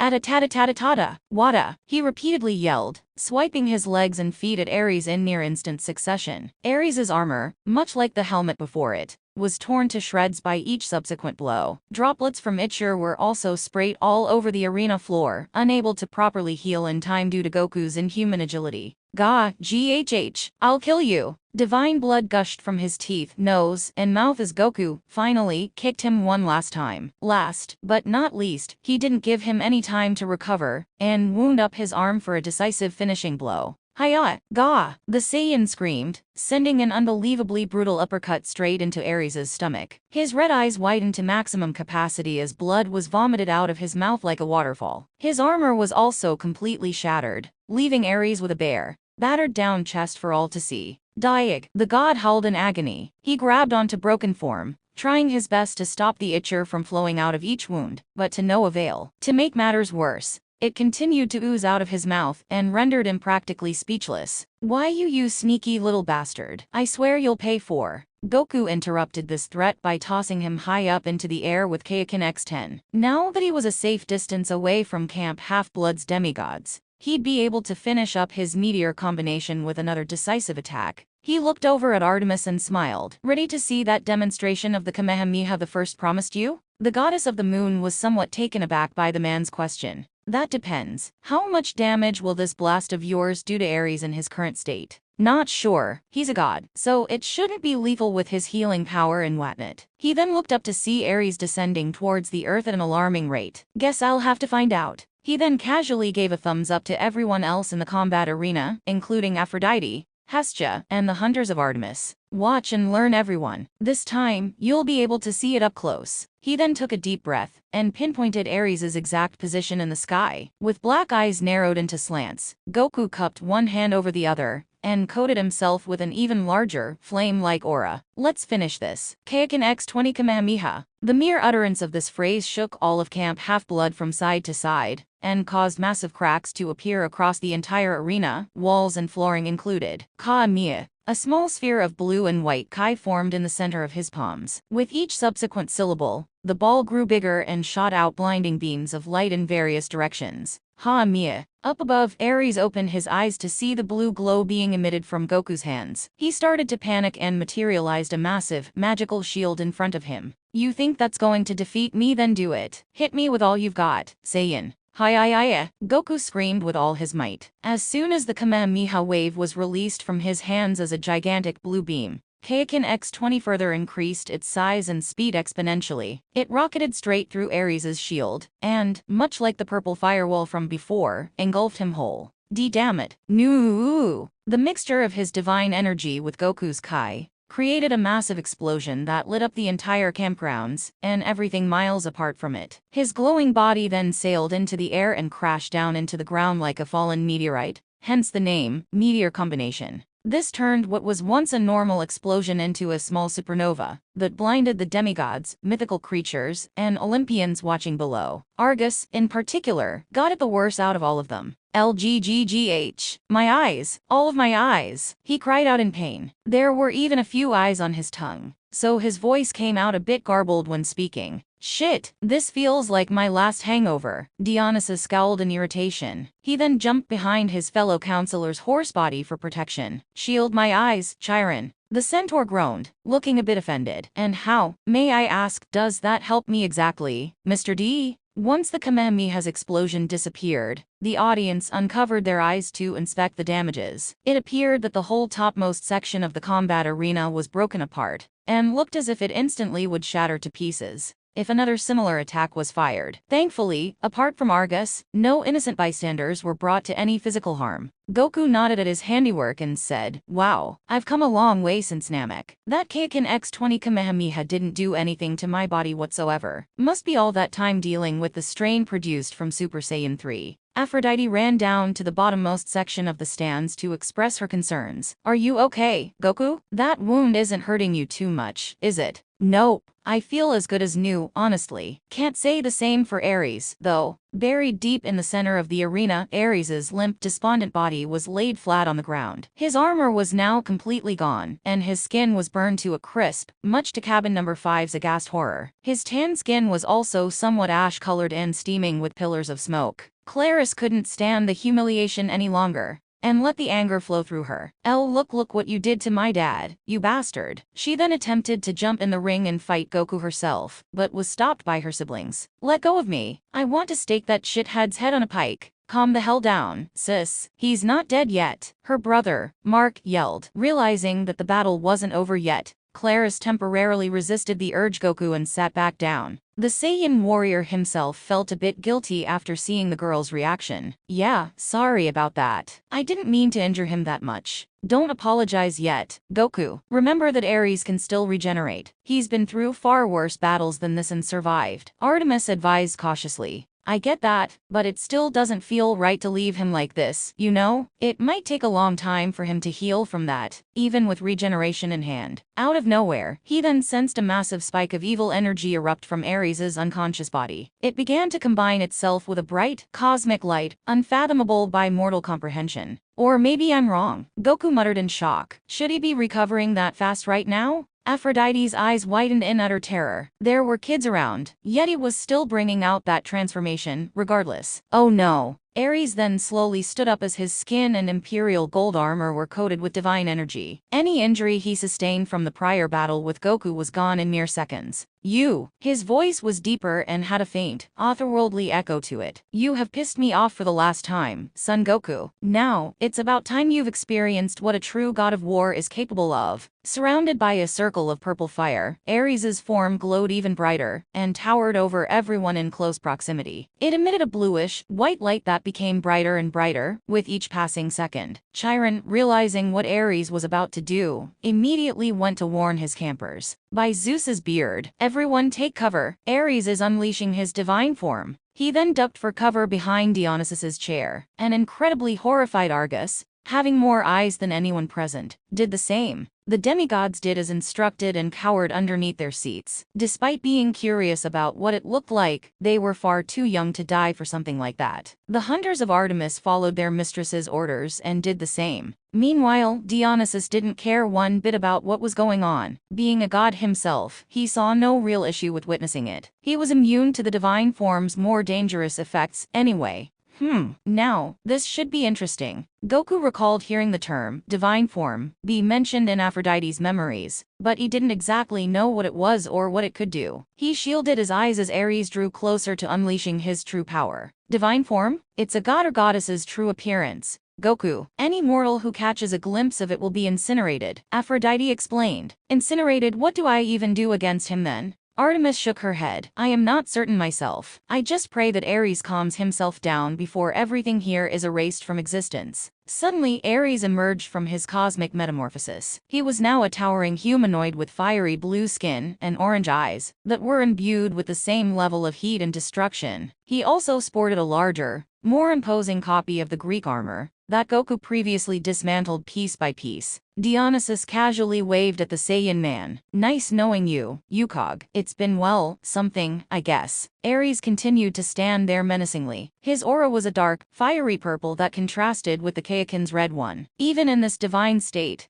the evil presence within the war god's soul was still potent as ever. He said nothing in reply, glaring down at the Saiyan warrior with murderous intent. With no words left to be shared between them, Goku thought it best just to attack again. Kaioken X-20. He flew up to Ares' body at speeds far exceeding light itself, and performed a series of consecutive blows against him. The War of God, to Goku's astonishment, didn't budge at all. The Kaioken, even at its highest level, was completely useless against his divine form. What? Now it's my turn, Ares stated in a booming voice. He grabbed onto Goku's leg and mercilessly slammed him into the ground. Gah! The Saiyan cried as he felt the bones in his body start to crack a little. He tried to get back up, but Ares proceeded to pin him down with his foot. Damn it. Goku, Hestia, Aphrodite, and even Artemis screamed in concern. Ever seen 1,000 supernovas go off at once? Well, in my divine form, that's what these punches are going to feel like. Subconsciously harnessing dark Kai into his fist, Ares punched down at Goku's small body, creating a devastating purple and blue shockwave that burned the remainder of the combat arena's open roof to cinders. The topmost portion of Goku's sky was now completely disintegrated as he was buried into a deep crevice. He hacked up a clump of blood as the god of war let loose one supernova-level punch after another, until the martial artist was left broken beyond any foreseeable repair. Ha ha ha ha ha ha ha. This is war, punk. Going through constant pain and anguish until you're just begging to be put out of your misery. Ares demonically laughed as he continued to beat Goku to near death. But I won't grant you that satisfaction. I'll make the last moments of your worthless, little mortal life a hell on earth. Then, and only then, will you realize how idiotic it was to ever think of defeating me, the god of war himself. With each fist that hammered against Goku's chest, he continued to cough up blood, and simultaneously felt the force of 1,000 stars explode in front of him. The life began to leave his eyes as exhaustion and pain overwhelmed his senses. Don't worry, you'll see your wife again very soon. Oh wait, no, you won't. Ha ha ha ha. Aphrodite saw this brutal onslaught take place with tears in her eyes. Get up, Goku, please. This isn't what I wanted to happen. Hearing the goddess of love's voice, he clawed his hands against the sand and attempted to keep himself alive. I won't die here. I can't. I promised her. One by one, from Vegeta and Bulma to Krillin and Master Roshi, his mind began to think of the friends he left behind and, potentially, would never see again. As soon as he reminisced about Kai, Gohan, and Goten, his life flashed before his eyes. He recalled the time he spent with Kai during their childhood, adulthood, and, worst of all, his last goodbyes to her at Wukong Hospital 6 months ago. The image of her smiling face caused the light within his soul to resurface. He promised her to move on and continuing living in her absence. He couldn't die here. Kai would never forgive him if he did. And no, I refused to die. I promised her I'd be there for Gohan and Goten and everyone else too. Goku roared determinedly. I promised. Storm clouds began to form above Camp Half-Blood, and struck lightning throughout the entire battlefield, appearing in conjunction with Goku's rising Kai signature. Hi. He unleashed his innermost rage and power as a loud primal scream. His black hair then stood on end and changed into a shade of golden yellow. His eyes also now glowed with an emerald green hue that somewhat matched Aphrodite's. The newly transformed Goku activated his golden aura at full force. It took the form of a draconic serpent, and pushed Ares' fist away from him. The god of war, taken by surprise, stumbled back a few feet. The hell? What gives? He then looked down and saw Goku calmly levitate himself out of the crater. So you finally decided to bring that out? Huh. Wouldn't say I'm impressed. The Saiyan didn't even bother to reply. He just proceeded to glare at Ares in anger. Artemis couldn't believe what she was seeing. Was Goku truly concealing this much raw power inside him? His hair and eyes, they've changed. Just like before when Ares insulted Kai. Perhaps this was why Zeus felt so frightened by that dream about Goku. With this form and variations of it, he truly had the potential to match the gods in terms of strength.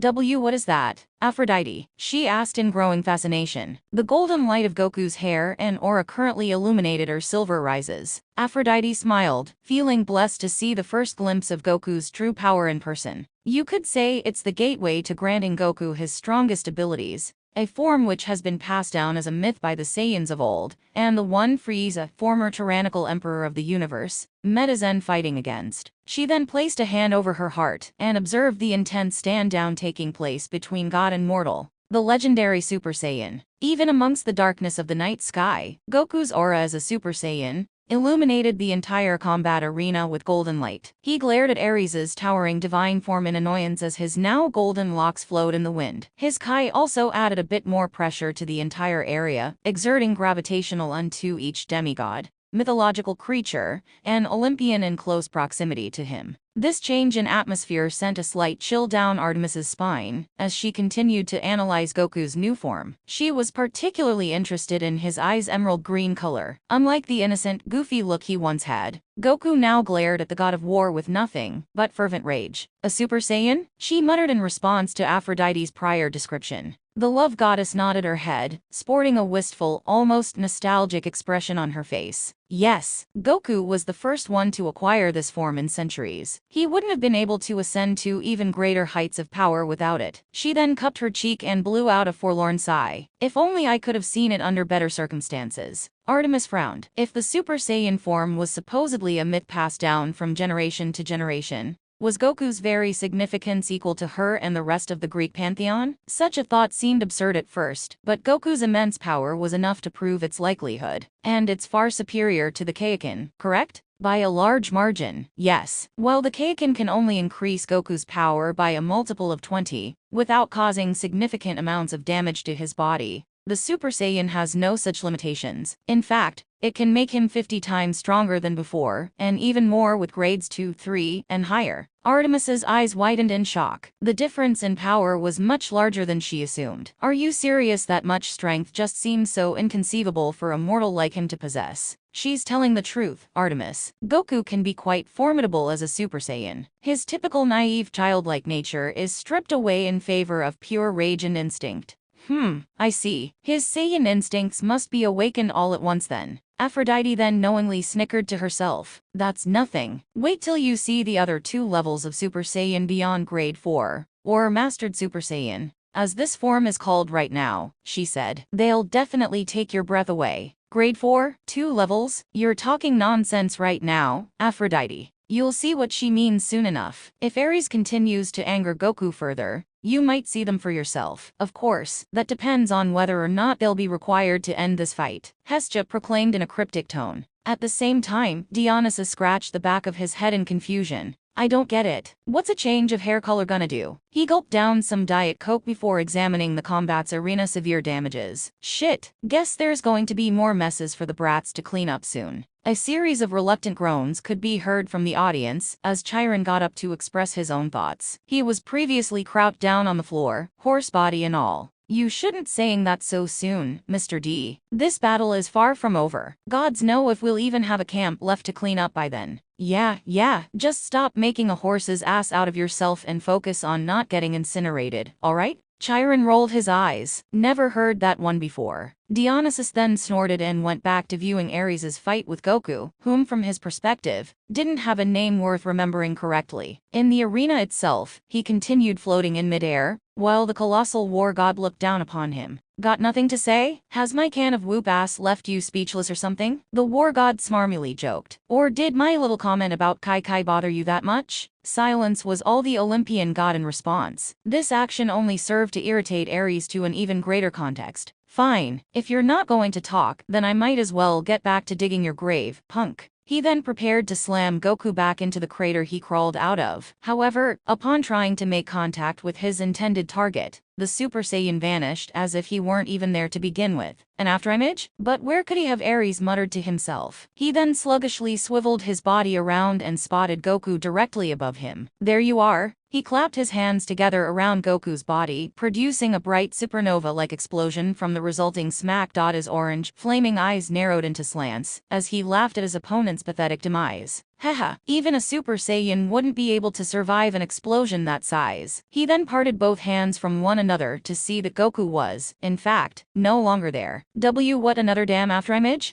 Getting angry again, Ares reclaimed his sword from the battlefield's ruins. The weapon flew towards its master's hands and merged with his photonic skin. It then transformed into a massive blade of blue and purple hellfire that almost cut through what little was left of the combat arena. Show yourself, coward. There's nowhere you can hide from me. The god of war snarled in contempt. As he held his sword's hilt with both hands, Goku instantly transmitted behind Ares' back and kicked him right in the spinal cord. He almost fell over from sudden pain, due to the sheer strength placed into the Saiyan's normal blows. Gaia. Before the Olympian could recover, Goku flew to another portion of the combat arena at breakneck speeds. His aura left a trail of golden energy wherever he streaked by. Ares stood up straight and grabbed onto his sword tightly. That was a lucky shot, but I hope you realize that afterimage technique won't last this entire battle. Neither will your annoying Super Saiyan shit. Goku folded one arm over the other and shook his head in disappointment. And I hope you're smart enough to know that statement is just flat out wrong. The Super Saiyan transformations allow me to handle a lot more than this, he said. To be completely honest, Ares, I expected a lot more from you, all things considered. You really are all bark and no bite. He then quickly teleported in front of Ares' face and punched it. This smacked him into a kneeling position that hurt far more than expected. Grrrgh. What the hell did you just say? Goku placed 2 fingers on his forehead and used instant transmission to go back to his original position. He sighed and gestured to the war god's entire divine form. Your divine form is flawed, more flawed than a true form should be, in fact. Sure, those punches hurt a lot, but they weren't even close to doing any serious harm to me. They really won't do anything lethal outside of my base form, due to one simple,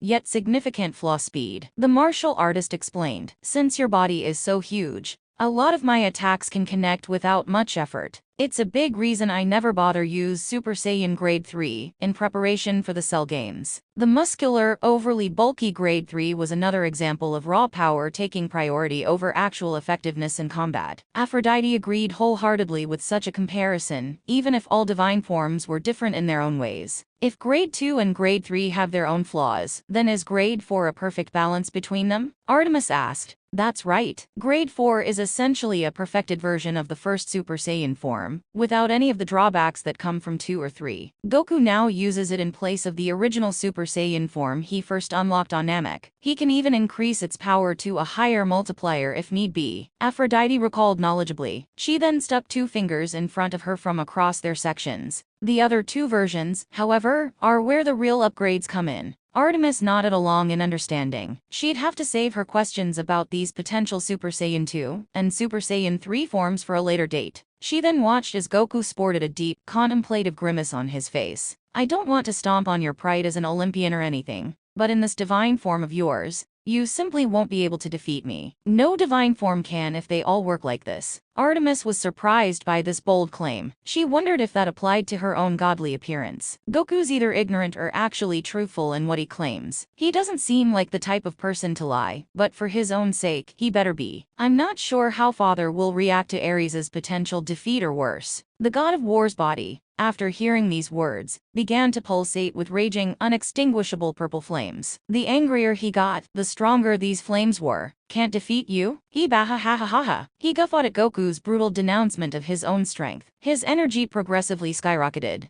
stockpiling itself with sinister dark kai, as he continued laughing like psych ward patient. Even the cowering demigods were disturbed by this crazed fit of uncontrollable laughter. Baha, you have some nerve, mortal, balls of steel, in fact. Ha. Aphrodite winced a little in nervousness. I think Ares might have finally lost it. You're acting as if he weren't deranged already, Artemis said. Of course I'm not denying that, Artemis, but Camp Half-Blood might become ground zero if Goku doesn't do something about this quick. Hestia frowned. She could also sense something off about Ares' energy during this battle. It might be too late for that. Artemis and Aphrodite exchanged weird looks with one another. What do you mean, too late? Goku's winning, is he not? The goddess of the hunt inquired. Have you noticed that Ares has been using purple flames to attack Goku? As the goddess of the hearth, I know the fire he's capable of producing, and it's not purple. It doesn't even burn or crackle the same way. She continued in dismay. It burns with death, sorrow, and malice. It fits with Ares' domain like a glove, yet doesn't at the same time. I don't exactly know what to make of it. Aphrodite snapped her fingers in sudden realization. Oh, I remember now. He blasted my cloud out of the sky with purple fire too. But it wasn't just fire. It felt like some sort of kai that corrupted Ares' normal flames, rather than produce them outright. But what does this all mean? Is someone or something influencing Ares' and Goku's from the shadows? The moon goddess asked. Whatever it is, I believe Goku has already sensed its presence. This fight won't be as much of a clean victory as he assumes. It'll only be a matter of time until this dark power awakens itself from within Ares' body, and Lord help this camp when it does. Aphrodite clasped her hands together and, from now on, wouldn't even dare take her eyes off Goku. Be careful. Ares then stopped his laughing to brandish his sword, and prepared to fight once more. You're a dead man now, Son Goku. You and that blonde mop of yours are getting a one-way ticket straight to Tartarus. His eyes surged from an orange fire to purple, contrasting with the calm serenity laced within Goku's own green pupils. The Saiyan sighed, realizing that an agreement between them could never be made. This battle would either end with one of their deaths or both.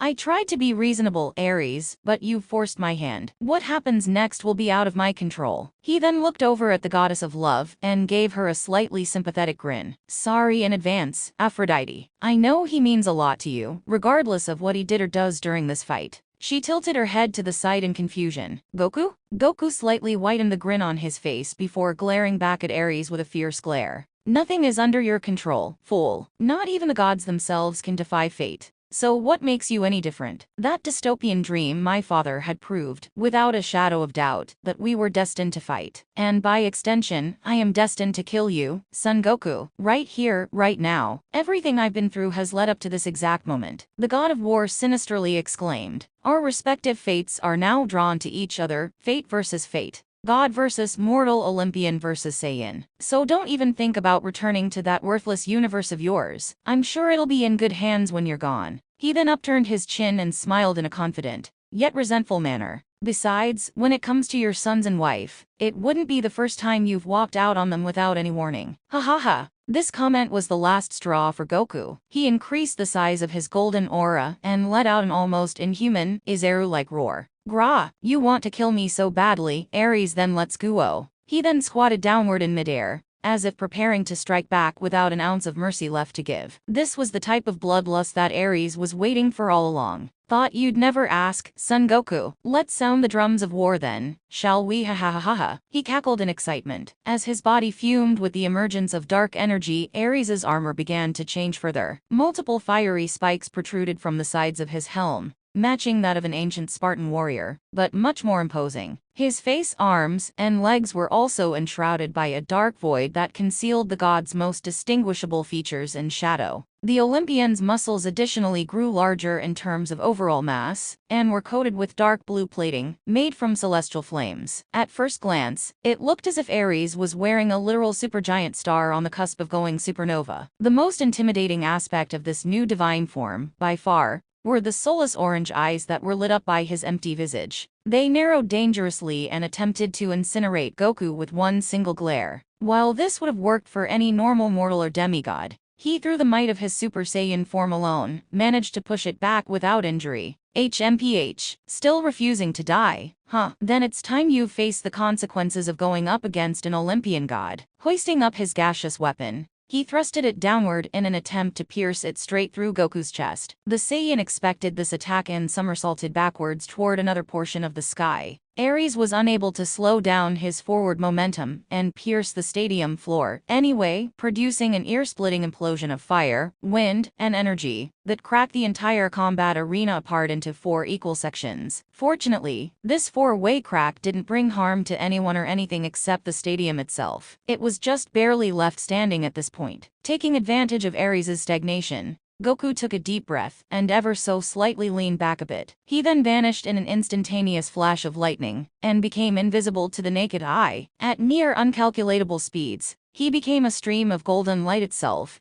and let loose hundreds of blows onto the war god's body. All that could be seen were large, gaping craters in his skin that bled golden ichor. Incredible. How could he produce that many blows in such little time? Artemis gaped in complete awe. Goku's speed, to her best estimate, was thousands of times faster than light or even higher. After his relentless onslaught came to a close, Ares froze from a mixture of shock and pain. Goku then teleported himself back to where the god stood, preparing to deliver yet another attack. Facing him from behind, he tilted his head to glare at Ares in anger. Hiya, Tra! He wound up his leg and spun around his entire body around like a golden tornado. He finished off this high-speed spin by slamming his foot deep into the Olympian's stomach, extending it as much as he possibly could. Leaving Ares with little time to react or counterattack, Goku backflipped away and, like a rocket, launched his head right across the immortal being's chin. His teeth involuntarily clamped together, causing him to spew a large mouthful of golden ichor all over himself and the arena. Nonetheless, he continued to regenerate at a slower rate and kept fighting. Keep at it, Goku. The more energy you waste, the more of a chance I have of winning this fight in the long run. This pain is only serving to make me stronger, whether you like it or not. The Saiyan of Earth scowled. Don't you ever shut up? Internally balking at Ares' ludicrous statement, Goku placed 2 fingers on his forehead and teleported away. He then sporadically used instant transmission to circle around the entire stadium in seconds, making multiple copies of himself while in motion. Ares anxiously spun himself around to get a proper read on the real Goku's current location. Quick little bastard. Where could he have Hua? He glanced down to see Goku plant a short barrage of punches onto his kneecap. As a result, his leg caved in and left him unable to stand properly. This left him no other option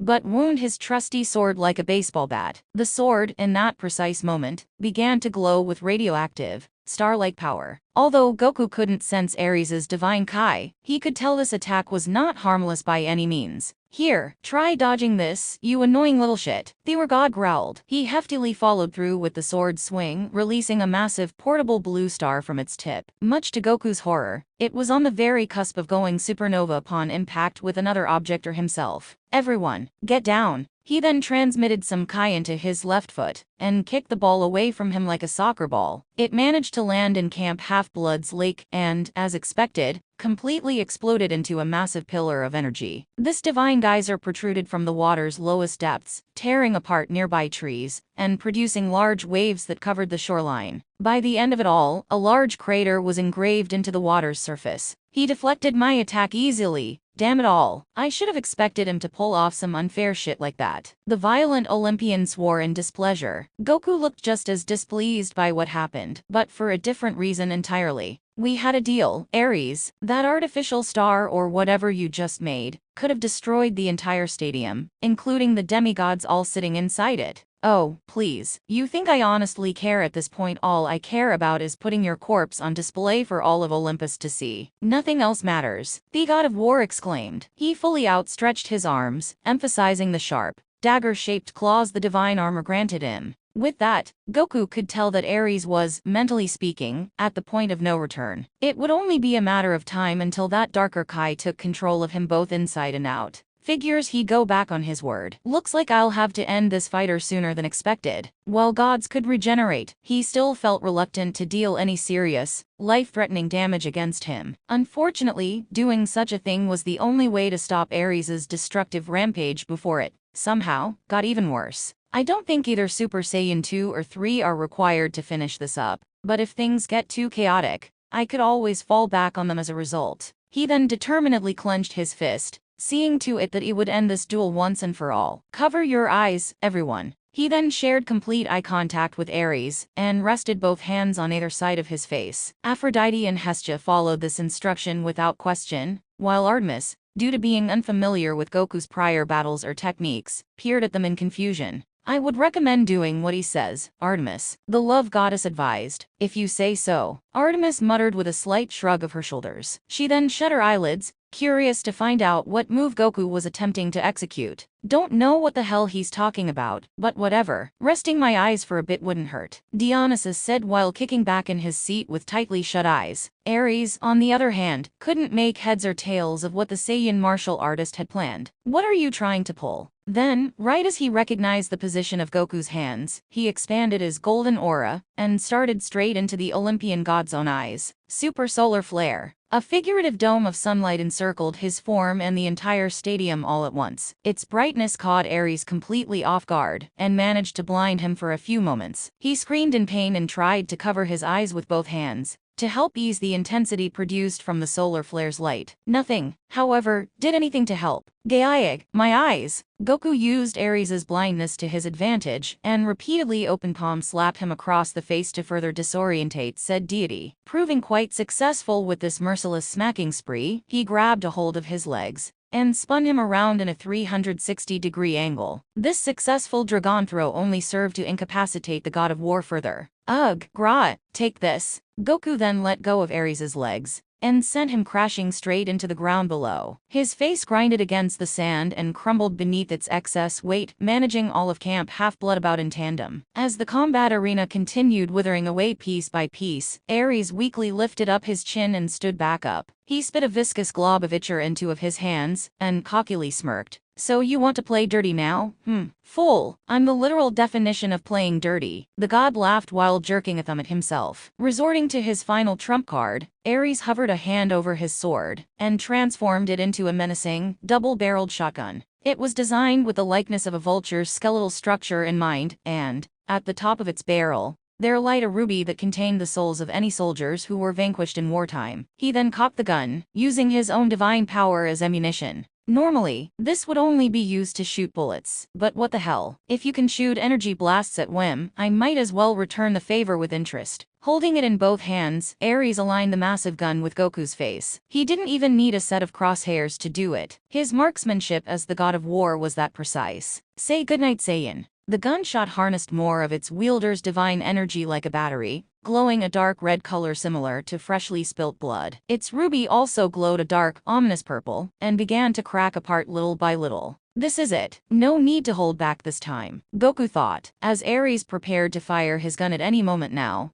The first Super Saiyan empowered himself with more Kai than before. He then cupped his hands together and spoke in a trance-like state once more. Ka-me, he shouted from a point in the sky above Ares. Ooh, a beam struggle. I'm liking the sound of that. The war god laughed in a sarcastic tone. He then slightly repositioned his shotgun, tilting in the direction of Goku's signature Kai blast. Ha-me, the martial artist continued, projecting a massive blue-white Kai ball that shot beams of light in each direction. As both blasts lit up the entire arena, Ares decided to play a bit dirty as stated earlier. Sorry, too slow? He pulled the trigger and fired a cylindrical, blue dirt inferno towards Goku at near immeasurable pace. Unfortunately for Ares, Goku suddenly vanished before the Kamehameha's chant could be finished. This left the Olympian's own blast to trail off into the skies above Camp Half-Blood, producing a devastating explosion even larger than the small stars. To top it all off, this explosion even formed the likeness of a red skull with glowing fiery purple orbs for eyes. It then faded away in evenly distributed pillars of black smoke. Great, what a waste of power, Ares scoffed in disappointment. He then reloaded his gun more energy and decided to try again. Once Goku bothered to show himself again. What's wrong? Are you too much of a pussy to take it head on? Sensing some excess energy building near his feet, he looked down to see Goku still charging up his brand new Kamehameha wave. He had hid himself away to evade Ares' attack using instant transmission. Wait, no. I should have known you were going to do this. Why didn't I see it coming? The god of war stammered. Not having enough time to perform any evasive maneuvers, Goku fully outstretched both arms and left Ares to his fate. Hi-ya-ya. The full power Kamehameha engulfed Ares' gigantic form and exploded upon sudden impact with his body. He was unable to resist the damage produced from this close-ranged Kai blast, and suffered greatly because of it. His head, arms, and legs were burned to a crisp, breaking apart into charred pieces of torn skin. Even the stronger version of his divine form was at Super Saiyan Goku's mercy. No, no, no, shit, Ares yelled. The Kamehameha's resulting explosion consumed him whole, armor and body parts and all. It proceeded to break down the combat arena's remaining foundations, and sent out a resulting aftershock that no one, not even the audience, was safe from. Aye, Aphrodite shrieked as she almost fell on her butt. Artemis did something similar by protectively hovering over Zoe Nightshade and her other surrogate daughters. My lady? Stay down for now, Zoe. This fight isn't over yet. The goddess of the hunt whispered softly. Dionysus woke up to a start. He had accidentally dozed off during Goku's super solar flare technique. Whoa, whoa, what just happened? Chiron poked his head out from the sidelines to see what happened. It looks as though Son Goku has won, Mr. D. The wind god quirked a brow. That's so? Well, I'll be damned. Hestia watched this explosion transpire with a smile on her face. Its blue glow illuminated her fiery orange pupils. The instant Kamehameha is truly a remarkable sight to behold. Once the aforementioned blast had dissipated, Ares was not looking too good by any means. His right arm and left leg were completely blown to smithereens, failing to regenerate because of the Kamehameha's intense heat. His new helmet was also torn to shreds, with one half containing a sizable hole where energy-based flesh used to be. His sword-turned shotgun didn't fare much better, and sported a large crack straight down the middle. Overcome with a sense of defeat after this aftershock, Ares dropped his centuries-old weapon onto the floor, and spat out more ichor. His will to fight was gone, but his anger grew to even higher levels than before. This is my divine form, the very form I was born into this universe with. How can you, a mere mortal centuries younger than I am, best it so easily? Goku floated closer to him and calmly took a deep breath. The yellow spikes of his hair flowed in the wind while levitating. I already told you, Ares, this divine form may be powerful, but it's not doing you any favors from a combative standpoint. It's as simple as that. The god of war shook with newfound rage, and tried his best to get through the pain. Don't talk down to me like I'm some snot-nosed brat who doesn't know any better. Who do you think you are? He struggled to pick himself up as divine blood spewed from every pore in his body. Then, like in Camp Half-Blood Forest, a searing pain coursed through his blood and skull. Aggggh. My head. What's happening to me? I warned you, Ares. You have to fight it or else that energy will destroy you from the inside out. As he continued to clutch his aching skull, the war god suddenly felt almost relaxed in a way. Every wound on his body closed up faster than usual. Once a torrent of purple fire flowed around him. It was undoubtedly sinister, yet also, from Ares's perspective, quite euphoric. It felt like a fresh shot of heroin entering his bloodstream.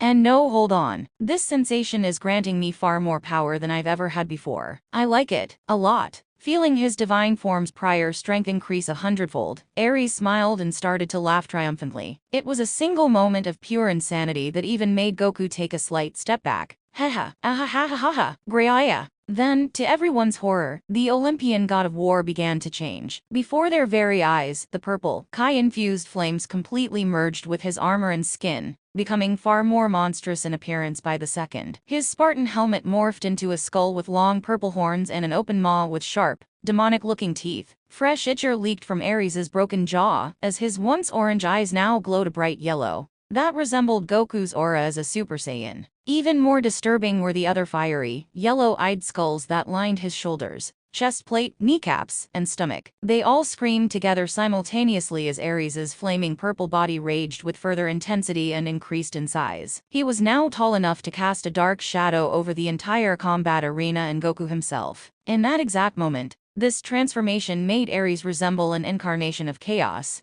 a deity who represented the cosmos itself. Galaxies, solar systems, planets, and stars were even spread throughout his skin, resembling the inky blank void of outer space as a whole. Goku widened his green eyes in disbelief. The Dark Kai's influence over Ares's soul and emotional state was far worse than he thought. He really did become an uncontrollable monster, one that even rivaled the evil version of him from Zeus's dream. The three goddesses couldn't believe what they were seeing either. Aphrodite, in particular, looked shocked by what her former, centuries-long lover had become. Ares? Artemis shook nervously in her seat. What in Zeus's name is this power? Hestia frowned. Her prior suspicions were already being proven true. I don't know, but it feels pure evil, almost outright villainous in nature. This darker version of Ares cracked his neck and looked down at Goku with the utmost murderous intent. The mouth on his skull twitched into its best attempt at a creepy, downright nightmarish smile. Son Goku, you will die by my hands, he roared in a deep, raspy voice. It didn't even sound like Ares anymore. It felt as if a separate, more sinister force was taking possession of his subconscious mind. Heh, bring it on then. I'm just warming up, Goku said confidently. The martial artist then looked over at Hestia, Artemis, and Aphrodite in a somewhat apologetic manner. Sorry you won't get to see the end of this, guys. I promise I'll take care of it.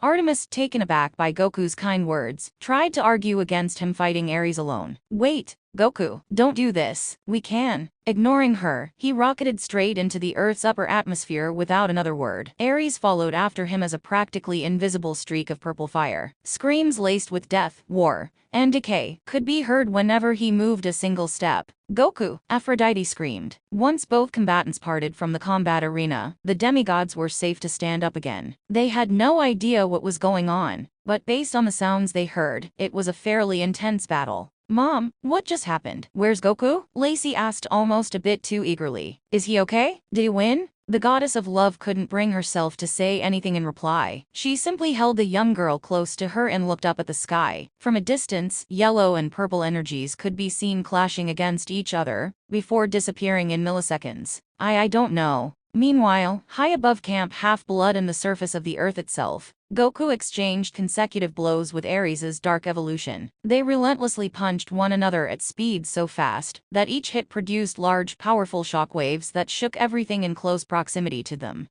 Blood and ichor fell from their bodies like hailstones, each drop dissipating before they could even touch the ground. Goku, to his chagrin, couldn't overpower this new form as a Super Saiyan. This dark Kai simply made Ares far too powerful for him to take lightly or underestimate. If he wanted to end their fight sooner than later, he'd need to go all out. The fate of the Earth likely depended on it. Where could he have even gotten this power from? The difference between the state and his normal divine form is unreal. Graya. With a single burst of purple energy, Ares turned himself translucent and burst straight through Goku's chest like an intangible flame. The Super Saiyan was then assaulted by multiple explosions of purple energy that battered at his skin without any restraint. Damn it. Enduring the burns caked around his upper body, Goku teleported below Ares using instant transmission and spin kicked him right across the chin. The god of war was sent sailing into outer space, and would have kept floating around if not for the moon being present as support. He slammed down onto its surface and rocketed back towards Goku's place in the inky black cosmos. A massive crater shaped like himself was left in his wake. Coming back for more, huh? I've had it up to here with your overpowered Super Saiyan bullshit. It's about time for you to join the rest of your pathetic race in extinction. Raya. That will never happen, Ares. I made a promise and I'm going to keep it. Hiya. Bright, golden energy then clashed with dark purple as Goku and the god of war clashed their forearms together. A supernova was produced from this brief interaction, shaking the Earth ever so slightly, and blowing some gray chunks out of the moon. Seeing how much destruction they were causing, Goku lifted up his arms and pushed Ares away from the planet with a powerful stream of wind, Kai. Tra. He was then sent spiraling backward for miles, and had a tough time getting his massive body under control. Goku took a brief look back at the Earth and nodded. That should be a good enough distance. Placing 2 fingers along his forehead, he closed in on Ares' dark Kai, and transported himself directly above the Olympian. He then blasted him with a small barrage of yellow energy balls that continued his path along outer space. Ares, practically unharmed by this attack, activated the skulls distributed throughout his fiery armor. They all opened their mouths and blasted thin streams of dark energy in different directions. Goku had to expertly maneuver himself around in midair, just to prevent them from piercing through his own flesh, bone, or worse. Shit, I have to make him land somewhere. As the war god spun himself around to further strengthen his strobe lights of death, Goku caught a glimpse of the red planet,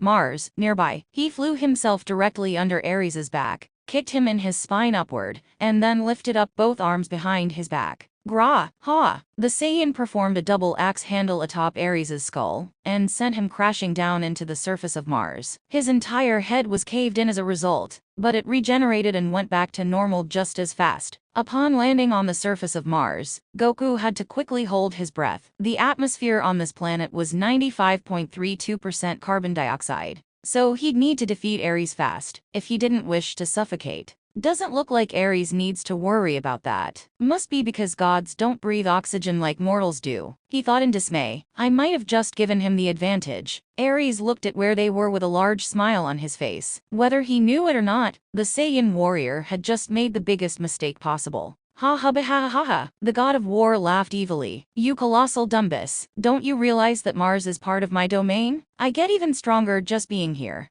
Goku widened his eyes in shock. What? To prove this assessment true, Ares raised a single hand toward Olympus Mons, the tallest volcano and planetary mountain on Mars. It being named after Mount Olympus itself made this environment all the more befitting of this battle. It hadn't erupted in over 25 million years, yet now, that won't change, thanks to the very god who controlled it. Watch. With a single tight clench of his fist, Olympus Mons exploded with molten lava and magma, shooting up from its peak. It blackened Mars' upper atmosphere in seconds, firing hundreds of meteorite-shaped rocks that, under Ares' control, burned with purple fire. The heat was absolutely inhospitable for a mortal like Goku, so he'd need to find a way out of there fast. See this could be the real Olympus's fate. If nothing is done to stop you before that damned future even has a chance of taking place. If killing you to save the cosmos makes me a villain, then so be it. The corrupted Olympian god bellowed in growing rage. This planet shall be stained red with your blood, Son Goku. Your life ends here. Controlling each meteorite with his purple aura, Ares launched them at Goku one after another. The Saiyan, in a state of panic, jumped, flipped, and ran as fast as he could to evade these projectiles. He then blasted one of them with a Kai blast, sending it careening back at Ares' face. The god felt golden ichor trickle down his nose, and, right in that exact second, completely lost it.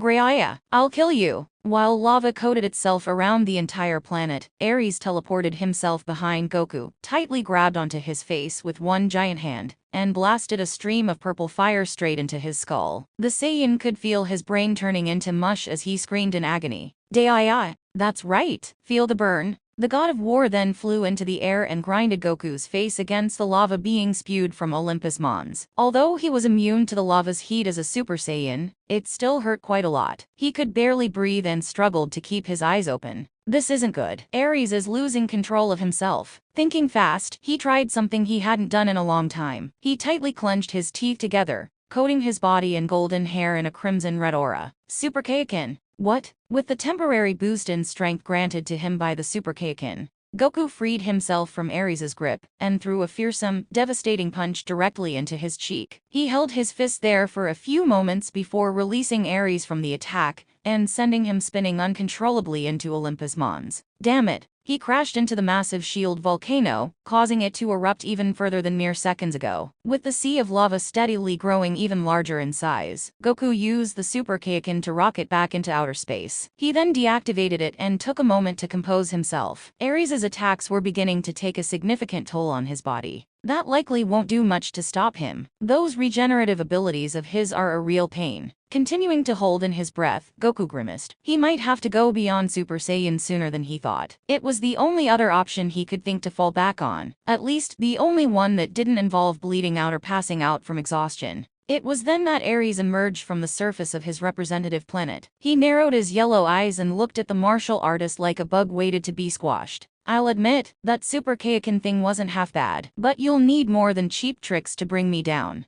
I have to agree. Good thing I have 2 tricks left to use, right? Show me then. It wouldn't be a war without bringing out the big guns, right? Goku narrowed his eyes. Fine, you asked for it. Hey, releasing a shockwave of golden light that shone brightly throughout the cosmos, Goku screamed and ascended to a higher level of power, Super Saiyan 2. As a result, his golden hair became even spikier, and bolts of electricity surged throughout his body. It wasn't his preferred form to use, admittedly, but it would have to do for now. Ares scoffed. Don't see much of a difference visually, but your power is even stronger than that Super Kaioken punch you did. No doubt about that. And it's strong enough to defeat you, Ares. He then created some distance between them and cupped his hands together. This time, he wouldn't use the instant transmission. He, in fact, wanted Ares to pair the blast with his own. It'd be the climactic finale they've been waiting for. Kime. Let's put that to the test then, punk. Show me what you've got. Focusing his energy, Ares opened his and the other skull's mouths all at once. They charged up a massive blast of dark purple and black energy in perfect unison. Greia. Hi.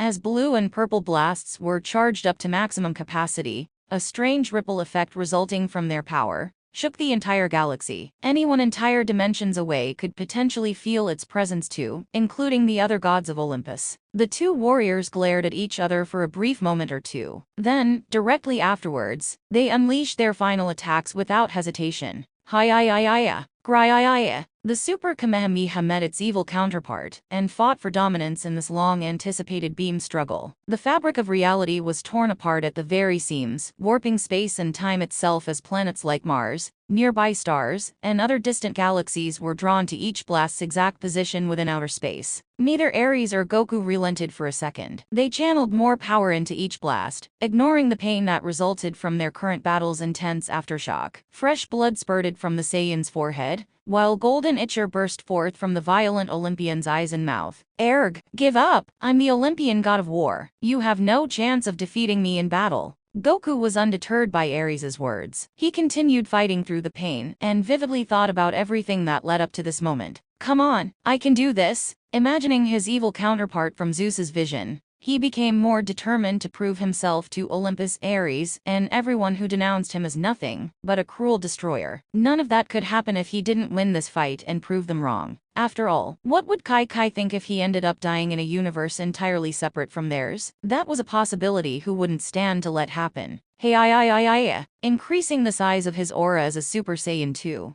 The Kamehameha let loose small bolts of electricity against Ares that caught him off guard. This caused his own blast to be pushed back a few feet, much to his complete shock. And no, stop fighting back. This power should be your undoing. Why is this happening to me? Ares scowled. I won't let it end this way. I refuse. As soon he released his energy blast full throttle, the god of war cracked under pressure and flew straight into it. He materialized a hellish purple blade made of flames and screaming skulls, attempting to completely destroy the Kamehameha with it. Goku, in response, did the same. He quickly sailed through the Kamehameha wave itself and wound up his fist at around the same time Ares brandished his sword. They rocketed towards each other, causing the galaxy and everything containing it to shake even more intensely than mere moments beforehand. Hey, Son Goku! The two energy blasts coalesced together, creating an impressive explosion that blew up in various other objects across the solar system and beyond. It was essentially a chain reaction of absolute destruction on the highest level, something that Ares would enjoy under different circumstances. However, he had nothing to be happy about this time around. Through sheer luck alone, Goku managed to generate electricity and golden Kai into his fist to propel himself straight through Ares' stomach. He maintained his Super Saiyan 2 form and glanced over at the Olympian from behind, frowning. It's over. Upon impact, Ares' entire divine form was blown apart from the inside. Beams of golden light shot out of every section in his armor until any trace of dark Kai that once existed was completely gone. Moo! His screams of sorrow were unheard by all, except for Goku,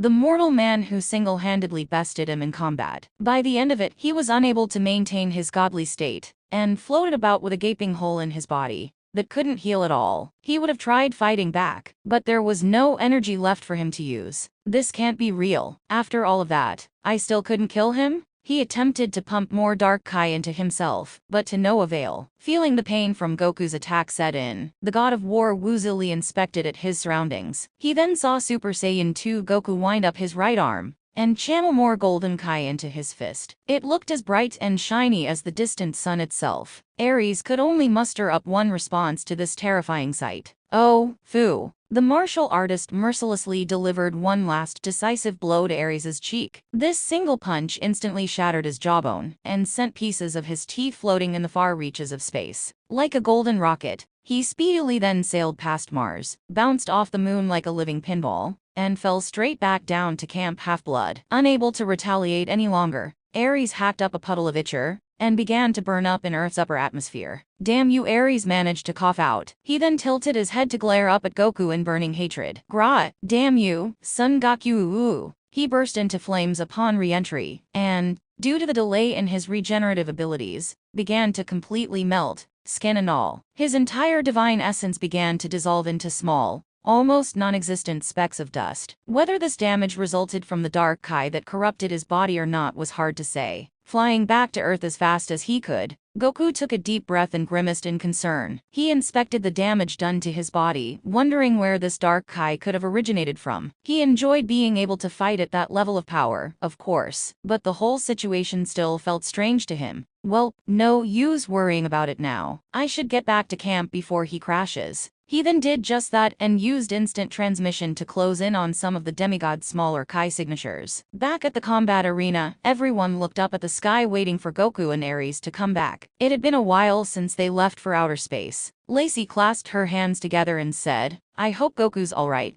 You should be more worried about us than him, sis. I mean, have you looked at this place? It's like an absolute dumpster fire." Drew groaned. She desperately tried to cleanse herself of any dirt or debris that the arena floor might have possessed. Goku's past battles have been far more devastating than this, so you shouldn't be too shocked by it, Drew, their mother muttered. She then frowned in remorse for what may or may not have happened. "I know full well, from the bottom of my heart, that Goku will be alright. I'm not sure I can say the same for Ares, though. In spite of the war god's egotistical behavior, Aphrodite was still fully to blame for causing this battle. She didn't have much to do with Ares's transformation, but the outcome would be partially her fault, nonetheless. Wish there was a way to help him, besides giving him a cough drop, because he really did scream a lot."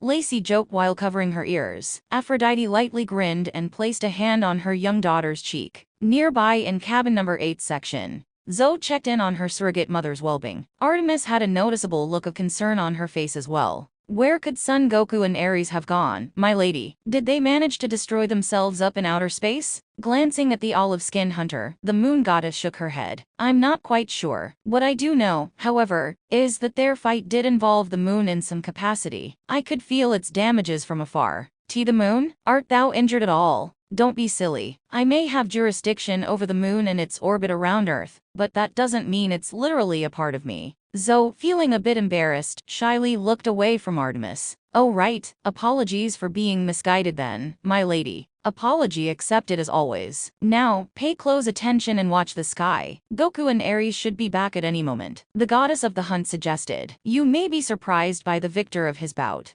Zoe, Phoebe, and the other hunters nodded in understanding. They monitored the skies together, waiting to catch a glimpse of either combatant. In the stands occupied by Ares's children, Clarice LaRue and her fellow siblings spotted something falling from the sky. They all squinted their eyes, recognizing the fact that this mysterious object was falling faster and faster with each second. Worst of all, it was heading straight for the center of the combat arena. "What's up there?" Sherman Yang remarked in confusion. Him and his siblings took a closer look at it. It was a humanoid body glowing with traces of purple and orange fire. It was charred and ashy in terms of appearance, crumbling to dust in the surrounding wind. Mark widened his eyes. Judging from this person's feature, it did not look like Goku at all, but someone else they were more familiar with. Don't tell me. Is that? Clarice looked over at the fallen individual a second time. Her jaw hung open upon receiving the same moment of realization that Mark had. "Dad?" At that moment Ares's body limply spun around like a bruised and broken ragdoll. Fresh itcher fell from the gaping hole in his stomach as he gained more and more forward momentum. "Gaia!" He preceded his moment of freefall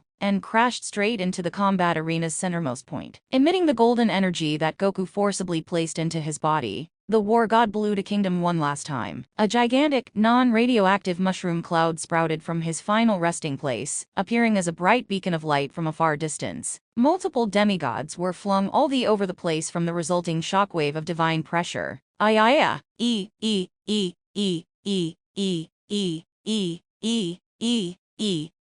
Aphrodite's daughters, namely Drew, squealed in exaggerated fear. Hermes' cabin, the largest and unruly group in the entire camp, had a more positive reaction by comparison. "Whoa, awesome." Even Dionysus was shocked by what took place. "What the hell are you brats screaming about?" After this sudden cacophony of screaming came to an end, Ares's implosion was followed by an air of bitter silence. Now, the once proud Olympian laid there a massive pool of his own ichor, and a gaping hole to show for his efforts. He was unable to move, speak, or do much of anything at all. His dark evolution truly left that much of a toll on him.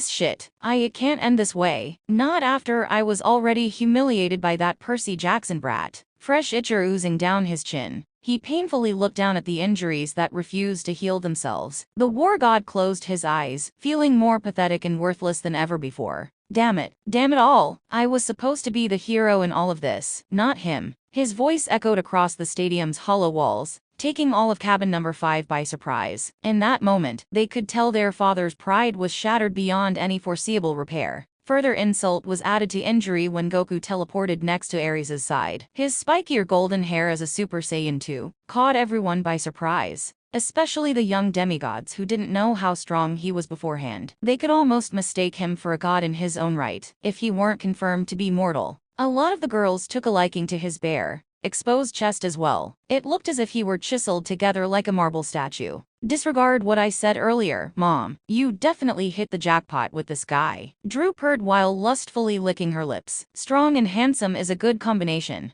Aphrodite quirked a brow at this lecherous behavior. It is, but you may want to watch what you say. Sweetie, he could be your new stepfather soon. Darting her eyes from Goku to her divine parent, Dra instantly grew nauseous and started to gag. Yuck, way to kill the mood. Just telling you what's more likely to happen in the future. Aphrodite shrugged with a sheepish grin on her pink lips. Despite her regrets about their first meeting, being Goku's girlfriend was still a top priority for her. However, with Kai's death on his mind, it'd be difficult for her feelings to be reciprocated. If he'll ever grow to care about me the same way, at least. She then gazed at Artemis and Hestia, considering their presence in Goku's life as additional obstacles to overcome. He has different hair than before. This must be Super Saiyan 2, correct? The goddess of the hunt asked. Hestia nodded. Even she didn't expect him to use it so soon after turning into the normal Super Saiyan form. That's right. It looks like that dark energy made Ares strong enough to challenge Goku a bit more than anticipated. I suppose so. He seems to have been dealt just as many injuries as well. Artemis noted. Goku's body was now covered in stab wounds, burns, scratches, and bloodstains. His outfit was also completely torn apart, much to her chagrin. Even so, him having access to another form even stronger than this one is quite disturbing.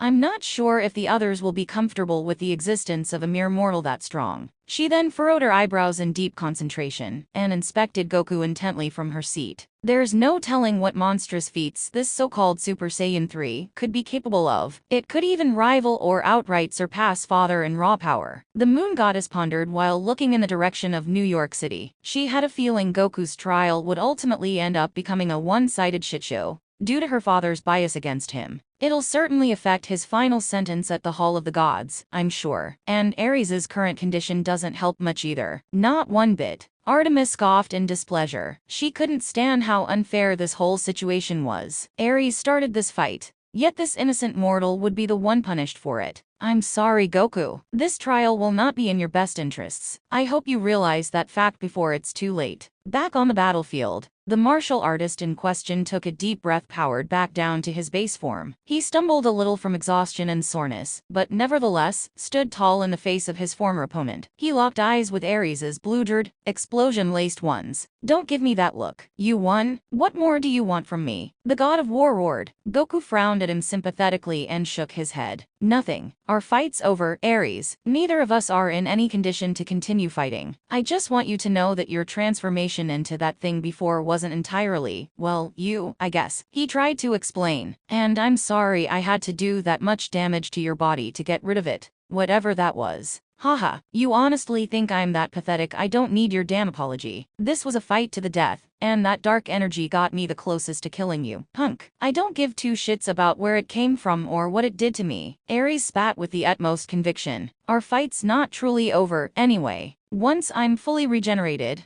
I won't stop until I return the favor and give you a hold just as big as mine. Seeking to call upon his sword, so he could attack Goku again, Ares was shocked to see his arm fade away in a series of microscopic dust particles. It appeared that his body could no longer endure the damage Super Saiyan 2's power caused. What? I'm scattering, there's no way. Little by little, Ares' body dissolved into large, sparkling piles of dust. His legs then completely ceased to exist in a matter of seconds. Scattering? Artemis leaned over from her seat to answer this question. Scattering, Goku, is the closest an immortal deity comes to experiencing death. After a certain amount of damage is inflicted upon us gods, our physical bodies will be completely destroyed and broken into dust-like particles. These particles will then be sent straight to Tartarus, and gradually reform after an extended period of time. This can range from days, weeks, months, or even years, based on how serious the injuries truly are. You mean I did that to him? The Saiyan martial artists gasped as Ares continued to vanish into nothingness. Hestia joined in, so she could help soothe his worries. Yes, technically, you did, but there's no need to feel guilty about it. My father Kronos was cut up into millions of tiny pieces. Yet he still managed to miraculously survive, and since Ares didn't experience as much damage, I assume he'll be back to normal after a few months have passed. Alright then. I guess that means I didn't actually kill him then, I think. Goku then scratched the back of his head in puzzlement. Man, this god stuff sure is complicated sometimes. That's not even the most complicated thing about us. Wait until you find out how Aphrodite was born. The goddess of the hearth jokingly replied. Thinking back to the bizarre circumstances leading to her birth, Aphrodite's cheeks flushed a bright red. I told you not to bring that up. Hestia. Oh yeah? From what I recall, wasn't she created from a mix of seafoam and some old dudes? Now's not the time for that. The love goddess whined as she crossed her arms and glared at Goku in minor annoyance. HMPH. I never asked how you were born.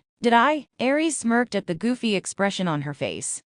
Just as cute as she'll ever be. Realizing that their days as a couple were officially over, the god of war remembered the good times they had together and bitterly frowned. All he could do now was feel envy and resentment for Goku. You know what? Fighting you did make me realize something. What? I've been up my own ass for too long now. In order to truly give moronic punk asses like you a proper beatdown, I'll need to start training the same way. Basically get into the same min side as a warrior from an alternate universe foreign to my own. Ares said. Then and only then can I avoid experiencing the utter humiliation grown from a fight like this one. Maybe I won't have to rely on some random power-up either. Goku enthusiastically grinned at this idea and smiled. His inner low-class Saiyan was now on full display for everyone to see. Sounds great. I'll be looking forward to a rematch, Ares. Just name the time and place, and I'll be there for sure. Ares blankly stared at Goku in amusement. You don't get it, do you? Even you have to realize this fight isn't over yet, right? I'm not following. I'm talking about the other Olympians, you dumbass. You may have a little group of fangirls over there, but the rest of us aren't so easy to please. Ares pointed out. In fact, they're aware of my father's dream and likely have every reason to distrust you. They've all seen moments from your past, including Frieza's destruction of planet Namek,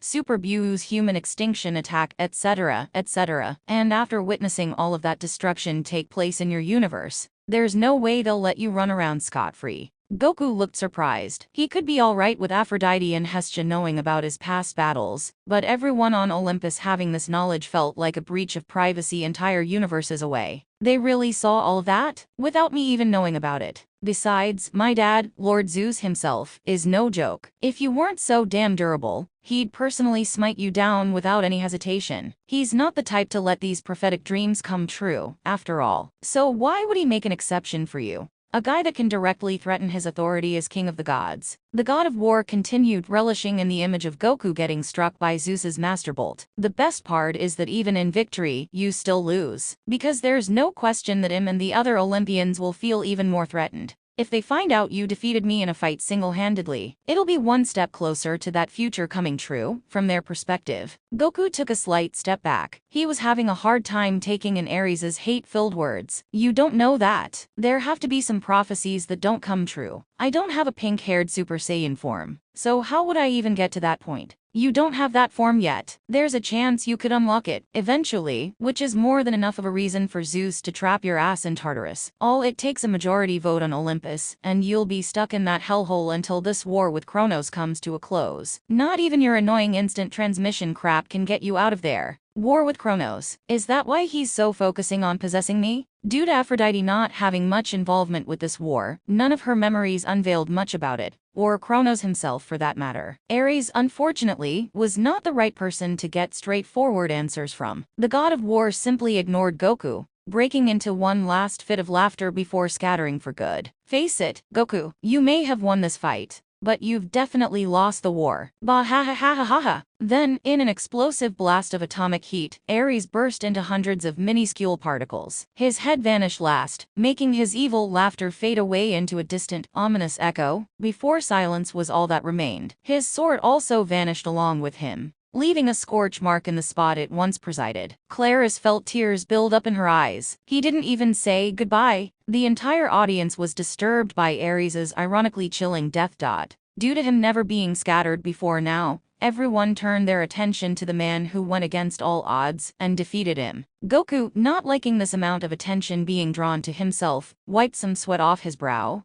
and looked around the combat arena. Well, that was interesting. He then, all of a sudden, succumbed to his injuries and fell over unconscious. Losing so much blood in such little time was too much for even a Saiyan like him to endure. Goku, Aphrodite cried. Her, Artemis, and Hestia then came to the Saiyans' aid, as Dionysus had each camper clear out of the combat arena. Chiron and Argus were there to help him with that as always. As the god of war mentioned, Goku may have won their fight, but the true war was from over. His trial on Olympus was now officially underway. In the Hall of the Gods, Zeus was currently in a bit of a bind. Several hours after he sent Artemis to capture the mortal Son Goku, parts of the entire universe and the domain from which Olympus existed on began to shake uncontrollably. The Hall of the Gods might have caved in on itself, in fact, if not for his and Poseidon's quick intervention. He didn't quite know what to make of it. All of reality simply became distorted in one single portion of the solar system and areas even beyond that. To make matters worse, it supposedly resulted from a duel between his son, Ares, and the very Saiyan man waiting to be persecuted. But how could this have happened? Last time he checked, Ares was keeping guard over Aphrodite at her temple. Perhaps he should have checked in on them earlier or sent someone else to do it. Suo, is no one going to acknowledge the fact that Olympus Mons just erupted on Mars, after 25 freaking million years of being inactive? Apollo asked. Peculiar as it is, we all know why it happened. Ares and Son Goku brought their fight to outer space, which included his representative planet,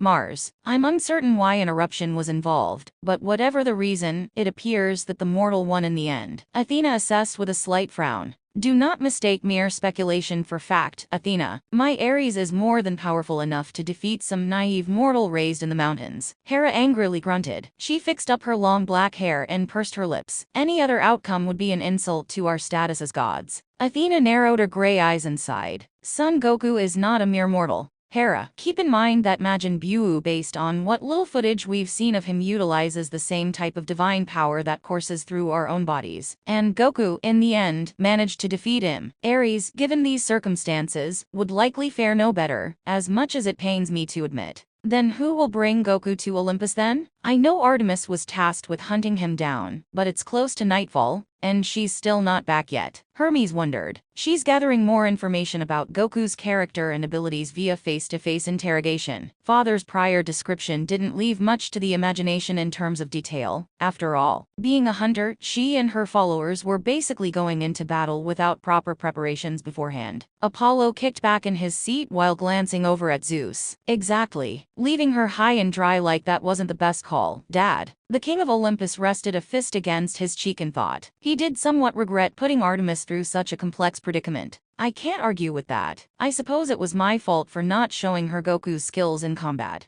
Hey, don't beat yourself up about it too much. I'm sure Artie's just fine. To be honest, she might have been talking with Goku before Ares and Aphrodite decided to barge in. The sun god replied. You did sense that he was somewhere near Camp Half-Blood, correct? Indeed, there's certainly a chance she brought the Saiyan there, but that brings up an even bigger dilemma pertaining to how Aphrodite managed to escape. The goddess of wisdom shook her head. She's quite a powerful goddess in her own right, Father. Aphrodite may not be a specialist in combat like myself, but she can still hold her own in a direct confrontation. It's likely that she manipulated Ares' emotions and got the best of him somehow. Then, before he could do anything to retaliate, she left to find Son Goku, her supposed object of affection. Poseidon nodded at her longtime rival's words, and stroked his beard in puzzlement. If that's the case, what shall we do with her when she comes back? With Artemis there, Goku can't run from this trial forever, and neither can Aphrodite from her due punishment. Tired of hearing the goddess of love's name, Hera snorted in an undignified manner. It was unbecoming of a noble queen like herself. What else? That promiscuous tramp has put us all in a great deal of danger. That prophetic vision of Olympus's destruction says as much. Therefore, once this meeting is adjourned, we should keep her locked away in her temple for as long as she has known of Son Goku's existence. 6 months being under house arrest seems rather harsh. Hera, I feel that dealing with Ares' jealous rage is already punishment enough. Demeter pointed out. Each of them had partaken in far more selfish, downright evil by comparison. Hermes quirked a brow. Are you only saying that because of what Persephone's going through? You do realize she's happy with her marriage to Hades, right? Well, it's a punishment to me, so I have a right to hold that opinion. The goddess of agriculture huffed while haughtily brushing her long blonde hair back. Either way, my point about Aphrodite still stands. She did this for love, not out of malicious intent. Hephaestus scoffed at such a comical remark. Feh, might as well be both for her. She's been two-timing me since the very beginning of our so-called marriage, so serves her right for anything that happens as a result of this situation. Since Zeus, their father, was the textbook example of an unfaithful spouse, Hermes didn't see much logic in this vindictive response. But you have demigod children as well, Hephaestus. You've cheated just as much as any of us. The god of blacksmiths grumpily snorted, feeling as if Hermes didn't understand that having those children was difficult enough as is. Him and Aphrodite were technically married for centuries at this point, so her adulterous nature was arguably far worse from his perspective. I had no other choice. I tried to be a good, loving husband to her, yet she wouldn't give me time the day. Because I look like this. Zeus put a swift end to this pointless argument by slamming his master bolt onto the ground. It served like the judge's gavel in a courtroom, but far louder and more menacing. Enough, everyone. In order to make this trial go as smoothly as possible, we have to remain calm. And suddenly, the god of the sky became short of breath and widened his electric blue eyes. He then fell to his knees and feebly smacked against the palace floor. Each Olympian leapt off their thrones to check on their ruler's condition. Father, what's wrong? Was it another vision? Athena asked in concern as she and Poseidon helped him back to his feet. Zeus shook his head. He struggled to breathe, raggedly attempting to collect his thoughts and feelings in that moment. Ares's essence has suddenly disappeared. He's been scattered. The Olympians collectively gasped. They didn't think Goku could bring himself to take his fight with the war god that far. Aware of Ares's tendency to exclusively think with his fists or weapons depending on the situation, Poseidon had a feeling he knew the direct cause of his demise. You don't suppose that Aphrodite was the reason for Ares picking a fight with Goku? Most definitely. I believe he grew jealous of her feelings for the man and lashed out in a fit of anger. And if what father says is true, the cost of challenging him head-on was, unfortunately, his life. Hera, hearing that her son was turned to dust, felt her divine blood boil with outrage. She lost control of her temper and coated her body in purplish silver energy. This momentary surge of power shook the entire mountaintop, threatening to tear the Hall of the Gods to ribbons if it went on any longer. I will not stand for it. Trial or no trial, that insolent mortal must be put in his place, before our own lives are snuffed out the same way. The Queen of Olympus swore. Her normally beautiful face was contorted due to her maternal wrath and the emotions that came from it. Zeus, solely fearing the wrath of his wife and chosen queen, sat back down in his throne. Calm yourself, dear. There's no need to be hostile. Hera scornfully glared at him. In tandem with her emotions, the peacock feathers on her cape jutted out like sharp daggers. You want me to calm down? After our firstborn son was vanquished by a mentally defective alien who's been prophesied to kill us all? Like I said earlier, you can't be too paranoid by the events some random dream foretold. Otherwise, it'll be a self-fulfilling prophecy that we end up causing. Goku won't even have much say in future events if we don't let him tell his side of the story, you know? Apollo chimed in. He's right, Hera. All I ask is that you keep your anger under control for the time being. We don't even know how this fight between Goku and Ares even came to fruition. Artemis will need to explain that when she returns with the Saiyan mortal himself. Understanding her husband's perspective, Hera deactivated her aura and grumbled to herself in reluctance. Very well, I'll restrain myself until the trial officially begins. However, don't be surprised if I can no longer contain my anger once son Goku arrives. She then gracefully sat back down in her throne without another word. Each of her fellow Olympians, Zeus included, followed her example and did the same. The aforementioned ruler of Olympus glared down at the surface, both eyes radiating with white-hot electricity while doing so. Make no mistake, Hera, by the laws of Mount Olympus, Goku's blasphemous crime will not be left unpunished. He then lifted up his free arm, projecting a massive bolt of lightning into the skies above. This caused the night sky to be lit up with intermingling flashes of thunder that directly spanned from one dimension to another. At that point, Zeus held little concern for Goku's godlike power or the dream that depicted his eventual corruption. All he cared about now was exacting swift justice for his beaten, humiliated son. The end we will continue in next part.